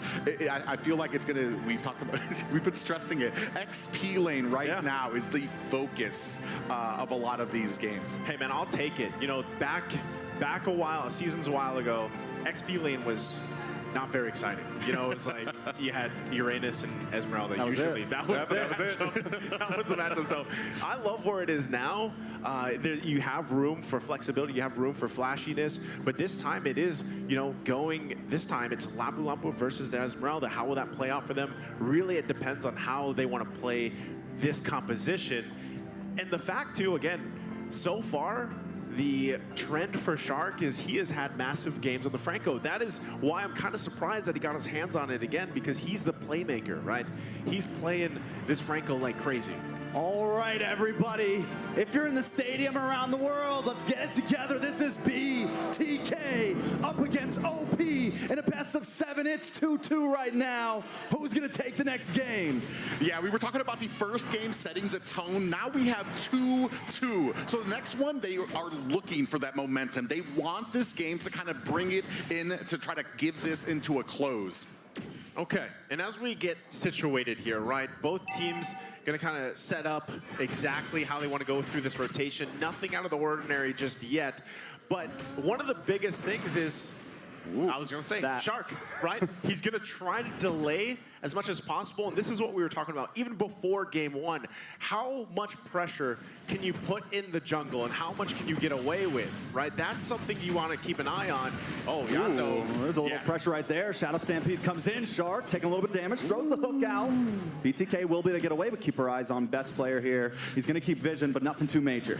Yeah, what I do like is how they're moving together there. ISO actually coming back. This is kind of shades different from the earlier game. I was a little worried about having Joyboss on Kaja again, but he is now, I feel like the synergy is up there with BTK now as they move around the map. This is like Joybot saying, you know what?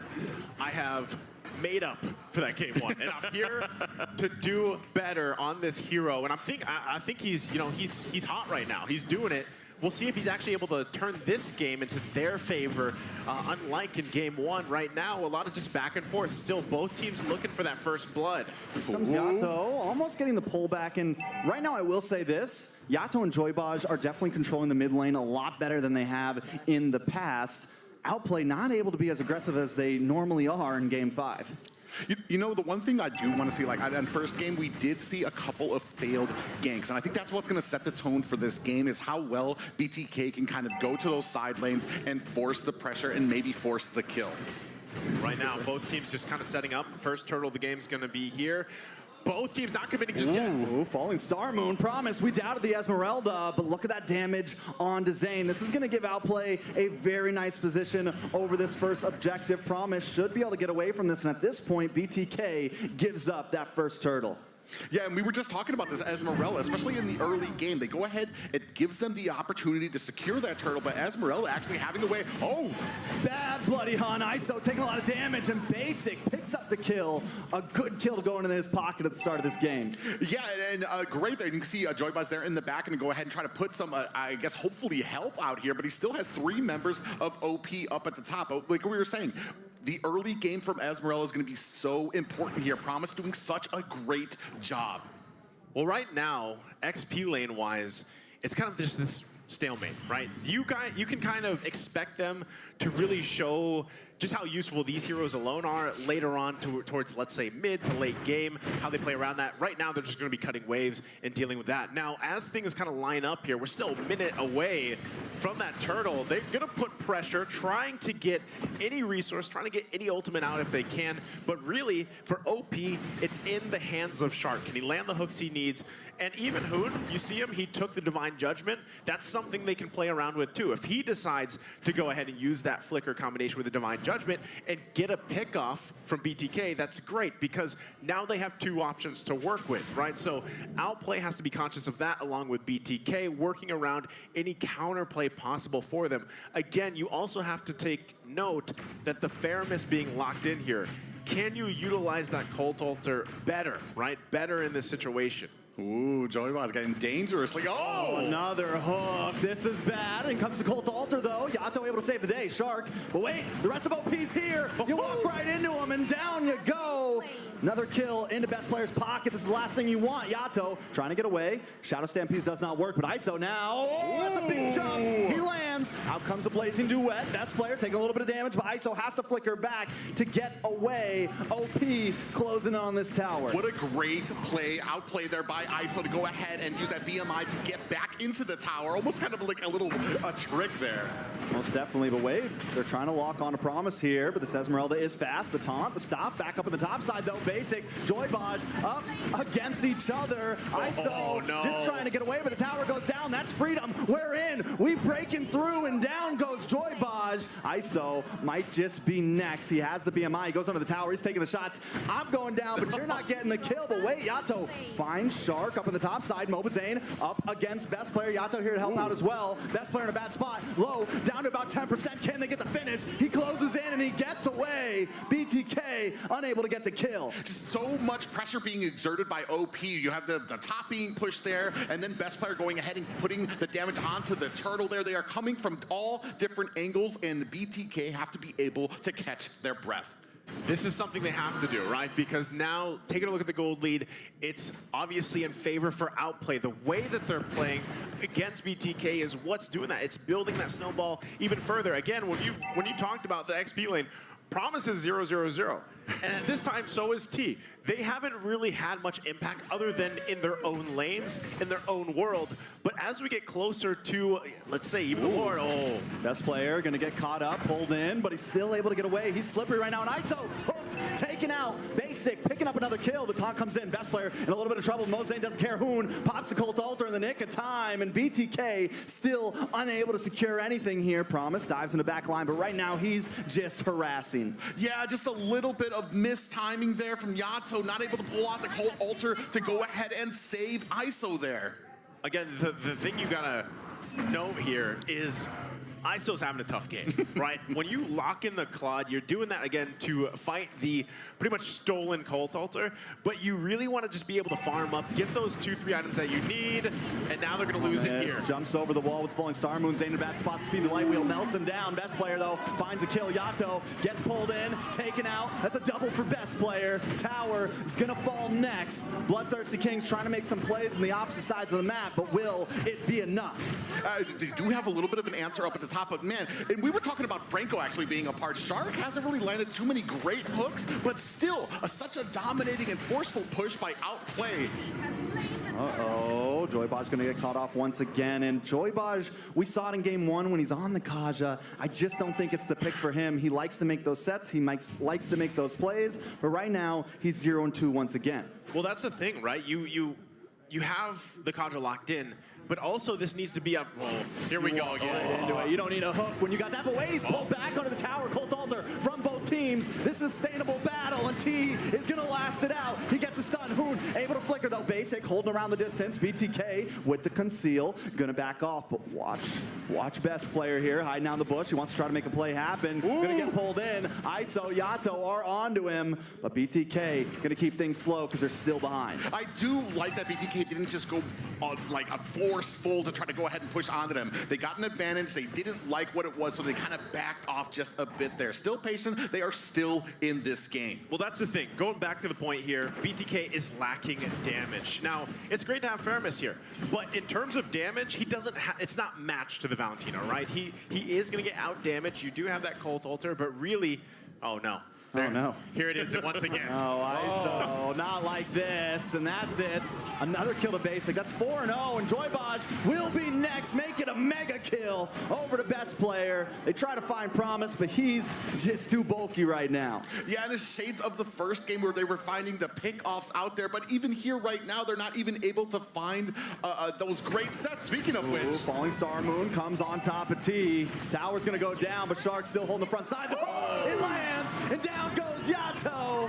OP might just fold him like a taco. This is looking bad. OP keeps coming in. T able to take out Hoon, but it's looking troublesome. Best player finds him. The lands again. Colt Alter makes him last. Now they're trying to respond. BTK here. Basic low. Shark finally goes down. Promise with the falling farm move. Able to find ISO. Mobazane though looking for Promise here. Will be able to get away from this, but that is a 3-for-2 trade. BTK hanging on. Yeah, just under 5K lead by Outplay. Defense I want to say went in favor of BTK there, but still, like we said, they're so far behind right now that they do need to be a little bit more patient, still need to kind of get this game on just a little bit further before they can start making those plays, getting those sets, and coming together as a team to find those kills. Like, that looked like a time, like, again, if you referencing that video where they're like, yeah, we're Outplay, we're pretty confident. That looked like a confident decision that turned out okay because they're so far ahead. But if they continue to do that, that overconfidence might punish them, and that's what BTK is looking for. But right now, Lord is going to be hard to contest here. Yato in trouble. We were wondering about the Esmeralda. We were questioning it, and Promise is showing that he knows how to use this hero. Like you said, it was the only thing a lot of the XP laners played for a long time. Now best player taking control of this Lord. They got the suppression on him. Mobazane. He's melted down in seconds. Joybaj forced to use a flicker. I don't know if he's going to be able to get away from this one. Basic wants to chase him down. He's hungry. He wants a bite, but Joybaj will escape for today. Yeah, we were talking about the XP lane, and right now, Promise, and especially coming in, it hasn't been on the season with the Promise just showing just such talent here right now. He's channeling his Kuya Naths. That's what he's doing, right? And it's showing the guy's 5-0-3, and that's what we talked about earlier. Early game, XP lane was, they were in their own world. Everybody was 0-0-0 for T and Promise, but now look at Promise impact here at this point of the game, almost 11 minutes in. He's a nuisance to deal with. Oh, T, you can't do that. What are you? Unfortunately, he kind of bites off a little bit more than he can chew there. Get just T things. Quickly. Just T things. Tea time. You know, sometimes.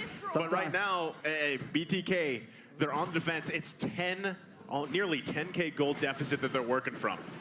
Yeah, and right now, and now they're going to go ahead and start pushing down mid. Yeah, I mean, they're pushing. I don't know if they're going to be able to get anything out of this, but they are going to try to force it. Promise, holding on the front side. Joybaj able to pull in best player. Colt Alter comes out. Hoon's had that one ready to go for a while. Promise still in the midst of things. Will be able to walk out safely. ISO wants to try to get the chase. BTK, though, still keeping it slow. Outplay holding the lead with about 9,000 gold. We were talking about this before. The better the game that Promise has in the early game, the better he's going to do in the late game. We saw him well behind enemy lines there, deep into the base, and still able to get out there. What does BTK need to do to kind of turn this around? Biggest thing they need to do is just wait for ISO. Like, ISO needs the items that he has to build up. He's got to get an amazing blazing do-it off. They also have to work around the timing, right? Hoon is going around.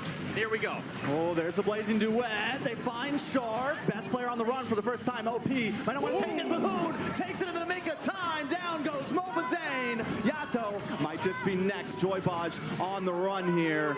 ISO, all of them. It's 3 up against 4. Lord's going to be up in about 50 seconds. Utilizing that divine judgment from the IMU, Hoon able to go ahead and put a halt to that push from BTK. Yeah, that was an amazing play. I mentioned that earlier too. You know, he has the option to take a couple ultimates here, and that time he took that divine judgment and played with the flicker. Promise. Is he going to get away from this? Drops Falling Star Moon, will get stunned. Is he going to get away? No, he's taken out. But wait, OP's here to revenge their fallen brother. They made a promise and they're going to keep it. ISO goes down. Joybaj will be next. Basic, able to pick up the kill. And while all this is happening, Hoon's up at that top inhibitor, melting it down. That's 1 down, 2 more to go, and a crystal. Yeah, and they're starting to push in now. We have minions at the mid. Right now, they are just a force. Hoon up at the top, flanking here. Only 3 members left for BTK. Yato down about half health. OP trying to maybe finish this right now. BTK on the brink of destruction on game 5. This could be it. No, Basic able to take out Yato, but wait, lots of stuns, lots of damage. Shark, immortality pops. Joybot still able to defend with his team. OP gotta go back for this Lord, clean things up later. It looked good. It looked like they might take it to match point, but BTK holds on a little bit longer. Question is, can they actually contest this Lord? Do they just give it up? What is that best plan for them here, Private? Yeah, just right now, it's already over 10K. There's not really much strategically that you're looking to contest here. They're even able to split push here. You can see T in trouble. Should be able to get away from this one. Maybe not. The Promise catches him under the tower. Promise gonna take that one. Yeah, Mobazane trying to come for an answer, but already too late. You're saying he should be able to come.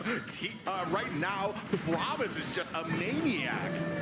Man, this is a massive game here for Promise and just for the squad of Outplay right now. Securing themselves that Lord, they're going to wait to march in. This is going to be tough for BTK to defend again. Again, the itemization is not in their favor. They're down by quite a bit here. And look, the setups are looking to already happen. Shark's planting himself there, top part of the map. You have the others here in that bottom portion. And this is tough, right? They have to deal with the Lord as well before those lanes push through. Here comes the defense. Let's see if BTK can do it. All right, Conceal Play comes out. ISO with the Blaze Duet just trying to melt down the Lord. That is the goal. We don't care about double. Wait, Hoon instantly annihilated. Promise, force to back off. ISO still up. Best player pretty low. Down comes the Falling Star Moon on to 3 members. Best player able to pick up the monster kill onto ISO. Yato, Joybudge down to about 50%, and OP have closed the distance. They're on the tower. BTK trying to defend. The pullback. The Shadow Stampede, and down goes best player. Immortality pops. He needs to try to get out. Another wave of minions still coming. T with the bravest fighter. Finds Shark. Best player on the run. Promise now on a T. Will get stunned. Joybudge able to find it, but the immortality still up. Best player down to the top side, and Promise needs to get out of town quick. This is bad. 3 members down, all for the price of ISO. BTK just found a deal. Basically, and Promise alone to tell the story of maybe overextending just a bit there. Outplay stayed too long, and BTK came back with a vengeance. There's still about a 10K loss. We're going to see what they can do with this advantage they have. It is amazing that BTK just pulled that off. They're so far behind, and they're going. Oh, they're going for it, all right. Down comes a stun. Can he take out Basic? No. Needs to back off. Shark gets a hook. In comes T. Gets the kill. Wait, watch Hoon. Colt Alter. They flanked him. They came around the back, and Mobazane's under attack. Needs to get out. But wait, he wants to go in. They find it. ISO with the Blazing Duet, but it's not enough damage. Promise for ISO, a fair trade in my eyes. BTK forced to back off, though. Yeah, they have to back up. They have no towers. There's only so long that they can keep up with these engagements while minions are starting to force their way into the base. Oh, this is tough. Can they pull it off? Can they pull off a miracle once again? And they're down 2 members. They gotta buy time here. They gotta clear the waves the best they can. That's how you clear waves. Zane gonna get pulled back in. Basic focusing on the base, but still no minions. Another wave is coming. Joybudge down to about half health. They're gonna lock in. They're trying to finish, but wait, T's still here. Able to get a kill. Yato goes down. Joybudge trying to pull Basic away. Basic, 1 hit, 2 hit. He's down. They're still defending.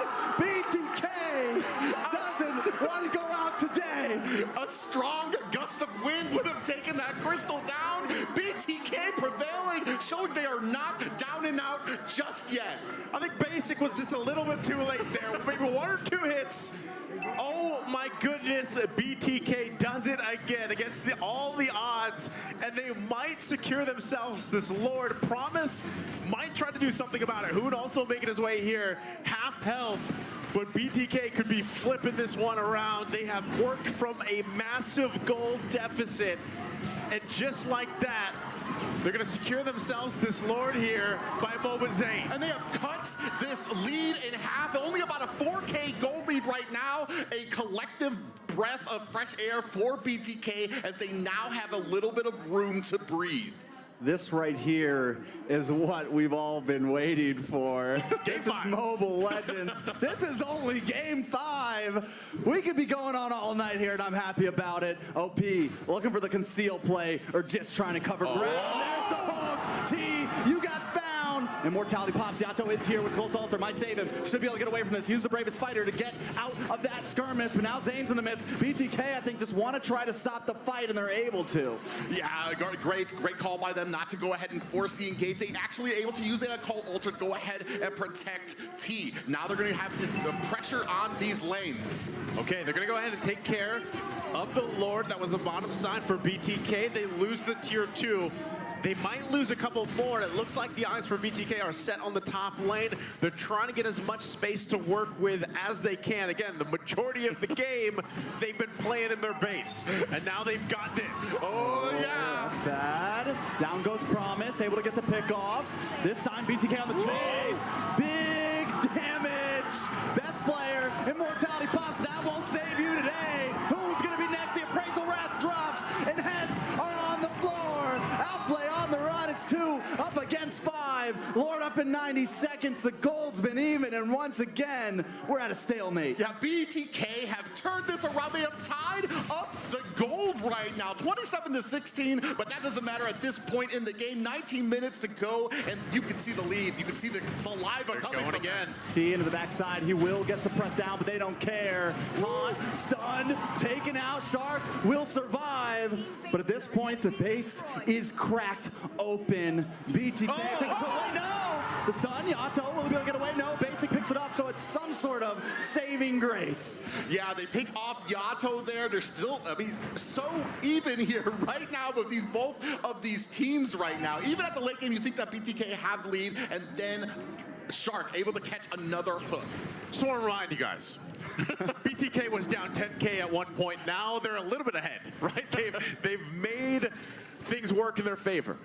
But you're seeing it. Now at this point, with this type of gold, it's just juggling items, trying to get that advantage, whether it's with that Winter Tranche, whether it's with the Immortality. We're just about half a minute away, or 20 seconds away from that Lord spawning here. Both teams want to duke this out. Now, the only downside for BTK is their base is exposed, right? That's the advantage that they have. You can also see Promise picking up an Immortality here. That's going to really play a part. Now, Shark, if he gets a pick off here and they can get a follow-up, that might turn the tide for this fight. Lord now spawning on the top side of the map, everybody getting in position, and this is where placement is very crucial and how both roams decide to play around with the conceal. Yeah, and that, just as you mentioned there, especially having Shark on this Franco, you can't relax. Even being in that bush, T is exposed. You're just waiting for a hook. Concealed play. Joybaj looking for something. The flicker comes in, finds him. Down goes Hoon, best player on the run. Shark and Basic a little late to the party here. With Hoon gone, that's their sustainability right there.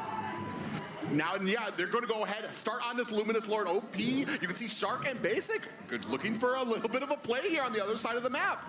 Oh, no. They don't have the minions. They don't have that available. They're going to cut it up a little bit here. Lord, though, still being juggled around. They might be trying something. Promise, getting chipped down low. ISO finally online. This should be a Lord for BTK. They take it, and it's coming soon. Yeah, I mean, and that comes to a play. They took a risk. They had Basic. They had the split push there, looking maybe for a backdoor. Unfortunately, what that meant is they didn't have the force there at the Lord. The problem, I mentioned the problem, right? The base was exposed. It's something they have to worry about. But with this, BTK able to claim this Lord, it's going to get even tougher, right? 22 minutes in the game. This is a beefed up Lord. It's going to march top side. That turret's already down. BTK will most likely be able to grab the other turrets of the base and work around that. Biggest thing for BTK here, avoid the set, avoid the hooks from Shark. That's something that they can do here. So private. Carry versus the Claude. I know the carry has shred, but I think the mobility of the Claude right now is giving them a little bit of an advantage in this late game. Big stun. Joybaj very low. Colt Alter comes in the nick of time, though. But they are under 2 towers. Falling Star Moon comes down. BTK still going. Best player. Immortality pops. Hoon able to find Yato. Joybaj getting pulled back in. Taking out best player. Taking out Mama's Aim, but the Lord is here. It's a base race right now. BTK trying to end this. This is bad. The Lord's still up. All they got to do is lock on. Can they do what Outplay couldn't? Ladies and gentlemen, that's match point for BTK. Oh my goodness. Look how excited they are. They're at match point. Mobazane is feeling it. BTK, the fans are feeling it. What a turnaround. You can hear the crowd. Wow. Are you happy you're here? Are you happy you're here? I might be a little jet lagged, but I am glad to be here for NACT. Holy moly. Philippines, I know what people can say about our grand finals, but holy moly, the NACT grand finals is where it's at right now. And I just want to remind you guys, if you just jumped in at the end of the game there, BTK was 10K gold behind. They had like one turret. A sliver of health. A sliver of health on that base. It was looking dire. Where's to my say the clippers least. What a game, what a game. Match point now. An absolute turnaround, and that's just kind of, especially when it comes to Mobazane, he's been in these positions before, and what composure by BTK. I know a lot of us were worried about a lot of the members from BTK not being up in the live stage before, but to see them compose themselves for that defense and still be able to kind of flip it around and come back ahead. Wow. I'm speechless. I am. Hey, NACT. Talk for me nicely. Grind, bond, reach beyond. That's the saying, by the way. So, again, it was an amazing game. I don't even know how, you break down everything that happened there, because majority of that mid game especially, OP was knocking on the doors of BTK, right? And they held on. Just an amazing way of managing the waves, managing that defense, having that high ground defense available to them, and really work around that. Like punishing mistakes, making moves like that. This is tough. This is now a tough situation here for Outplay. If they can bring us to a game 7, that would just be perfect. But they have a lot to figure out from this. I mean, from this game, because again, when you look at it, they were winning this by a landslide. Another very important thing is every single time, Outplay is normally the king of the late game around here in NA. And for the first time, we see BTK not rely on the early game. It just shows how much they've grown. But Private, take us through these items. I mean, it's not even just the items, but look at the stats here. You're talking like 8-2-17, 8-4-5. I mean, these aren't the stats you'd expect from a team that just lost. And that just shows how bad or how down bad Bloodthirsty Kings were at the beginning of this game, especially having to deal with Promise. But they somehow were able to kind of flip it around there. Down bad. They're down bad. And even at one point, I thought Trexu was going to say, my saying the big damn that came out, because you said big damage, and that's what Outplay and BTK ended up having.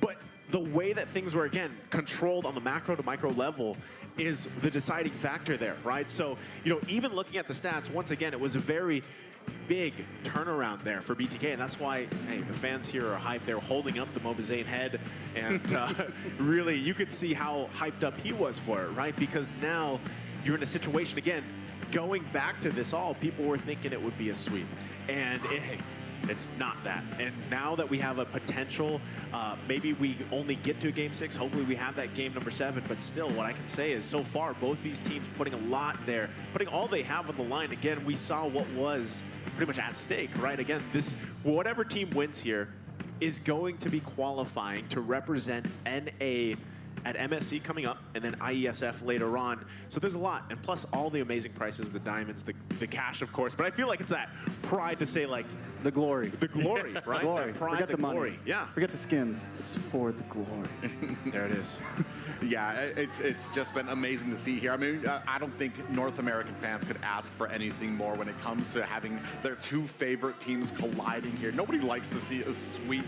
You want to see these guys put everything they have out there on the line. We were talking about before, you even talked a little bit about how OP was getting maybe a little overzealous when it came to some of those pushes. And do you think maybe that was probably what kind of did them in, which allowed a team like BTK to come back? Yeah, and we're going to take a look at the stats actually again with Hoon and Mobazane. I know, different roles here, but these guys are pretty much the faces of their teams too, right? Now, they all play a different role, but it's that impact, the way that they play the role here, right? And looking at the stats, how it breaks down, Private, what sticks out to you here? Yeah, so right now what we're looking at is pretty much their stats just throughout these past 5 games. We're not looking at total season, but Hoon, throughout the season, always had, I mean, he was sitting at the top of the leaderboard for KDA, and recently he's been getting picked off. And when they're able to do that, it is huge. Private, what are you thinking about Mobazane?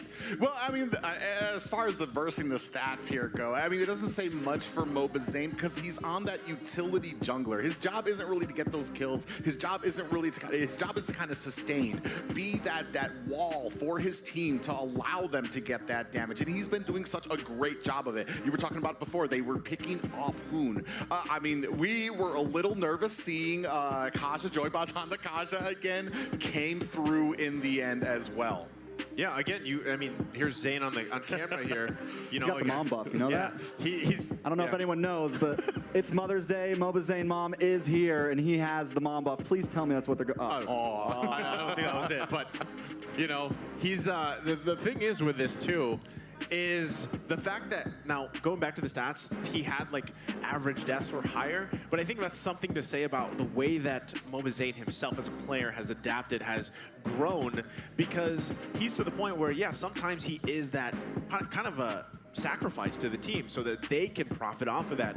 And yes, he's a great jungler, and the way that he also has kind of opted for those utility jungle styles, the way he plays around that, and the shot calling is there, it's apparent, and it's something that Outplay has to also worry about, because yeah, you know, I wasn't feeling the Kaja either as much, but it started to work out for them. And again, it was a team effort for them to be able to not just defend once, but they did it, what, 2-3 times, I think?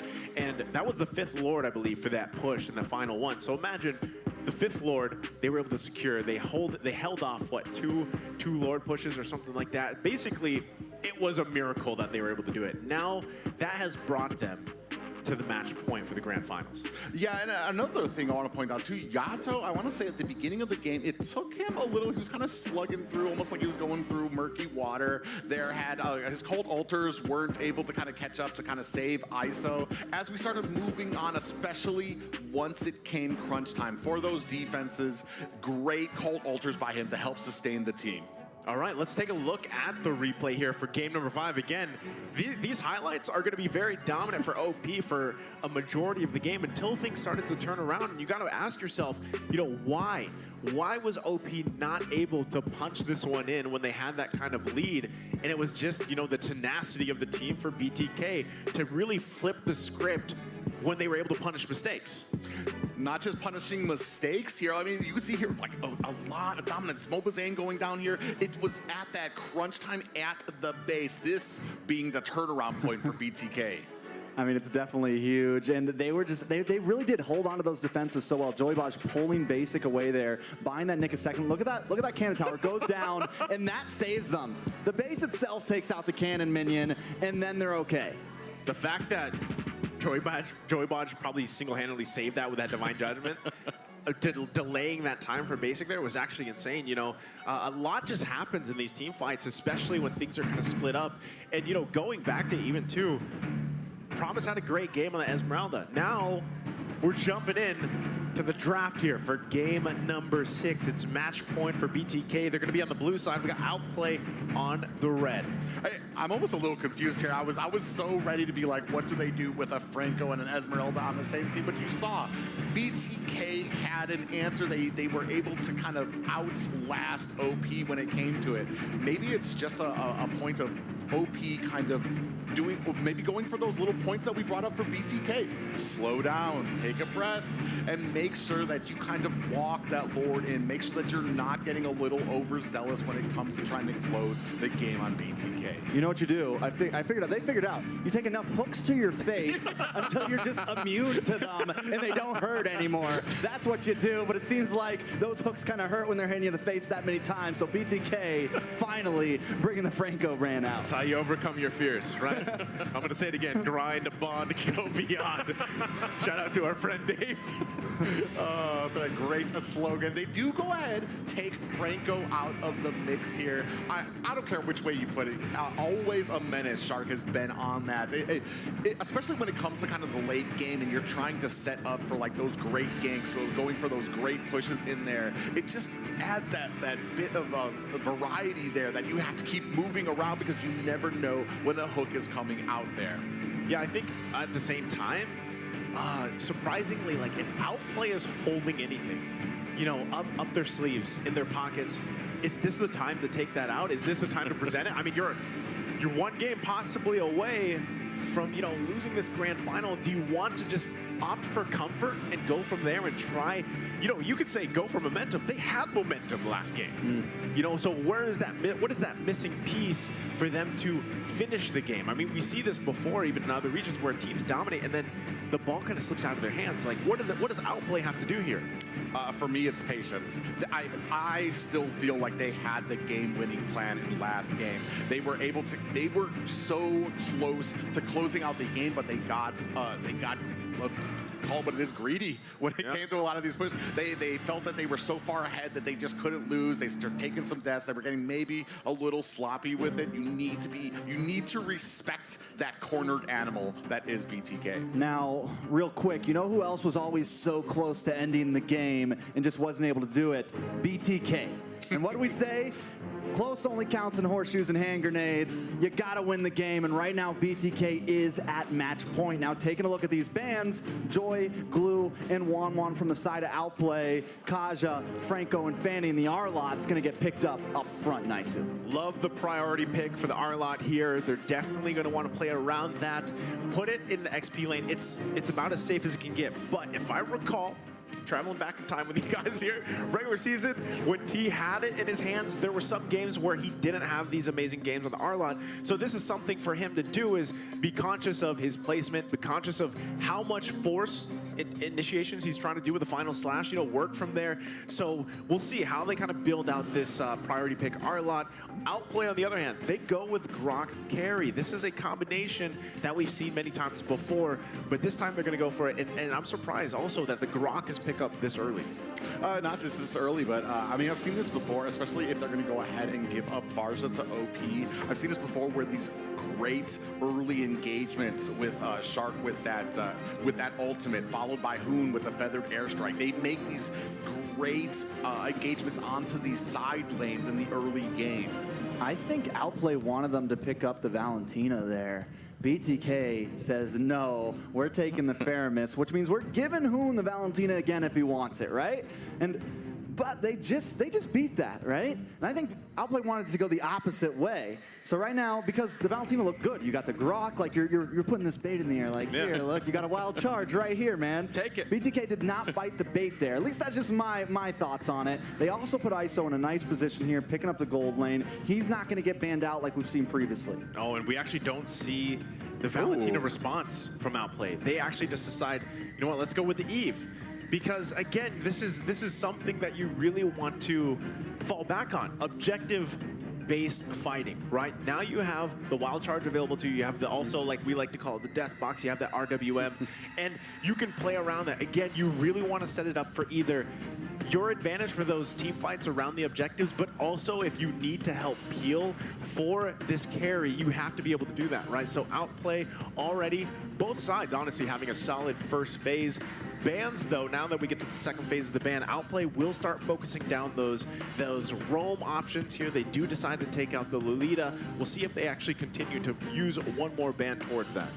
Yeah, really interesting because on the first game, ISO had just a little bit of trouble with the Beatrix finding those great snipes there. We do see that BTK going ahead, focusing on that diving potential, who can get to the back line and possibly be able to shut them down. They're going to go ahead, take out Lapu as well. Yeah, I mean, I like the ban so far. I think Arlott, T, he feels good right now, and as long as they can limit Promise down, because Promise has showed, like we saw on that Esmeralda last game, yeah, great he was game. good, even on something that was like kind of, we all questioned, so that could still be a fault, that could still be a pickup. I don't know how well it's going to do against the Arlott, but I think his hero pool is definitely deeper than all of us anticipated. A lot of us questioned how well he was going to do here, and tonight he is definitely doing an amazing job. Yeah, he's been promising, and we even said that before, you know, when we watched him play on a different team for NACT, but that's not really the cause here. You know, it's just kind of a team thing that they have to figure out to be able to end those games when they have that type of lead. You can see, just like we thought the last ban was going to be focused on that roam roll once again with the Kufa being taken out, the response still towards that XP lane, right? That is narrowing down that hero pool option for Promise. We'll see how he decides to respond. I'm not sure if he wants to actually go for Esmeralda again, although he had a great game the previous one. It really panned out really well for him. So we'll see if he wants to actually go against how he wants to approach this Arlott in the XP lane. There's the Frederick pickup. So we're going to have that in the utility jungle slot for Outplay. Or flex. If it goes in. Yeah, so and that leaves open, I mean, on the side of a BTK, you still have the Lance open, which you've started to see Zane lean towards more and more, and does kind of give great coverage when it comes to some of those objectives as well. So, I mean, right now, I mean, it's anybody, and there goes the Lance a lot. There it is. You know, I was talking to some people down there earlier, and someone said they asked Mobazane if he was going to go Lance for the win. I'm wondering if those words will come true here. And no, boy, the Baj, the joy, bringing out the Joe. Now he needs to channel that inner Yowie. It's funny, yeah, I was going to say, it's funny because, you know, I viewed Joy Baj's stream a couple times leading up to this, and he was practicing with the Cho here, and he's like, I've seen it. Right? He's channeling that inner Yowie of him. We'll see if it pans out. This is great on both sides, and it's the Esmeralda. Once again for Outplay, Promise wants to give it another go. Yeah, and what I see here right now is, especially with this big tanky lineup, it does mean that you're going to have to be waiting a little bit for ISO to kind of come online to a point where he's actually going to be able to take down the targets. Right now, especially when it comes to early to mid game, the only target he really has is basically maybe Hoon. As you start moving into the late game, you're definitely looking for that Demon Hunter sword to be able to chunk down Shark, to chunk down Promise or Best Player. So it's going to be great to see how that both of these teams can play this. Now let's see if they can do it here. BTK, I like the draft. Yato, though, is going to have to be moving around a lot. Let's see if he can pull it off, because everybody around the world, this is match point for BTK. North American Challengers Tournament, ain't never seen something like this. Can OP defy them here, or will BTK take the trophy? Again, as things set up here, both junglers getting us situated. OP wants to allow the best rotation possible for Best Player. They gotta let that happen. Joybaj gonna actually be quite aggressive, kind of expecting this from this Cho pick and how he's able to utilize that. And at the same time, once again, T will want to find those final slash setups. Again, they have a cold altar workaround. There's so much here actually for BTK to utilize, whether it's the Way of the Dragon or the other ultimates available. Outplay literally has to live up to the name. They've got to outplay those situations. Yeah, and that's what I feel like too. They definitely have a lot of boxes they need to check to be successful here. They need to be on a point, especially with Baj on the Cho, who's going to be able to kind of wiggle his way in and out of some of these situations. Take a look at Shark.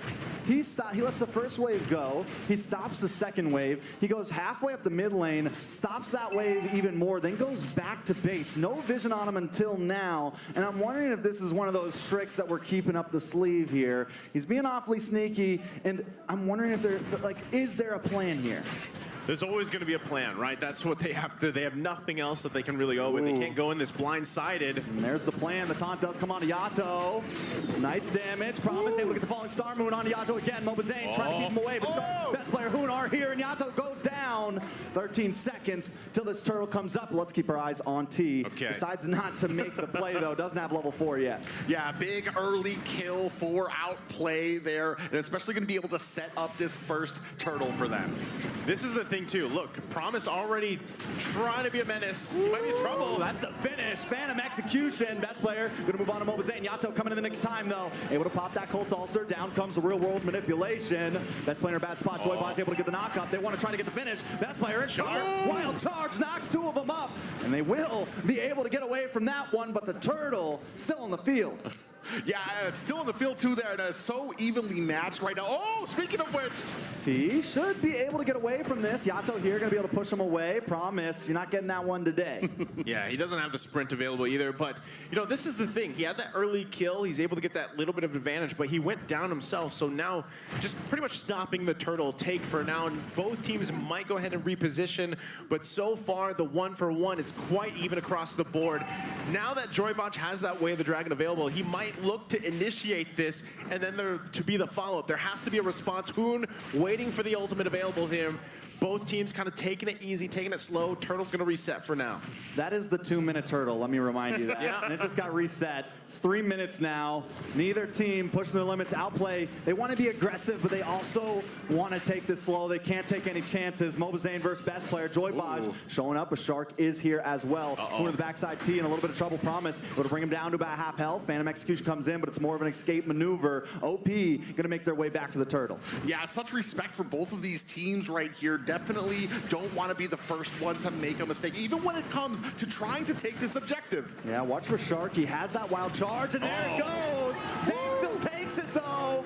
Colt Altar comes out. Real manipulation drops, and now BTK's in a death trap, more like the death box. But here comes T, able to find the kill. Down goes Promise, and BTK make up the ground that they just lost. Hoon now a little bit of trouble for Thorn Roses comes out, and BTK disengages. That felt like, I don't know, I was watching a turtle take in the Philippines or something, because it took a long time to get there, man. And it was just well executed by both sides. Eventually, one team coming out on top, BTK able to secure it, and then the team fight following up. So at this point, again, it's not anything major. That was technically the first turtle, right, that they had to deal with. Now, so much is on the line. These two guys right here, Shark and Joybotch, they know how much is on their shoulders, especially early game, and it's going to be up to them. Shark still kind of getting vision. He's got to protect basic as well, as the focus is starting to shift from there. When the objective is not up, they might look for the gold lane. Yeah, for me right now, I do have to kind of praise, especially the patience of Hoon right now. It's not really going greatly in the favor of Outplay, but he is not activating that real-world manipulation until you see that Cult Altar on. He wants to maximize the damage to make sure that it does enough, especially after the Cult Altar has been used, so he can actually take down the players of BTK. Ooh, Promise down about half health. Will get knocked over by that final slash, but will be able to get away. A big point I want to bring up. Shark and Joybotch. This is the first time we've ever seen Shark kind of matched in NA, man. Right now, they're both keeping eyes on each other, but no one is pushing into the other. Joybotch has finally earned some respect here. Yeah, he's, if you look at the series once again, it was kind of a roller coaster, but he's done an amazing job at just kind of getting it going here. Oh, ISO able to flicker away. Big knock up. ISO taken out. This might be bad. Speedy Lightly comes out. Joybotch might just be neck. Basic comes in. That's 3 members annihilated. Mobazane, you don't want none of that. You gotta back off, and that's another turtle going over to Outplay. A great recovery there by Outplay, especially giving Basic the time with that Speedy Light Wheel to just rain down damage on BTK. Is he gonna try to go for this? No, he backs off. Yeah, not worth it right there. You know, Shark providing the vision. And like you said, it's Shark Joybotch. They are the setters for a lot of this momentum building here. So now Outplay securing that. They are continuing to get that gold advantage going for them as well. And this is where BTK has to decide. Do we push the gas? Do we slow things down a little bit? Do we recollect ourselves? Because at the same time, if you look at the lineup they have, they need time for ISO, right? That's usually the case for the lineups that BTK goes with. But so far, what they've proven is that they can do that. They can play that style. But let's see if they find a setup here in the mid lane. Zane trying to push the gas at that, but he is caught in Shark. Will be able to puncture through and get away. Private, how you feeling about this? I mean, they're right now still so even. We do have Tower there for Outplay. And he was, as he was saying there, we do need time for BTK here. It's kind of shades of the last game. We have, as we're going. Okay. Oh, wait a second. Final slash does come in. Wild charge gets a knock up. Two Cold Altars ready to go. Mobazane in the backside punctures onto Shark. But here comes best player. Not able to output the damage. The damage now turned onto him. Hoon drops world manipulation in the nick of time. Yato gets away with the sliver. But Mobazane's still caught off. And Basic picks up the kill. T, what are you doing? Trying to get the final slash. Hit the dash. Not able to get the kill though. Taunted and taken out. That's a killing spree for best player 1. And this is what we had seen in the last game too. T maybe getting just a little overzealous when it comes to some of these, especially when the fight is lost. You've lost some players. You just need to learn to be able to back up and kind of lick your wounds and come back to fight another day. Yeah, that's the best thing that you could do here. Now, again, things building up for Outplay. Let's see, as this momentum continues on, we saw what happened the previous game. If they can close it out when they have the lead. Now, it's still quite early. They're going to be waiting for that Lord to pop up here. BTK still in a good position to actually contest things. It really just decided on how they choose their fights, how they approach this, right? Both teams, the fact that they're holding on to the tier 1 turrets, they can work around that. So they have to find a way to get an advantage here. That might be the advantage. If they can take out Promise, it could be very helpful in their fight. But Promise doesn't want to go down. Finally get it. They collect it, but wait, it's a trade. T gonna get caught in the road manipulation and taken out. EXP for EXP. Mobazane now working down, getting some chip damage onto himself. Caught on the wall, able to puncture through to get away, but he doesn't want to give up this Lord just yet. Can they find a position or a way in? Best player working, chipping down on it. BTK are going to have to give that one up. Yeah, and that's unfortunate for BTK. I mean, it isn't a Luminous Lord there, so they do have the patience for it. They are going to have a non-Luminous Lord coming up there through the top. So they're not down and out of it yet. It's only about a 2K gold lead for Outplay here. Yeah, again, they can deal with this Lord pretty easily, right? It's just the first one of the game. Go ahead and take that out. But they are going to lose some space to work with. That's why Outplay trying to put some pressure here, tier 1. Let's see if they can hold on. T trying to get the re-engage. Mobazane punctures in the backside. Thorn Roses comes out, gets some nice chip damage, but Outplay will have to back off. Lord still coming down the top. Yeah, we were talking about that late game that we're looking for BTK. They do seem to have like rough times in the early game to kind of get their feet underneath them to a point where they're not making some of these mistakes, not getting caught out there and have the synergy that they need. Right now, I feel like they're being forced into some of these cold altars while Hoon is waiting. Oh, wild charge. Joy Baj does get away though. Mobazane just trying to clear out those waves. Lord down. They take some hits though. It's a lot of towers gone and the map is looking very red right now. Yeah, it's tough to deal with. Promise is doing an amazing job at just kind of planting himself in a lane, putting pressure there, forcing T to respond. So when a lot of the times when you have an Arla and you're not able to utilize the final slash for those team fights, it takes out the huge value of that hero. So now, mid lane onslaught here. Yeah, the tower will fall. Basic on this carry can be a problem. They did find the answer last time. Wait, Joy Baj into the backside, gets a big knock. Bahoon drops down that road manipulation. Shark comes in with a wild charge to try to finish things up. Shark goes down. T able to find the kill, but 3 members of BTK are off the map. BTK still fighting back though. Yato back here. Mobazane as well, puncturing through, looking for the back line. Able to get a little bit of damage on a best player and Promise. Basic gets the final hit, and that's an unstoppable kill. T brings him under the base though and finds him. He's picking up the pieces. He's looking for the finish. I don't know what the final trade was on that one, but Outplay still holding the lead. Yeah, looking at about a 4K gold lead for Outplay here. They're not making this, or at least they've kind of learned from the last game here. They really do want to kind of maximize this early game to kind of shut it down.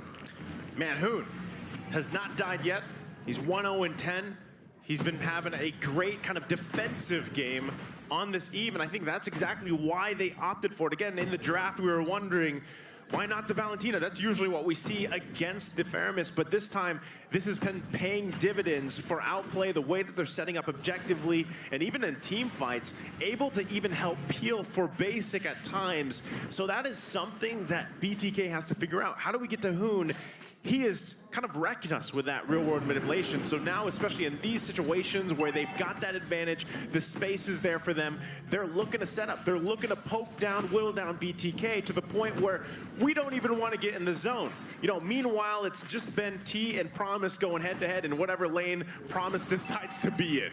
Yeah, and we were talking about it earlier, how he's being so patient and Outplay forcing out these Cold Altars early, and that allows Hoon to get into that late part of these team fights to kind of lay down that damage.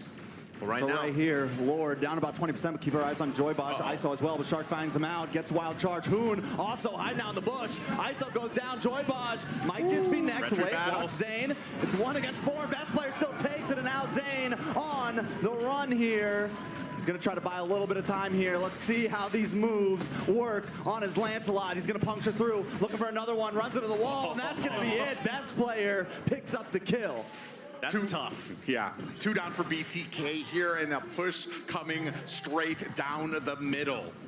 Looking like we could have a game 7 here. Falling Star Moon comes down, T, in a little bit of trouble. The push comes in, brings them both onto the tower. Basic still working on it. Shark able to take it out. Basic finds the first inhibitor. Joybaj trying to keep him away. Hoon drops that World Village. Wait, watch T. Looking for someone. Gets low, taken out, and that's a shutdown. Hoon finds another. ISO caught under this tower. We got to clear that minion. Joybaj also here, maybe looking for the kick, looking for the knockup, not able to find it. They just need to protect the base. Another wave of minions come out, but the Lord is still coming. Yeah, Lord is still coming here, and they have 1 player down. I mean, what does BTK need to do to defend this? I don't know. They're going to look for it. Joybaj gets a kick. Will that be it? Best player taken out first. BTK trying to defend with all they can. We've seen them do it in worse situations. They take down the Lord, and they're hanging on once again. Surgical, right? That's what they're going to do with that Lord. They made it work. They got the 2 turrets in the base, and they continue on.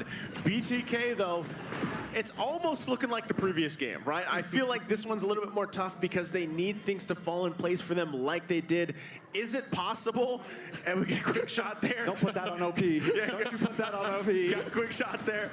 But that's the thing, right? They need to be able to replicate the situation that they had in the previous game, right? It's almost as big of a gold lead. They have a little bit of 1,000 gold to work on here.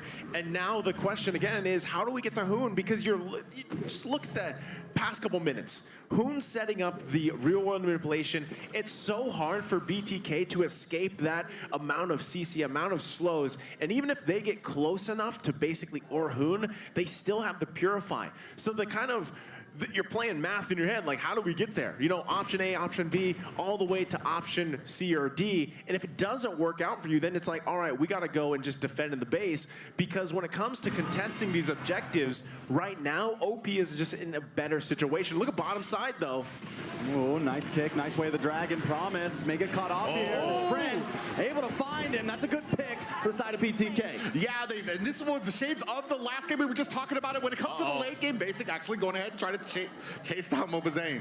They're going to get cut off here. Bunch of recall. Get out, Joybaj. Should be able to get away from. Wait, no. Maybe not. Stunned. Speedy light wheel. No escape. Wait. No. Down goes Joybaj. Lord will be coming up right now. It's just a little bit of a safer game here by OP, not allowing BTK to kind of get their breath. They get just the smallest advantage, and still OP there to kind of choke it out of them.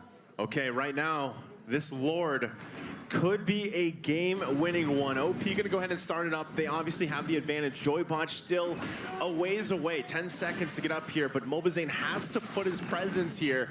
So this really depends on if he's able to keep himself here or be pressed out. T and the rest of the team are going to have to help him with this. Lord already being worked on, half health. Big wild charge, keeping Yato at bay. T and Mobazane working around the back of this wall, looking for an angle. But BTK going to get pushed away right now. Okay, T still might be that front line. Joybaj could look for it too. They have to get in the zone here. Oh, and there it is. The zone has been found. Cold Altar comes out. They're trying to get some chip damage. T brought too low. Hoon saves it for the perfect time. Brings out the real manipulation. But wait, Mobazane finds Basic. Mobazane's immortality pops. Still up. Thorns out. Trying to get the puncture. Yato pulls best player away in the nick of time. And now Shark taking a lot of damage. ISO online once again. The Mobazane goes down to Hoon. Now the Lord could be in the hands of best player. It's back and forth, punch for punch, slug for slug, and minions are on the base. Joybaj forced to go back, and this should be a Lord over to the side of Outplay. Man, what a play there. Right now, BTK in the trenches. ISO still sticking around here. Definitely gonna have to run away up. Very dangerous. Dangerous game. That's a 6-0-13 Hoon. Hoon forever, they say. He's doing it right here. And they're gonna go ahead and secure themselves as Lord. Joybaj might also have something in mind. BTK doesn't want to let this one go. ISO has the sniper ready. Is he going to be able to make the play of his entire life right here? T's there as well. Promise knows. On him. He knows. He smells it. He wants more of a way. Promise might go down. Best player able to secure the Lord. Joybaj falls as well. Best player moving on to ISO now. Basic finds that kill. Yato forced to use the Cult Altar just for BTK to get away safely. And right now, BTK is going to have a Luminous Lord coming down for them with one player down. Man, are we looking at a Game 7 here, guys? I hope so. I hope so. I'm hoping for it. And at this point, right, again, Outplay having the advantage, having the lead. They've got everything that they need to push this one in. This is going to be another case of BTK needing a miracle to defend this one. ISO is starting to get there. Yes, you mentioned it, Trex, but it's not enough just yet because there's so many things to deal with from Outplay that's being thrown at them. Not just the immortalities, but the fact that they can't get to Hoon, and he is slowing and whittling down. Here comes the defense. Can they do it? Can they do what they did last game? Once again, Outplay doesn't want to let it happen. Best player working his way around. They're bringing in the pincer. Everyone come from different angles. Shark does have the conceal ready to go. Wait a second, nice push. T trying to make a play happen. Out comes the bombs. Lord will get melted down. Joybaj's able to kick, but now he's going to have to pay for it. Hoon able to pick it up. ISO might just be next. Down he goes. T trying to carry everyone on his shoulders. Looking for the finish. Mobazane able to find best player though. T still in the midst of things. Not over. Not quite yet. Minions haven't finished it. Crystal finally goes down. And this is what everybody wanted. We're going to game number 7. Game 7, NACT here for this series. It is do or die time for both of these teams. Whoa. Welcome to NACT. We're going to a Game 7 of the Grand Finals. Finally, in a best-of-7 series, we got 7 games here. And we're down to pretty much a best-of-1. And man, oh man, can I say it has been amazing to watch this series alone and even see the crowd here and just alive rooting for their team. There's so much to digest. If you look at the previous 6 games here, how each team, each game has adjusted from game 1 up to now game 6. It's a 3 for 3. And I couldn't be happier, and I know you guys as well here. All my dreams have come true. I can retire. You can retire. Now. I can retire happily now. No, but nobody thought this was how it's going to go. Let's just paint the story real fast. I don't think anybody thought we were going to Game 7. I heard some 4-0 outplays. I heard some 4-1 BTKs. I heard some 4-2s. This, that, and that to the third. But right now, we're looking at Game 7. Well, let's take a look at game number 6's stats here. Private, why don't you walk us through this? I mean, you have to mention Hoon, 7-0 and 15. An amazing Hoon forever. game. Hoon forever. Just carrying these engagements. So patient, keeping himself out of harm's way, waiting for those Cult Altars to come out, and then becoming that monster toward the late game as well. It's something that they definitely have to work on as for BTK to approach the next game and how they're going to handle that, because, you know, it's the Eve was locked in for a reason, and it shows right there in the stats.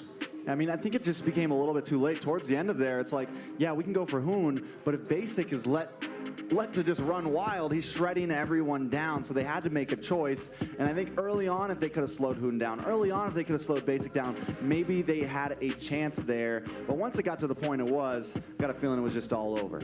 Yeah, it's the paintings are on the wall, right? The pictures are on the wall here.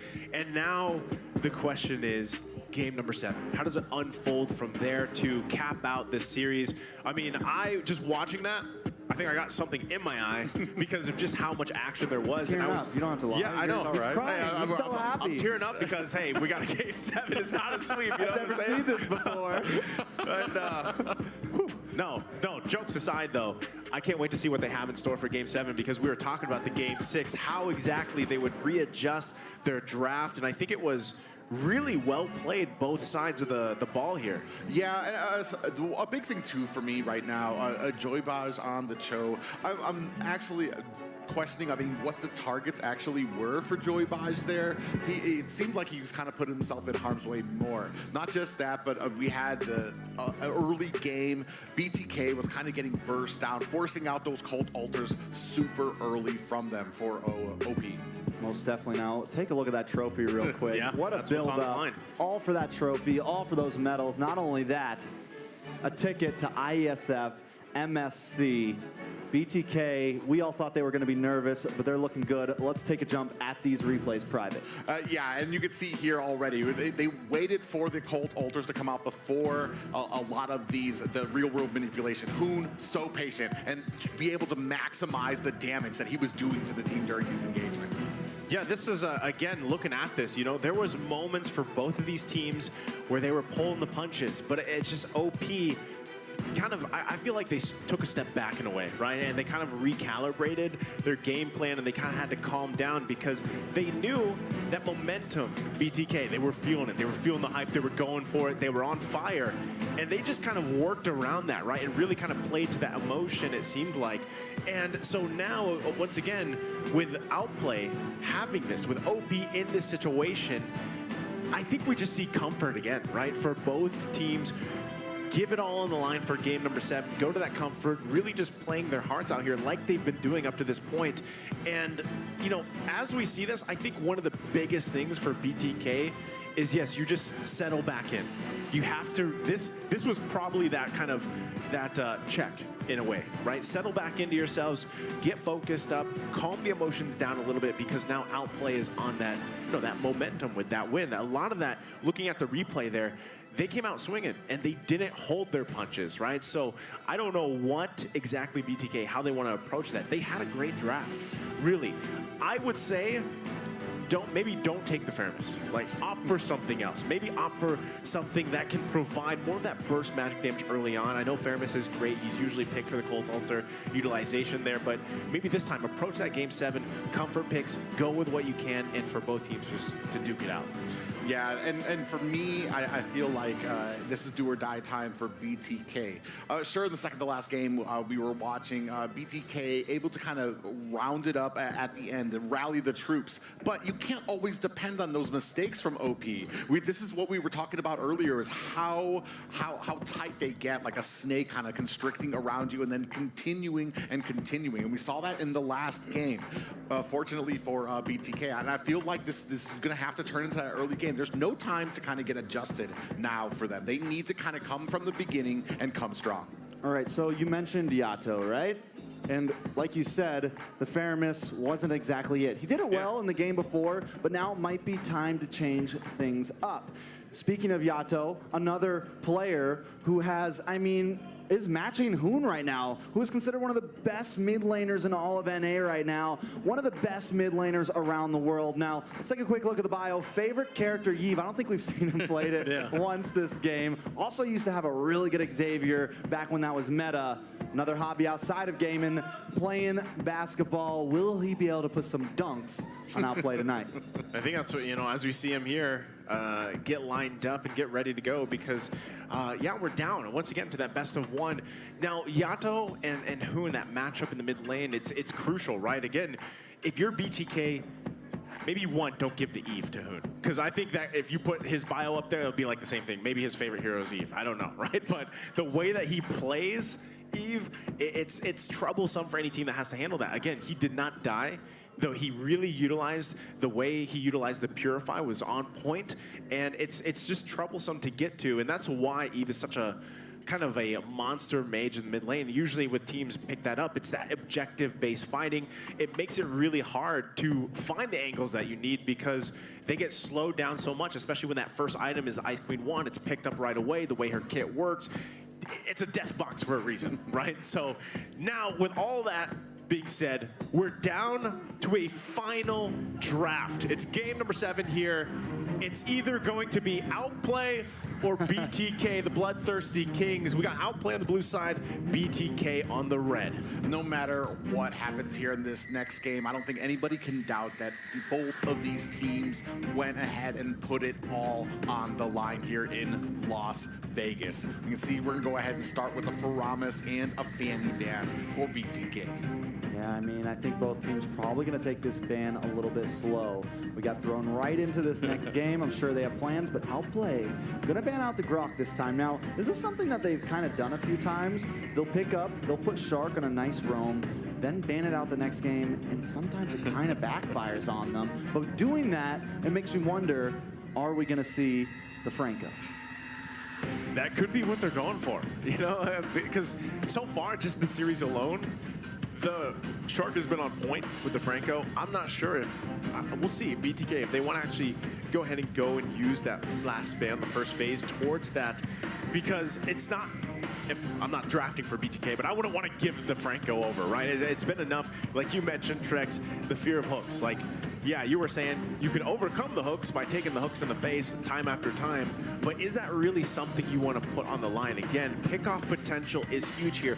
Kaja also being open could be something we see either of the roamers opt for, right? You can see how much focus is actually going on in this draft, because if you look back at game 1, 2, we went through the draft super quick, right? They knew what they wanted to ban out. They knew how they wanted to play, but now you have all this information, past 6 games for both these teams, and this is showing in the draft, right? In just a couple seconds, we'll see if they do go for that Franco, or if it's even Outplay, do they want to prioritize that?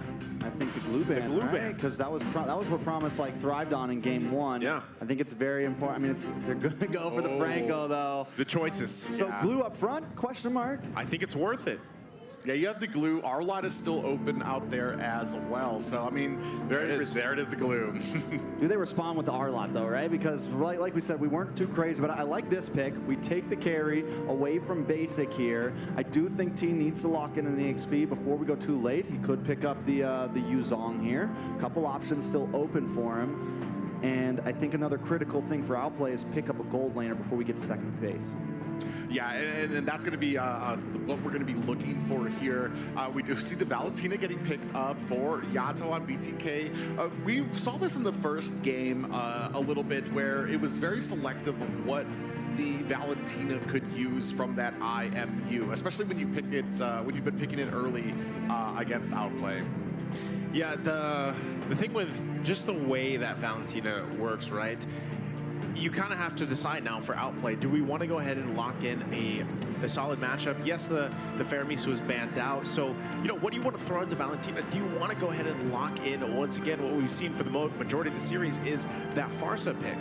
They don't. They go with that outstanding performance that Hoon just had in the previous game, paired up with an iconic hero pick for Shark. Yeah, I mean, what a way to finish things off right here, right? Put Shark on the Lolita. Hasn't been able to pick it at all. This whole best of 7 has gone other ways. Or do you think it's going to be the thing that gets him the victory here? I mean, like you said, it's an iconic pick for Shark, and especially with the game that Hoon just had with that Eve, showing the patience that he has for it. This possibly, though, is kind of constraining. Maybe you're trying to see what you can force Yato into his IMUs. Which ults you're forcing him to do. They're going to go ahead and pick up this Yuzong here to go ahead and try to dive in on him, try to answer Hoon, because we said there was no way for BTK to reach him last game. Yeah, this is probably the best answer, right? One of the best answers, so that you have at least a way to make it so that Hoon isn't comfortable. I feel like this game, this lineup, you really have to make it that way, because that's the thing. At least when he was playing the Farsa, he could wings by wings out of there, get out of dodge. Usually he was all right. But with Eve, he also has to, you want to make it to the point where Hoon's got to decide, all right, do I want to set up the real world manipulation right now? Do I need to be on the defensive? Yuzong, great answer for that. Last bans now for the second phase. It's going to be focusing on that gold lane option for basic, right? They do take out the Claude here. It'll most likely be one more. if they want to. Yeah, the Beatrix forcing basically to pick up something maybe that we haven't seen him play just yet. Not sure if something like the Brody would pop out, or maybe again Melissa hasn't popped up at all this series, or they go. I don't know if they would, because it's down to. Yeah, I was gonna say if mage, right? But I don't know if that's a little too risky, because again, we're talking about most likely comfort, right? And that's kind of what we're seeing here unfold. Yeah, I mean, especially when you're looking for BTK, you're looking for somebody that's not going to get drowned out. Shark is absolutely stunning when it comes to those bulwarks, those shields from Lolita, to be able to kind of block a lot of that damage. So you're looking for somebody who can try to get around him, to kind of flank onto Outplay, to be able to put on that damage. Okay, so I know we might all be a little confused by the Harith ban. They thought Naisu was coaching them, so they decided. No, but honestly, I think it's like the Beatrix, I think we can handle, but a Harith really could have been clutch in there, because you have the Death Box, you have the Numeon Blast, you drop the Zaman's Force, and it is just a lot of slow all over the place. And I think in their heads they're thinking, I'd rather go against a Beatrix right now, because we have the Yuzong, we have some answers to it, than a Harith. Lancelot's going to get banned out here. BTK with first pick up front. Does Moba Zane finish this off with the iconic Moba Fred? Moba Fred, right on cue, right? Picks it up, gonna take that safest route. Honestly, it is. And we might even see the response from Outplay for best player to do that the same thing, right? Again, going back, settling in, and just going the safest way possible if you can. If he decides to go ahead and pick up the Martiz, which is still available, that might just be that matchup where then again, you have to see how it's executed across the board in the lanes. And that's where I think you just go down to that matchup. There's the Brody pick. Shout out to Steph Wheezy out there in the crowd. He's going to be locked in here. And so this is kind of expected. I was thinking maybe the Melissa, maybe the Brody. I don't think we see him go in the on a mage in the gold lane because the Harith was taken out. There's the Martiz. So things are kind of falling into place. They're expected. This is kind of the matchup you're looking for. Now, for Brody, on the other hand, you can really work with the space that this composition provides. Outplay, especially if Shark can land the Numeon Blast. So one of the biggest problems here for BTK is to counterplay that, whether Shark lands it or not. If you can do something, again, Valentina Terrify, to stop those Numeon Blasts from landing, then you actually get yourself a little bit of an advantage, and then you actually are able to secure the Yuzong pick to find Hoon. Those are two biggest check boxes that need to happen here for BTK. Yeah, you were talking about it before. There it is. That's another one. Kaja. You were talking about it before, having that Terrify to go ahead and try to take Shark out of these Numenon Blasts. But this means that BTK needs to be on point with their engagements, because right now what I see from Outplay is a very overwhelming early to mid game that BTK is going to have to withstand if they want to be successful. You know, to all the people overseas right now, Mr. Dan, if you're watching this right now, Gideon, any of those casters, we're on game 7 over here in NA right now.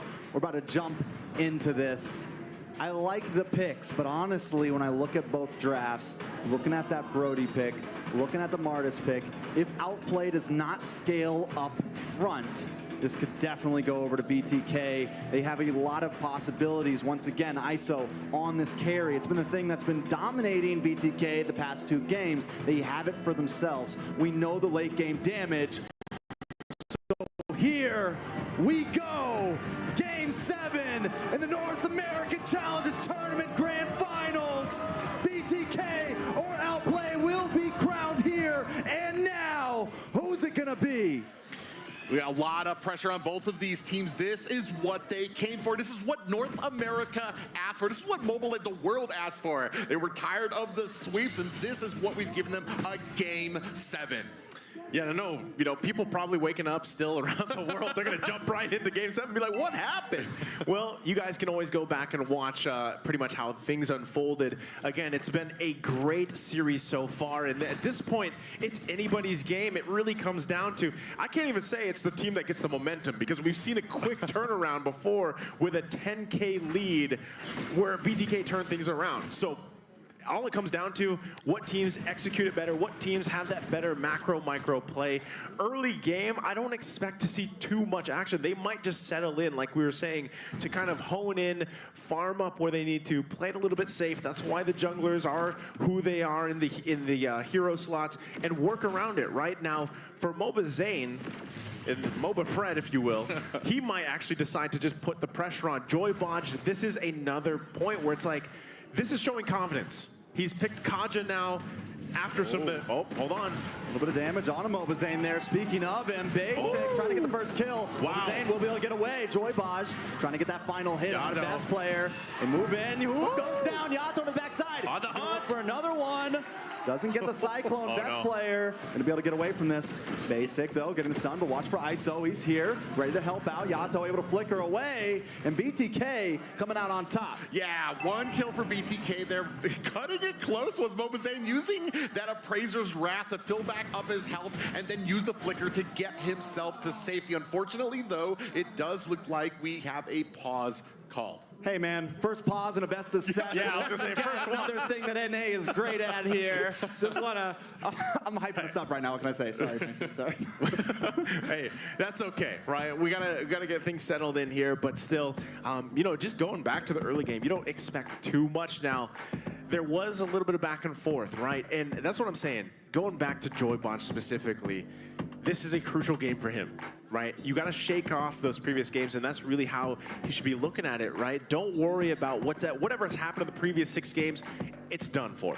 Now you have this best of 1, and this could be a massive game for Joy Bodge. We saw it actually in the turnaround. Remember, when they were down and defending their base, Joy Bodge had the opportunity to get the Divine Judgment on, basically pull them away from the base, keep them in the game. And that might be why they went with this pick again. There is kind of that trump card if they're able to pull it out, need to use that ace up their sleeve.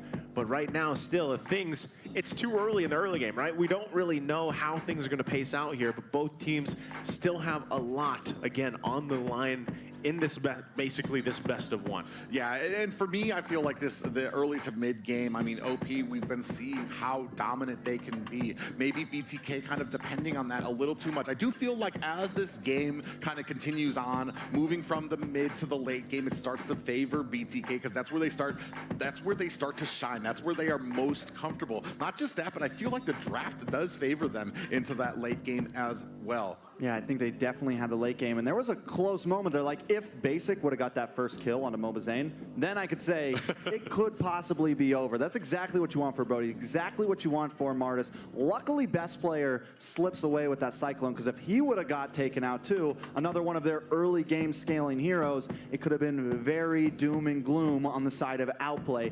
But they hang in there. Like you said, Naisu, essentially, it's still a stalemate. I mean, the pressure, the electricity, the tension. We're all waiting for this pause to end. Yeah, but at the same time, they just got to make sure that everything's in place here. Integrity to the game, best of 7. It's the grand finals, and you wouldn't want them to be playing with any, issues at all here, because again, with a lot on the line, it's tough, right? And at the same time, even with things going the way they are, momentum-wise, both teams have possibility for it. They can play around with that. But objectively, right, which team here, Private, I mean, objectively, which team should have that advantage in your opinion?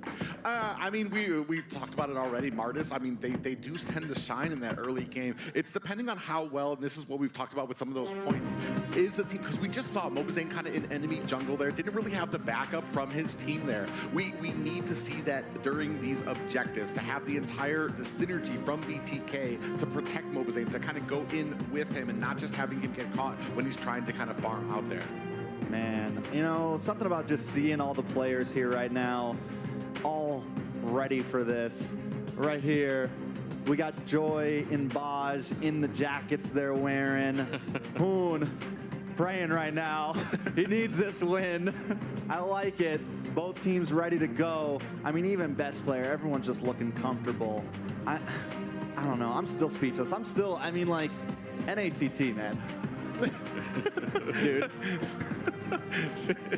Well, This is. I was gonna say you're saying everybody's looking comfortable, but I don't know. I mean, some of them are looking pretty tense, man. I don't know if that's comfort or not, but you know, this is a tense situation, right? Game 7, it's down to the wire here. It is early game. You know, we're only a couple minutes in. I don't even think we've seen the turtle spawn just yet. So obviously, we did get word they got to fix something here with one of the players getting a little bit of lag that they have to figure out. So the thing is, though, again, when it comes down to it, you know, these guys.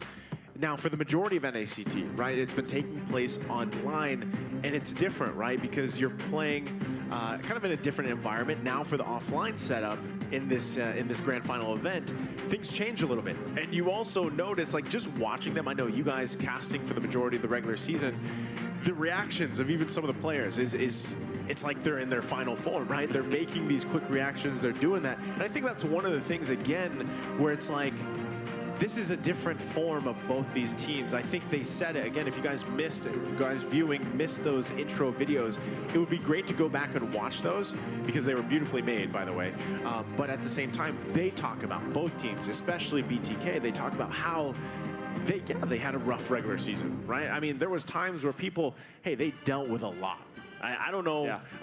I think, you know, you guys mentioned this earlier. You have the Zane haters. You have the Zane cheerleaders. I don't know what you lovers, fans, whatever you want to. I don't know what you're gonna call them. He's got right? a lot of lovers. He's got a lot of fans out there. But that's the thing. Like, people were counting out BTK coming into this, and that's why, like you mentioned, Trex, before, so many people are like, man, this is gonna be a sweep, or it's gonna be 4-1. And at this point, this is why you see so much tension here, because again.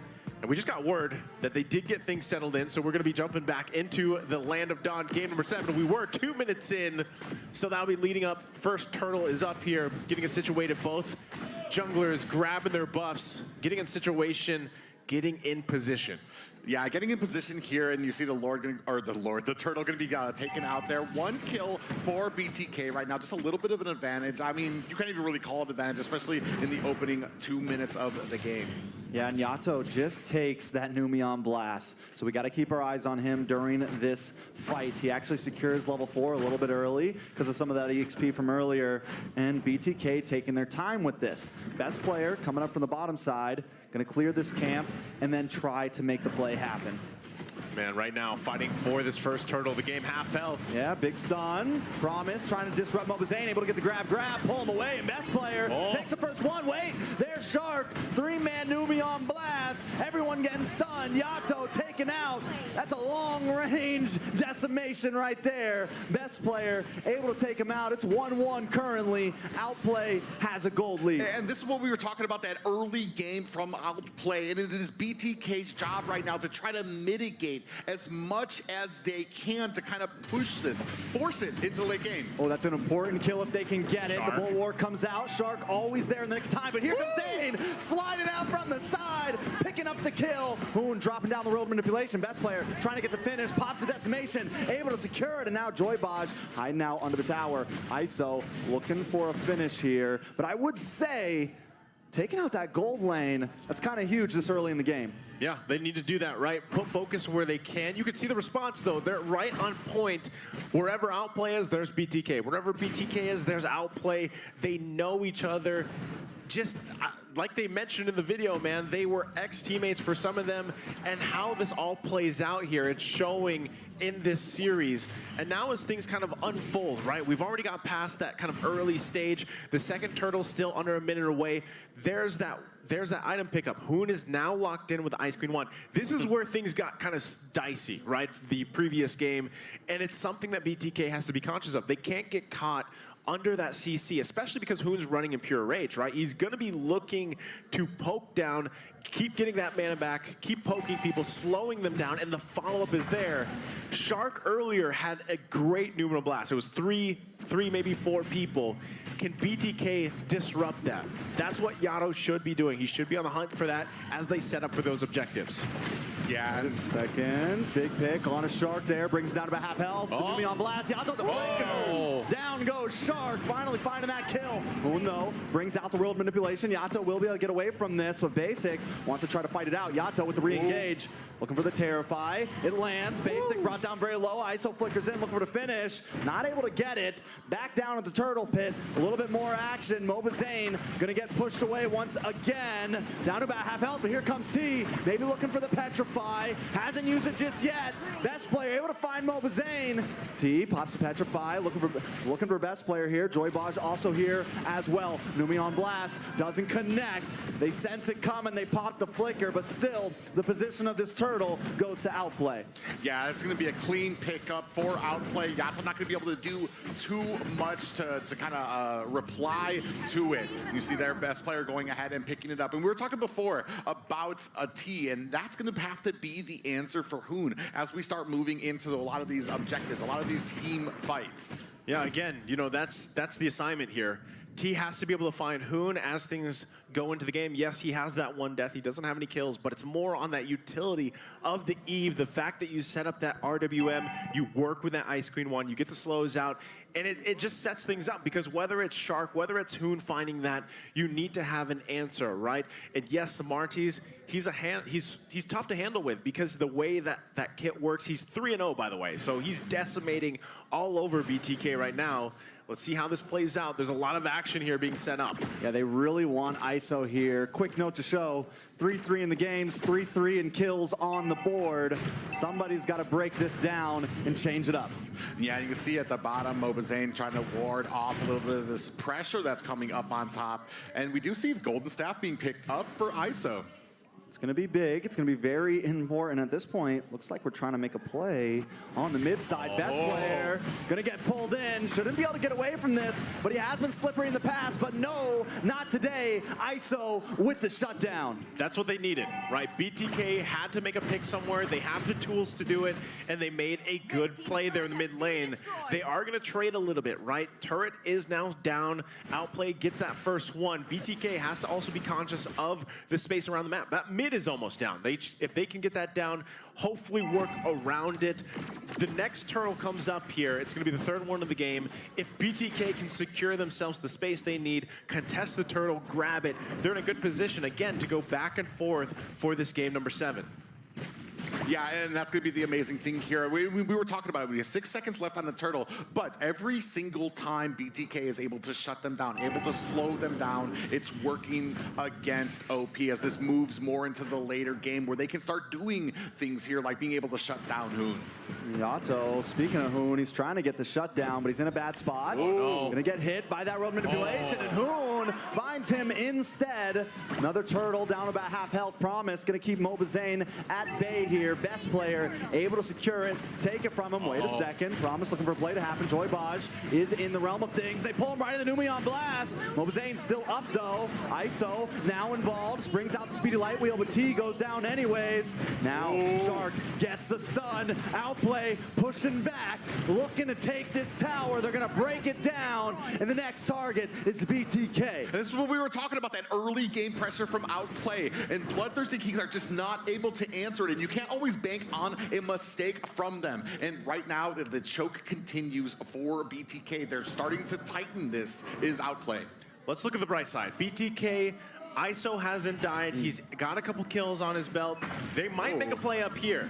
And they keep on feeding ISO. Promise hits a split. Should be able to get away here. Terrified, but still, if we notice, if we look at things, they've been sacrificing a lot, but it's all funneling into ISO. Does that have value though, Pride? No. Wait a second, no, T in a bad spot, caught up in a road manipulation. Best player with the decimation, able to get the finish.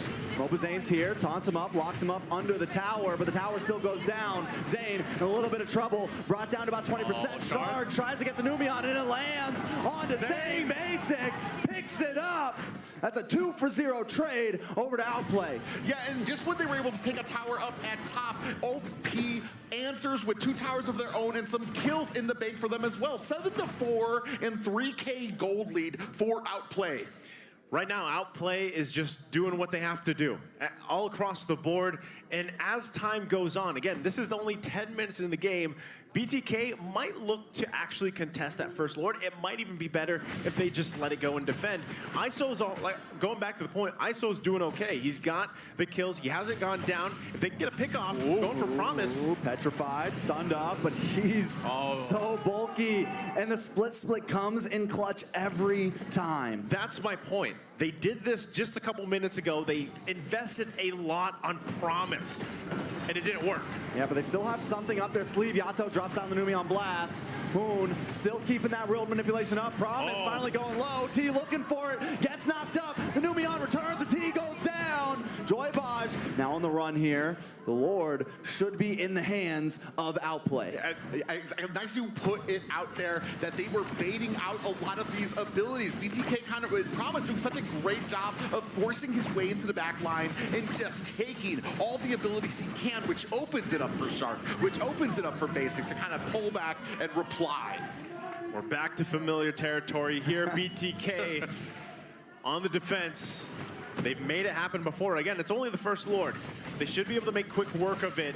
There's a pull. Pulling best player. A little bit of damage is coming from ISO. Shark brings out the Bulwark Shield. Luckily, the Numi on blast does get stopped. Yato's got one of his own up his sleeve. Brings it down on top of Promise. And Promise finally falls. Immortality does come from best player. We'll be able to get away. Basic drops the torn apart memories, but doesn't find anyone. Yato does finally drop.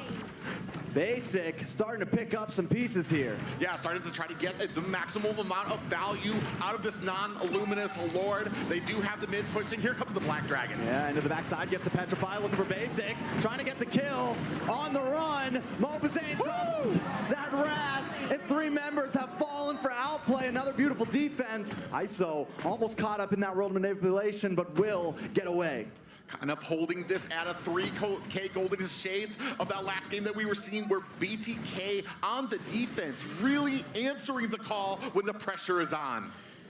Right there is exactly what Outplay has to watch out for, right? The game's gonna go on here. ISO is probably the biggest hope for BTK. Other than that, T, as he gets a little bit more tanky, it's going to work out for him, right? He has had a couple deaths where he has to do it, right? Someone has to do it. It can't always be Zane, because Zane has to be there, especially as we get towards these crucial Lord takes.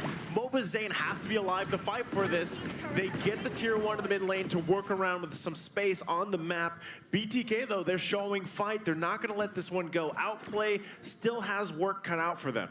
Yeah, and little by little, you can see this lead starting to dwindle away. Just about a 2K gold lead for Outplay, and they need to have an answer, and they need to have an answer soon. Yeah, if they go for Promise here, we're looking at Outplay hiding out in this bush. They're waiting for the play. They're waiting for that Conceal to come in, and that's what I'm a little bit excited for. They do finally pop their face. Here comes Conceal. Shark looking for someone, looking for the Hunt.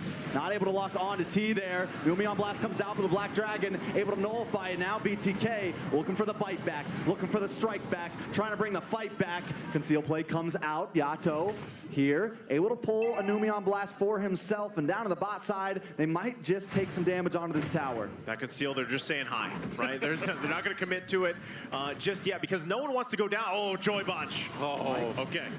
He's all right. He's showing he's all right. He's got the recalls out, too. He's like, just kidding. No. There it is. I love that you can speak with the emotes, by the way. So now all this, once again, you don't want to go down before this next Lord. It looks like BTK also wants to fight for this one. Oh! Watch for Shark. He's still keeping his distance. That's the perfect bush for a Lolita. Yeah, perfect push there. And best player already bursted down there. You can see the speedy light wheel starting to come online for BTK. We were talking about it as we start moving later and later. This might be the last Lord for the side of Outplay. They need to maximize what they can do with it. And right now, it feels like a 50-50, even though Outplay has a 2K gold lead. Zane does get stunned. Numi on blast, about to land. Zane in the midst of it. They try to change pace, but no, they're still on a Zane. He's down about 20. Everyone does get out of the room manipulation, but Basic still finds Zane. Promise on top of Yato, taking him for a ride. Promise might go down here. It's 1-for-1 currently. Does BTK want to respond here? Best player should be able to get this Lord. Still got to keep our eyes on ISO. 3-0 and 3. They might try to go for something. Yeah, they might. I mean, great target focus by Outplay there, because it took down the Retry to be able to go ahead and get that. Joybaj able to get the Divine Judgment. Numi on blast. Yato ISO blasted away. In comes the concealed play. Joybot's in a very bad spot. Will get stunned, taken out. It's 3 members of BTK down, and the Lord is coming. ISO! Oh! That's bad. This is rough. He has to use the speedy light wheel just to get away, and that's another utility gone. Yeah, we were talking about this. It's baiting out some of those abilities, but here now it does feel like BTK. The pressure is on, and they are starting. They need to calm down. They need to be able to reset. This is where they're supposed to be shining. This is where they want to be in the game. But now a Luminous Lord barreling down the mid lane. Tough situation to be in. Familiar territory for BTK. Can they do it like they've done before? Holding on here. They got to get away. Shark! Not if that Numion Blast lands. Luckily it doesn't. Mobazane able to move in. Best player getting that grab onto them. BTK still defending. Lord down about 20%. Should be able to melt it, but the inhibitor still goes down. BTK backs against the wall. Shark able to get stunned onto Mobazane there. They're trying to work their way onto this top inhibitor. OP doesn't want to give it up just yet, but I think this is the perfect time too. Yeah, and we were talking about it earlier. ISO still deathless, 3-0-3. If they're gonna mount a comeback, it's gonna be on the back of ISO. Oh, they're going in. Does have that Numion Blast. I'm waiting for him to use it. They crack through another inhibitor. Basic able to secure it. Down to the bot side. OP making their rounds. That's 3 base turrets down. BTK, can they defy the odds? Again, they've got to do it here. Almost 6K behind. No base turrets available. What is going to turn it around for them, right? This is one of the big things is, like you mentioned, Traxiato. Does he land? Does he take that Nuno Blast? Does he take the real-world manipulation? Which is going to work better for the situation? And all the while, dodging these setups that Outplay is looking for here, it really comes down to even the conceal plays. Can they get a numbers advantage? That would be crucial for BTK to turn things around once again, but does OP even make that mistake? Their positioning has been on point so far. They're forcing BTK to stay together, to keep ISO farming and farming and farming up. He's already got the immortality. He has that flicker available to him, but once those are expended, once those are gone, is that follow-up there? Is it enough? And that's where it comes down to just a team effort for BTK. And it's going to come down to not getting caught for BTK. I feel like when it comes to these clashes, especially at the 17-minute mark, if we're talking about a 5v5, I feel like that can be in BTK's favor. They just can't lose that early player to a bad rotation, to getting caught out there. This is the thing. For Shark, we have something in the Philippines that's called sidestep Numinon Blast. A caster over there, Manjin, he called it out, and that might be what happens here, because Shark did it earlier in the game, and if it happens, BTK is in trouble. Can they counterplay around that? That's Yato. So hopefully Yato is able to utilize the Numinon Blast he's holding on to now, because it's going to come down to that from both of them. This is crucial. Lord going to be worked on. Could possibly be the last one of this game number 7. Both teams taking it easy. T parking himself in the base there. Promise putting the pressure there. Might be looking to come from the back. And right when he gets on top of Yato, OP wants to strike once again. Down comes real manipulation. Down goes Yato. Joybaj down about half health. They've closed in. The immortality pops. And Joybaj is out of here. It's 2 for 5. I mean, it's 2 for 0. 5 men on Outplay still stand. They might not even go for this Lord. They got a large wave of minions coming from the bottom. BTK has a bit of defense, though. As we've been seeing from Outplay, attacking from different angles, going to keep that pressure up on the base while they have best player down, taking this Lord. And this is going to keep the continual pressure onto BTK. All right, all eyes on ISO. Can he make the play to save the day here? Basic focusing in onto the base. Nice petrify, but the Numion Blast is here. The flicker, the sidestep, the stun. Mobazane, immortality pops. Can he get away? No. Basic able to secure it. Promise does go down though. ISO, immortality pops. BTK defending with all they can. They're able to last another one, but in about 10 seconds, the Lord will be knocking on the door. Valiant effort. BTK holds on to the base, but again, that was the 4 versus 5. The whole time, best player, he's like, you know, if you guys got it, you got it. If you don't, we got the Lord now. So there's no time for BTK to breathe. They have to recalibrate, let Mobazane get back alive and defend once again. They have no turrets here holding on in their base. BTK, question was, can they defy the odds? This is going to be it. Yeah, it's do or die time. Luminous Lord looming into mid. 3 games apiece, and this is the one that decides it. All right, it's all on ISO here, right? 3-0 before, we've been talking about him all game. Can he do something that really matters? And I mean really matters. They do melt down the Lord. They do it quickly. OP not going to be able to finish this just yet as long as BTK doesn't make any big mistakes. Yep, Yato's also got the Neuron Blast here. Again, he does not have the Flicker available. Shark's going to have it in a little bit, so both sides pretty even here. They battle it out. Moon drops down, the real manipulation.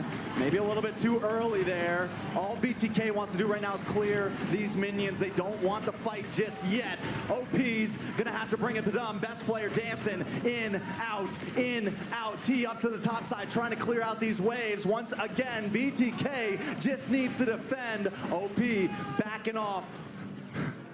Here we go. The dance. The dance. A much different engagement there at the base that we saw from OP. Very careful, very surgical back and forth there, making sure that they're not putting themselves in harm's way, because we know how BTK can be with a defense.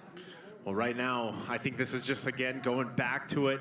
We got about a minute for that next Lord to come up, and that will be the 4th one of the game. If you guys remember before, it took down to 5, right? 5 Lords. And so far, I mean, even gold-wise, things aren't too crazy. Yeah, there's a little bit of a gap there, but still, BTK doing an amazing job. ISO, once again, he is pretty much online on this carry. They just got to watch out for this. Promise. Pull on a Promise. People comes out, not able to get the finish. Shark looking for something. Numion Blast. Sidestep! Zane caught off T in the midst of it as well, but here comes Yato with a return. Not able to capitalize on it, though. Promise does go down. BTK backing off. 1-for-0 trade. BTK able to hang in here. Yeah, Naisu was talking about that sidestep. They came out there shocked, surprised Zane, but still able to find a kill. Sidestep, Numion Blast. That's how it goes. He's the right in on him. For any of the viewers that recognize that, that is a call from Van Gene, and now Shark is doing it. But T, he's in a bad spot. Gonna get stunned up in the boss side. Should be able to get. Oh no. Has the immortality though, but still another big utility gone. Yato hunting for that Numion Blast right now. You can tell the way when he's stepping around. He's looking for an ult that matters. Lord getting brought down to about 70%. They're gonna keep this going. Best player looking for something. Joybaj as well. ISO holding the distance, but the thing is T has to stay in that bottom lane. He can't let anyone come in. He doesn't want to waste any time. It's going to come down to this retribution battle if they continue this. Less than half health here. Mobazane versus best player. There's the conceal. Ooh, Numion Blast return though. Yato looking for the stun. Mobazane still has control of the Lord Pit. It finally gets reset. Shark trying to bring it down. Doesn't land. Promise. Bulls on top of Mobazane here. T. Is finally leaving. Joybaj though. Wait. That's a lot of damage. Gonna go down here. And here comes the dragon. Gonna back him off. This could be this Lord for BTK, but watch for best player. Coming around the wall here. Shark as well with the Bulwark. It's still a 50-50. Promise in the bush. Trying to come into the backside. ISO there as well, but he doesn't have a speedy light wheel. Not gonna be able to output too much damage just yet. Who's gonna take this? Best player. Gonna get pushed away. Shark very low as well. Forced to go back to base. ISO on the best player. But Basics on the base. They gotta stop him. They gotta stop him. Basic goes down. The stun. That's it. So close on the thread. That's how they live. Now it's still on the Lord. Promise trying to slow him down, but Mobazane won't let it happen. That's the first Lord of this game for BTK. BTK coming back here on the side with minions at their crystal, able to pick up the Lord, and now the favor finally turning to them. This was the question.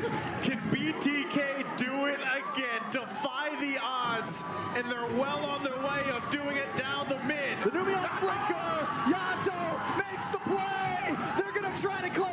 Shark wants to return though. Joybotch, Immortality pops. They don't have the minion just yet. They got 2. ISO gonna lock in. Can he do it? 50%, 30.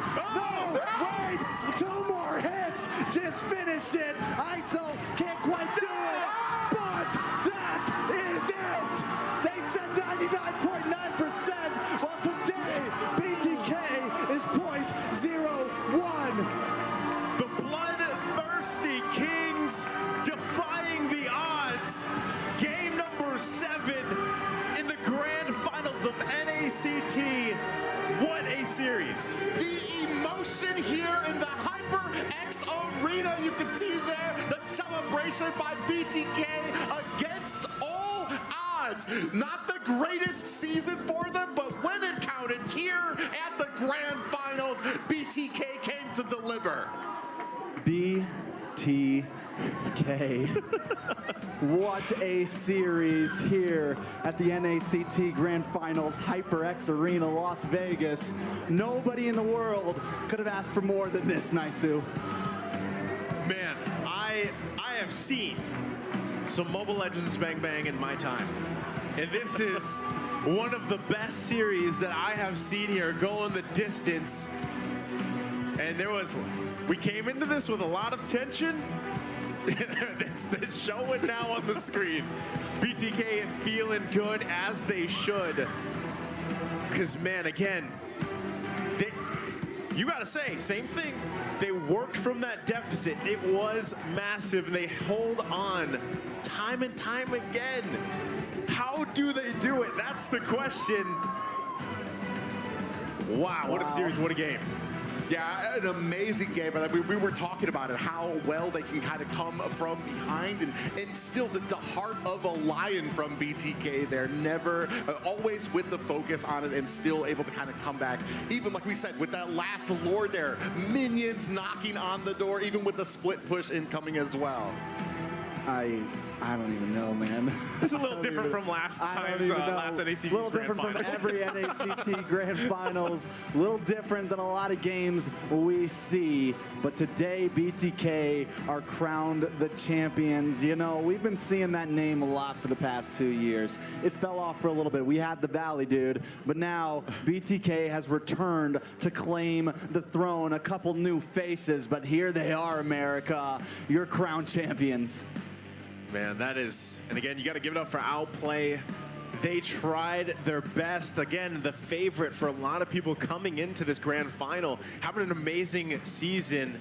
It was just a game, a series here again. Let's look at the stats real quick. Private, take us through this. I mean, we were talking about it, man. Just a complete domination for OP, especially at the beginning here. But, I mean, 0-5-7 there for Promise, having a little bit of trouble on that glue, trying to get in with these initiations. But the story of it for BTK, we were talking about it. Down and out, but ISO maintaining that composure and coming in at the end there to kind of unleash on OP. Whew, I mean, looking at the stats here, you know, that's the series, though. Like, the majority of the series, it was this back and forth between two amazing teams. But one thing that really sticks out to me is just, again, tenacity of BTK here. Let's actually throw it over to Dave with BTK on stage. Dave, take it away. All right, guys, I think everyone in the arena felt the emotion. I don't know what to say. Now, I want to interview Zane, but I want to get to Botch. Botch, I saw you just now. Tell me what you're thinking right now. I'm very happy.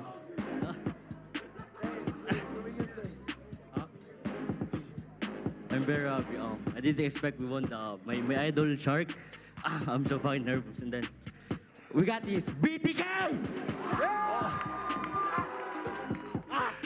I think you guys proved to everyone wrong. Zane, the next one interview, you come in today with a lot of pressure on your shoulder, right?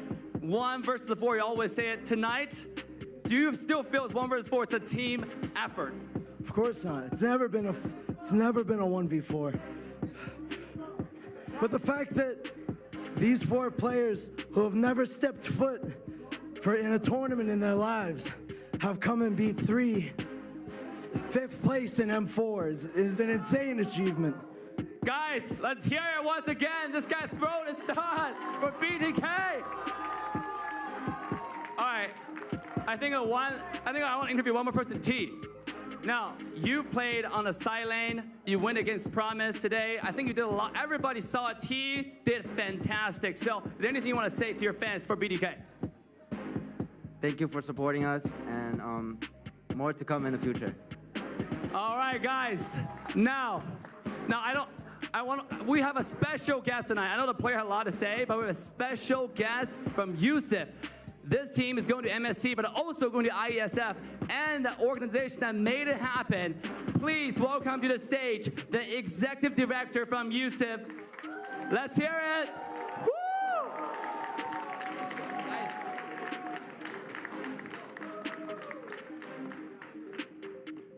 This is Gerald Solomon. Let's give another round of applause for our wonderful, wonderful Yusuf. Congratulations to you guys. What a terrific, terrific match. You know, you never want to see anyone who loses. No one lost today, but we have great winners here. So congratulations to all of you. As I said, I'm Gerald Solomon. I'm the executive director of the United States Esports Federation and part of what's called NACT. And the winners here today are going to be coming with us to the World Championships in Iași, Romania in August. So congratulations and look forward to that. And I want to give special thanks to a couple of people here. First and foremost, to eStars and the producers of this incredibly wonderful event. David and your team, you did a superb job. Congratulations. And then lastly, to the publishers, the people who make all of this possible, Melanie and the folks at Moonton, thank you for producing and putting together one of the most incredible titles in the world, MLBB. Melanie, thank you so much. And to all of you at Moonton.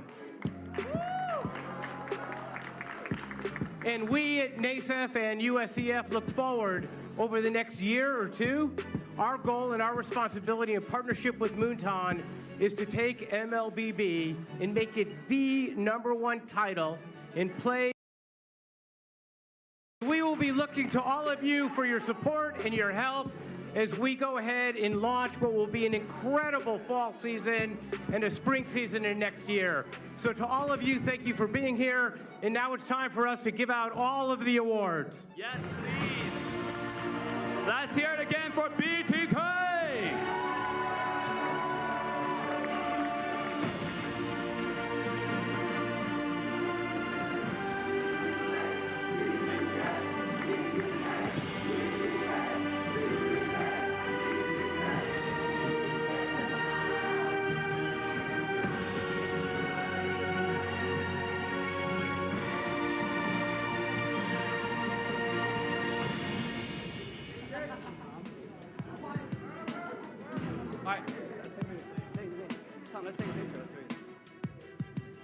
All right, guys, one more time, let me hear you for the final photo with our wonderful guest, Gerald Solomon. Let's go.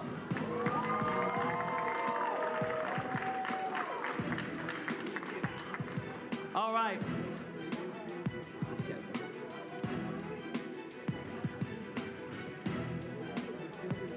All right, great. Again, thank you so much. All right, guys. You know what time it is? Zane, BTK, it's time to hoist the trophy. Whenever you guys ready. It's heavy. 1, 2, 3, let's go. Ladies and gentlemen, your 2023 Spring Champion is Bloodthirsty Kings.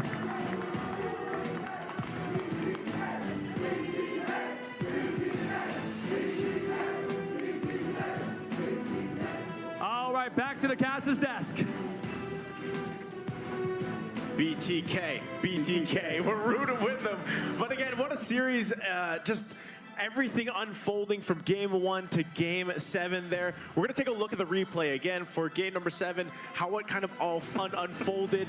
And that's the thing, this was, again, in a way, the comeback here, right? This is the series replay. This was back from game number 3, and just take Take us through this, Private. Yeah, BTK was up 2-1 here. We had seen that they were struggling a bit there. Promise did get did die there, but I mean, it was such an amazing performance by them, especially with how well they were able to play from behind. Now, game 5, this is when Outplay starts to come back a little bit.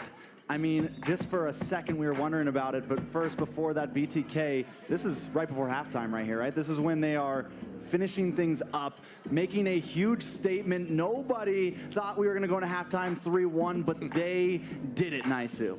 And, you know, now, yeah, here we're game 5 again, painting the picture of the series. This was Shark's monster hooks, you know, but unfortunately, it just didn't work out for them. We thought maybe we'd see the Franco again, but it was, you know, it was taken out of the picture, and it was great drafting. This is the thing, right? 7 games in, yes, this is only game number 5 at this point, but 7 games in, these teams knew how to deal with it. This was the amazing defense time after time, and it just proved, I mean, even Joybotch, looking at Joybotch, this was his like redemption game, right? Yeah, he struggled a little bit on the Conjure in the first game, but overall, he made up for it in this series. And as we go forward, you know, game 6, this is what brought us to that 3-3. This is where Outplay tied us, and it was a fight back and forth. Yeah, learning from their mistakes, they decided to kind of keep on and not make those same mistakes they did during the defense for BTK, pushed in hard, and were able to secure that victory to go ahead and tie it and bring us to that amazing game 7. Yeah, I mean, I feel like it was 50-50 the whole way through this series, back and forth, punch for punch, blow for blow, and even here in this final game, BTK was on the edge. No inhibitors, nothing. People were calling it a wrap. They were going to sleep. They were turning off the live stream, but they missed out because BTK turns things around in some of these final plays here. I don't know what it is. Like, if fully exposed base is like a passive buff for BTK, but it worked out, you know, and again, there they are with the esteemed medals that'll take them to IESF, and of course the trophy. They've got MSC to look forward to. Here's the final stats, right? This is an accumulation of pretty much everything here. Private, anything that stands out. I mean, we were talking about this before. It's the exact same thing where the stats favor OP, but it's stats that lion hard to survive from BTK, not going down without a fight, continuing to burn on that candle, and then igniting toward the end of the games. Well, maybe that damage per gold stat was actually very important, because this is the one that BTK did come out on top. They took more deaths. They really had a hard time through this series, but in the end, they were able to pack the punch with what they had. Yeah, and you know, this is a journey. This has been a trip here. We're going to take a look at just how far, you know, it's been. Again, this has been, what, a few months at this point. Let's take a look. This is the double elimination at that point. At that point, we had Outplay, you know, we had Outplay, the Empire, Bloodthirsty Kings, Ackerman, and then they moved on. That was the top 4. It was sweeps. That's why coming into this, so many people looked to Outplay, and they were saying, hey, they're going to sweep BTK, right? BTK had a little bit of a rougher road throughout the season up to this point, and then they brought us to this amazing series, the 7-game series, and ended up winning, becoming champions, right? So that is the amazing journey that led us to here. Also, we are going to be announcing the MVP for this series. And there we go. It's going to be congratulations to Yato for winning the series MVP here, most valuable player. Again, he had his work cut out for him. I know you guys mentioned this a lot too up to this point, seeing his improvement and the way that he brought just that gameplay, that refined gameplay here for the series. You know, Yato's come a long way, I have to say. You know, in the past, he wasn't old enough to even compete for M3 qualifier. You know, he was always kind of left out when all the teams started grouping up. But here today, in the 2023 NACT spring season, this rookie, this kid that used to play on other teams, the ones that everyone was hating on in the beginning of the season, able to secure the MVP. Yeah, amazing too, and especially with that last game, able to kind of of using that Numenon blast from Shark almost better than him, especially to kind of help secure when it came to the final push. Great points, and before we say goodbye, let's welcome Steph Weezy and Eunice back here with us, the amazing casters for NACT Grand Finals. I want to say thank you, of course, to Moonton and everyone from NA. Thank you guys for inviting me from the Philippines over here. It's been a pleasure. It's been amazing. I know you guys had fun. I had fun. Thank you so much to all the viewers around the world watching and everybody in the live audience as well. Thank you guys. We can't wait to see you guys again. Take care. We'll see you in the next season. NACT.